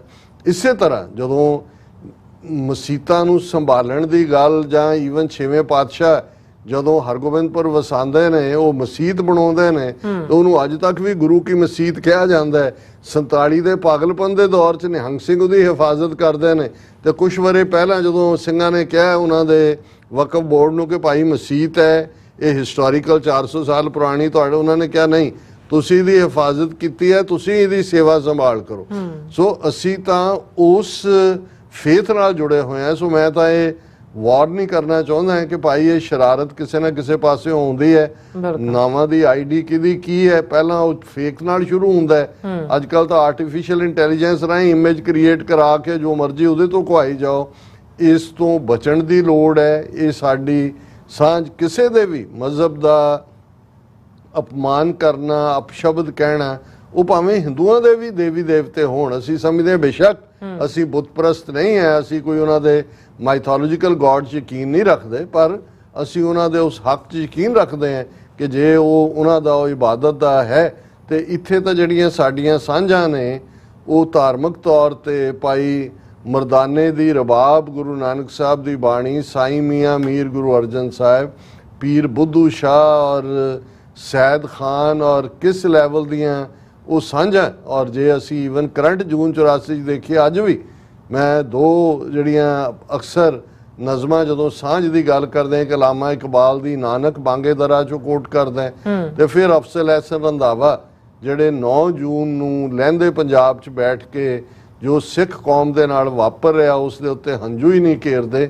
ਉਹ ਕਲਾਸਿਕ ਨਜ਼ਮ ਜਿਹੜੀ ਅੱਜ ਵੀ ਮੈਂ ਨਹੀਂ ਸਮਝਦਾ ਵੀ ਜਿਵੇਂ ਅਲਾਮਾ ਇਕਬਾਲ ਨੇ ਜਿਹੜੀ ਟ੍ਰਿਬਿਊਟ ਗੁਰੂ ਨਾਨਕ ਸਾਹਿਬ ਨੂੰ ਦਿੱਤੀ ਹੈ ਕੋਈ ਹੋਰ ਸਿੱਖ ਵੀ ਦੇ ਸਕਿਆ, ਜਾਂ ਉਸ ਨਜ਼ਮ 'ਚ ਸਾਰੇ ਬ੍ਰਾਹਮਣਵਾਦ ਨੂੰ ਦੀ ਜਿਹੜੀ ਹੈ ਹਜ਼ਾਰਾਂ ਸਾਲਾਂ ਦੀ ਸੋਚ ਵੀ ਹੈ, ਤੇ ਮਰਦੇ ਕਾਮਿਲ ਗੁਰੂ ਨਾਨਕ ਸਾਹਿਬ ਨੂੰ ਟ੍ਰਿਬਿਊਟ ਵੀ ਹੈ। ਇਵੇਂ ਹੀ ਘੱਲੂਘਾਰਾ 84 ਦੇ ਉੱਤੇ ਅਫਜ਼ਲ ਅਹਿਸਨ ਰੰਧਾਵਾ ਦੀ ਉਸ ਕਲਾਸਿਕ ਪੋਮ ਨੂੰ ਜਿਹਦੇ 'ਚ ਵੈਰੀਆਂ ਕੱਢ ਵਿਖਾੜਿਆ, 5 ਸਦੀਆਂ ਦਾ ਵੈਰ ਵੀ, ਪਰ ਨਾਲ ਦੀ ਨਾਲ ਕਿ ਓੜਕ ਮੁੱਕੇਗੀ ਇਹ ਰਾਤ, ਇਹ ਸੋ ਅਸੀਂ ਸਮਝਦੇ ਹਾਂ। ਉਮਰ ਬਾਜਵਾ ਜੀ ਦਾ ਵੀ ਬਹੁਤ ਬਹੁਤ ਸ਼ੁਕਰੀਆ ਔਰ ਜਾਫੀ ਸਿੰਘ ਹੋਰਾਂ ਦਾ ਵੀ ਕਿ ਉਹਨਾਂ ਨੇ ਇਸ ਦੇ ਉੱਤੇ ਫੋਕਸ ਕਰਵਾਇਆ, ਪਰ ਅਸੀਂ ਸਮਝਦੇ ਹਾਂ ਵੀ ਇਸ ਹਿੰਦੂਤਵੀ ਟਰੈਪ ਤੋਂ ਬਚਣ ਦੀ ਲੋੜ ਹੈ।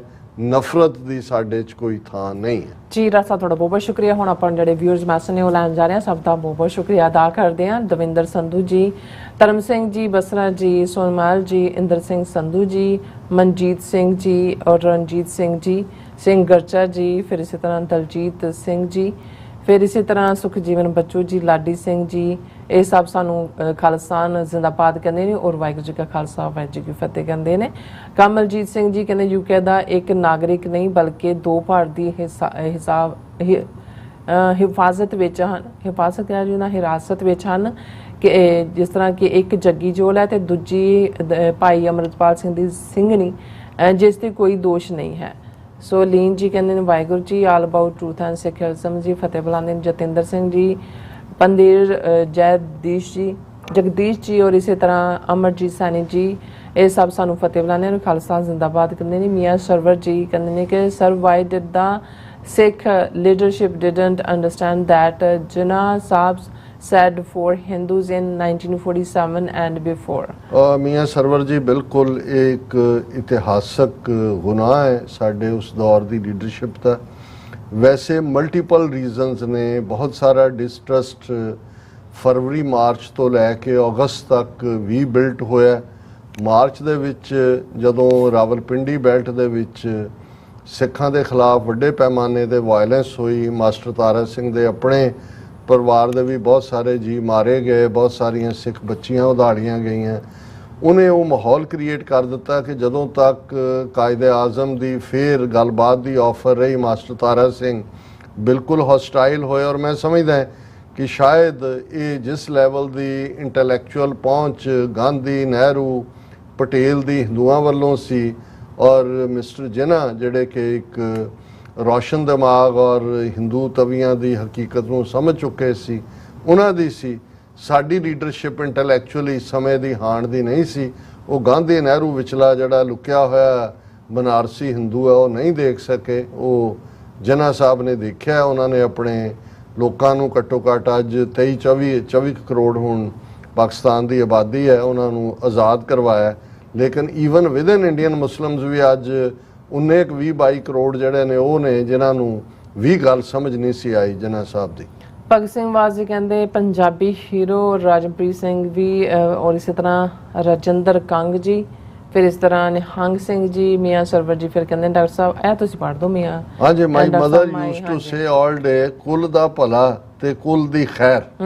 She learned from her Sikh auntie before 1947। Server ਸਾਹਿਬ ਤੁਸੀਂ ਠੀਕ ਕਹਿ ਰਹੇ ਹੋ, ਉਹ ਤਾਂ ਇੰਨੀਆਂ ਸਾਂਝਾਂ ਦੀ ਗੱਲ ਸੀ। ਮੈਂ ਹੁਣ ਤੁਸੀਂ ਜ਼ਿਕਰ ਕੀਤਾ ਆਪਣੇ ਮਾਤਾ ਦਾ, ਮੈਨੂੰ ਯਾਦ ਹੈ ਕਿ ਡਾਕਟਰ ਸਿੰਥੀਆ ਕੈਪਲੇ ਜਿਹੜੇ ਕਿ ਇੱਕ ਪਾਕਿਸਤਾਨੀ ਲਾਹੌਰ ਦੇ ਵਕੀਲ ਸਨ, ਮਿਸਟਰ ਖਾਲਿਦ, ਉਹਨਾਂ ਨਾਲ ਵਿਆਹੇ ਹੋਏ ਸੀ। ਸਿੰਥੀਆ ਕੈਪਲੇ ਮਹਿਮੂਦ ਉਹਨਾਂ ਦਾ ਨਾਂ ਸੀ। ਤੇ ਉਹਨਾਂ ਨੇ ਖਾਲਿਸਤਾਨ ਦੇ ਮੁੱਦੇ ਤੇ ਜਿਹੜਾ fighting for faith and nation dialogues with Sikh militants ਇਸ ਦੇ ਉੱਤੇ ਕੰਮ ਕੀਤਾ। ਔਰ ਮੈਂ ਜਦੋਂ ਪਹਿਲੀ ਵਾਰ ਉਹਨਾਂ ਨੂੰ ਮਿਲਣ ਗਿਆ ਯੂਨੀਵਰਸਿਟੀ ਆਫ ਮੇਨ 'ਚ, ਇਹ ਕਪਲ ਰਹਿੰਦਾ ਸੀ, ਤੇ ਮੈਂ ਖਾਲਿਦ ਸਾਹਿਬ ਦਾ ਸ਼ੁਕਰੀਆ ਅਦਾ ਕੀਤਾ। ਮੈਂ ਕਿਹਾ ਜੀ ਤੁਹਾਡੀ ਜੇ ਹਮਦਰਦੀ ਨਾ ਹੁੰਦੀ ਤਾਂ ਜਿਵੇਂ ਡਾਕਟਰ ਸਿੰਥੀਆ 4-5 ਸਾਲ ਮੇਰੇ ਨਾਲ ਟਰੈਵਲ ਵੀ ਕਰਦੇ ਰਹੇ ਨੇ, ਘਰੋਂ ਉਹਨਾਂ ਦੀ ਬੱਚੀ ਸੀ ਨੈਣ ਤਾਰਾ ਛੋਟੀ, ਉਹਨੂੰ ਛੱਡ ਕੇ, ਤੇ ਉਹ ਮੈਨੂੰ ਕਹਿਣ ਲੱਗੇ, ਕਹਿੰਦੇ ਜੀ ਸਾਡੇ ਮਦਰ ਦਾ ਜਿਹੜਾ ਸਾਈਡ ਤੋਂ ਪਿੰਡ ਹੈ ਸਾਡਾ ਤਰਨ ਤਾਰਨ ਦੇ ਨੇੜੇ ਪਿੰਡ ਸੀ, ਸਾਡੇ ਕਹਿੰਦੇ ਮਾਤਾ ਅੰਮੀ ਜਿਹੜੇ ਨੇ ਉੱਥੋਂ ਆਏ ਸੀ। ਔਰ 50ਵਿਆਂ ਦਾ ਜ਼ਿਕਰ ਕਰਦਿਆਂ ਉਹਨਾਂ ਨੇ ਕਿਹਾ ਕਿ ਜੀ ਅਸੀਂ ਅੰਮੀ ਨੂੰ ਕਹਿਣਾ ਕਿ ਵੀ ਅੰਮੀ ਤੁਹਾਨੂੰ ਹੱਜ ਦੇ ਉੱਤੇ ਤੁਸੀਂ ਪ੍ਰਬੰਧ ਕਰ ਦਈਏ। ਕਹਿੰਦੇ ਵੀ ਨਹੀਂ, ਮੈਨੂੰ ਜੇ ਤੁਸੀਂ ਮੇਰਾ ਹੱਜ ਇਹ ਹੈ ਵੀ ਜੇ ਮੈਨੂੰ ਤੁਸੀਂ ਤਰਨ ਤਾਰਨ ਦੇ ਦਰਸ਼ਨ ਕਰਾ ਦਿਓ ਗੁਰਦੁਆਰੇ ਦੇ, ਵੀ ਮੈਂ ਛੋਟੇ ਹੁੰਦਿਆਂ ਜਿਹੜਾ ਉੱਥੇ ਹੀ ਜਾਂਦੀ ਹੁੰਦੀ ਸੀ। ਤੇ ਕਹਿੰਦੇ ਵੀ ਉਹਨਾਂ ਜ਼ਮਾਨਿਆਂ 'ਚ ਜਿਹੜਾ ਉਹ ਮੌਕਾ ਬਣ ਨਹੀਂ ਸਕਿਆ, ਅੰਮੀ ਸਾਡੀ ਮਰ ਗਈ। ਉਹਨੇ ਕਿਹਾ ਜੀ ਨਹੀਂ, ਮੇਰਾ ਹੱਜ ਹੈ ਜੇ ਤੁਸੀਂ ਮੈਨੂੰ ਤਰਨ ਤਾਰਨ ਕਰਾ ਦਿਓ। ਤੇ ਉਹ ਕਹਿੰਦਾ ਜੀ ਸਾਡੀ ਅੰਮੀ ਨੂੰ ਅਸੀਸਾਂ ਦਿਓ ਵੀ ਜਿਨ੍ਹਾਂ ਨੇ ਸਾਡੇ ਮਨਾਂ 'ਚ ਸਿੱਖਾਂ ਪ੍ਰਤੀ ਇੰਨੀ ਪਿਆਰ ਵਾਲੀ ਭਾਵਨਾ ਭਰੀ ਹੋਈ ਹੈ। ਸੋ ਬਿਲਕੁਲ ਤੁਸੀਂ ਠੀਕ ਕਿਹਾ। ਹੁਣ ਮੀਆਂ ਸਰਵਰ ਜੀ ਨੇ ਵੀ ਕਿਹਾ ਵੀ ਇਹ ਕਿਉਂਕਿ ਇੱਕ ਸਾਂਝੇ ਉਸ ਪਾਰਟ ਤੋਂ ਸੀ, ਇਹ ਪਤਾ ਨਹੀਂ 47 ਦੀ ਨਫ਼ਰਤ ਕਿੱਥੋਂ ਆਲ ਆਫ ਏ ਸਡਨ ਜਿਹੜੀ ਹੈ ਉਹ ਇੱਕ ਜ਼ਹਿਰ ਵਾਂਗ ਪਸਰੀ, ਨਹੀਂ ਤਾਂ ਉਹ ਸਾਂਝਾਂ ਵਾਲੀ ਗੱਲ ਬਹੁਤ ਕਾਮਨ ਸੀ।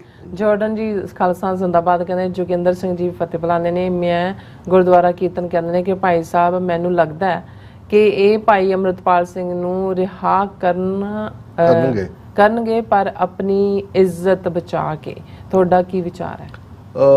ਮੈਂ ਤੁਹਾਡੀ ਗੱਲ ਵੈਸੇ ਸਮਝ ਨਹੀਂ ਸਕਿਆ। ਮੈਨੂੰ ਲੱਗਦਾ ਹੁਣ ਉਹਨਾਂ ਦੀ ਹਾਈ ਕੋਰਟ 'ਚ ਅਪੀਲ ਲੱਗੀ ਹੈ, ਸ਼ਾਇਦ ਅਖੀਰਲਾ 28 ਕਿ ਕਿਹੜੀ ਜੁਲਾਈ ਜਾਂ ਅਗਸਤ ਦੀ ਤਰੀਕ ਪਈ ਹੈ। ਇਹ ਏਜੰਸੀਆਂ ਦੀ ਖੇਡ ਹੈ, ਜਦੋਂ ਉਹ ਸਮਝਣਗੇ ਕਿ ਭਾਈ ਇਹ ਹੁਣ ਛੱਡਣਾ ਹੈ, ਜੇ ਉਹਨਾਂ ਨੂੰ ਲੱਗਾ ਵੀ ਨਹੀਂ ਅੰਦਰ ਰੱਖਣਾ ਹੀ ਉਹਨਾਂ ਦੇ ਫਾਇਦੇ 'ਚ ਹੈ, ਕੋਈ ਸਿੱਖਾਂ ਦਾ ਭਲਾ ਨਾ ਹੋ ਜਾਏ, ਫਿਰ ਉਹ ਛੱਡਣਗੇ ਵੀ ਨਹੀਂ। ਹਰਸਿਮਰਨ ਸਿੰਘ ਢਿੱਲੋਂ ਜੀ ਖਾਲਸਾ ਜ਼ਿੰਦਾਬਾਦ ਕਹਿੰਦੇ ਨੇ, ਸ਼ਰਦਾ ਸਿੰਘ ਜੀ, ਅਵਤਾਰ ਸਿੰਘ ਜੀ, ਗੁੱਜਰ ਸਿੰਘ ਜੀ, ਨਰਿੰਦਰ ਜੀ ਔਰ ਇਸੇ ਤਰ੍ਹਾਂ ਸੁਰਮੁਖ ਮੁੰਦਰਾ ਜੀ, ਇਹ ਸਭ ਸਾਨੂੰ ਫਤਿਹ ਔਰ ਖਾਲਸਾ ਜ਼ਿੰਦਾਬਾਦ ਕਹਿੰਦੇ। ਡਿਸੈਂਡੈਂਟ ਆਫ ਪੰਜਾਬ ਕਹਿੰਦੇ, ਮੈਂ ਸਰਦਾਰ ਭਗਤ ਸਿੰਘ ਮੀਆਂ ਸਰਵਰ ਭਗਤ ਸਿੰਘ, ਅੱਛਾ ਉਹਨਾਂ ਨੇ ਜਵਾਬ ਦਿੱਤਾ, Mian Sarwar Bhagat Singh was never a Punjabi hero, his writings tells us about hate towards Punjabi language, he was still learning and used by communist teachers and leaders though he admired Gadri Babe।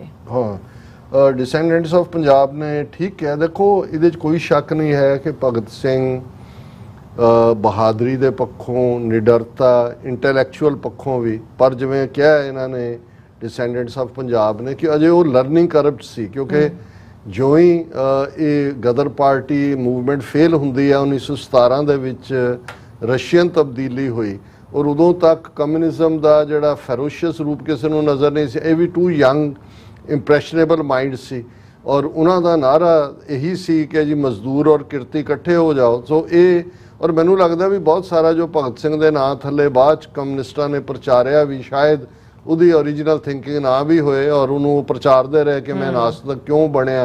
ਔਰ ਇਹਦੇ 'ਚ ਕੋਈ ਸ਼ੱਕ ਨਹੀਂ ਹੈ ਕਿ ਉਹ ਅਜੇ ਰੜ ਰਿਹਾ ਸੀ, ਇਸ ਲਈ ਉਹ ਹਿੰਦੀ ਜ਼ਬਾਨ ਨੂੰ ਐਜ਼ ਏ ਰਾਸ਼ਟਰੀ ਭਾਸ਼ਾ ਦੇਖਦਾ ਸੀ, ਔਰ ਉਹਨੂੰ ਆਪਣੀ ਜ਼ਬਾਨ ਪੰਜਾਬੀ ਤੋਂ ਲੱਗਦਾ ਸੀ ਕਿ ਜੀ ਇਹ ਜਿਵੇਂ ਪੈਰੋਕੀਅਲਿਜ਼ਮ ਜਾਂ ਇੱਕ ਵੱਖਵਾਦ ਕਰਨ ਵਾਲੀ ਗੱਲ ਹੈ।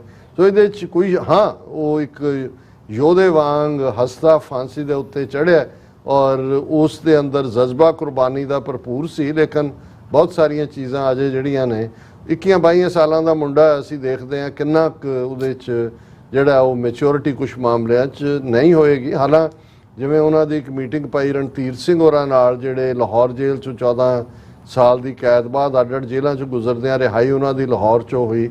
ਭਗਤ ਸਿੰਘ ਨਾਲ ਲਾਸਟ ਮਿਲਣੀ ਦਾ ਜ਼ਿਕਰ ਹੈ, ਜਿਹਦੇ 'ਚ ਉਹਨਾਂ ਸਾਹਮਣੇ ਉਹਨੇ ਐਡਮਿਟ ਕੀਤਾ ਕਿ ਭਾਈ ਮੈਂ ਕਿਵੇਂ, ਬੇਸਿਕਲੀ ਤਾਂ ਆਰੀਆ ਸਮਾਜੀ ਟ੍ਰੇਨਿੰਗ ਵੀ ਸੀ, DAV ਸਕੂਲਾਂ 'ਚ ਪੜ੍ਹਿਆ ਸੀ, ਉਹਦੇ ਆਪਣੇ ਪਰਿਵਾਰ 'ਤੇ ਵੀ ਆਰੀਆ ਸਮਾਜੀ ਇੰਪੈਕਟ ਸੀ, ਔਰ ਉਹਨੇ ਇਹ ਪ੍ਰਣ ਕੀਤਾ ਸੀ ਕਿ ਮੈਂ ਕੇਸ ਕਤਲ ਨਹੀਂ ਕਰਾਵਾਂਗਾ, ਔਰ ਮੈਂ ਗਲਤ ਪ੍ਰਭਾਵ ਥੱਲੇ ਜਿਹੜਾ ਹੈ ਉਹ ਹਿੰਦੂਤਵਾ ਦੇ ਇਸ ਨੂੰ ਕਬੂਲਿਆ।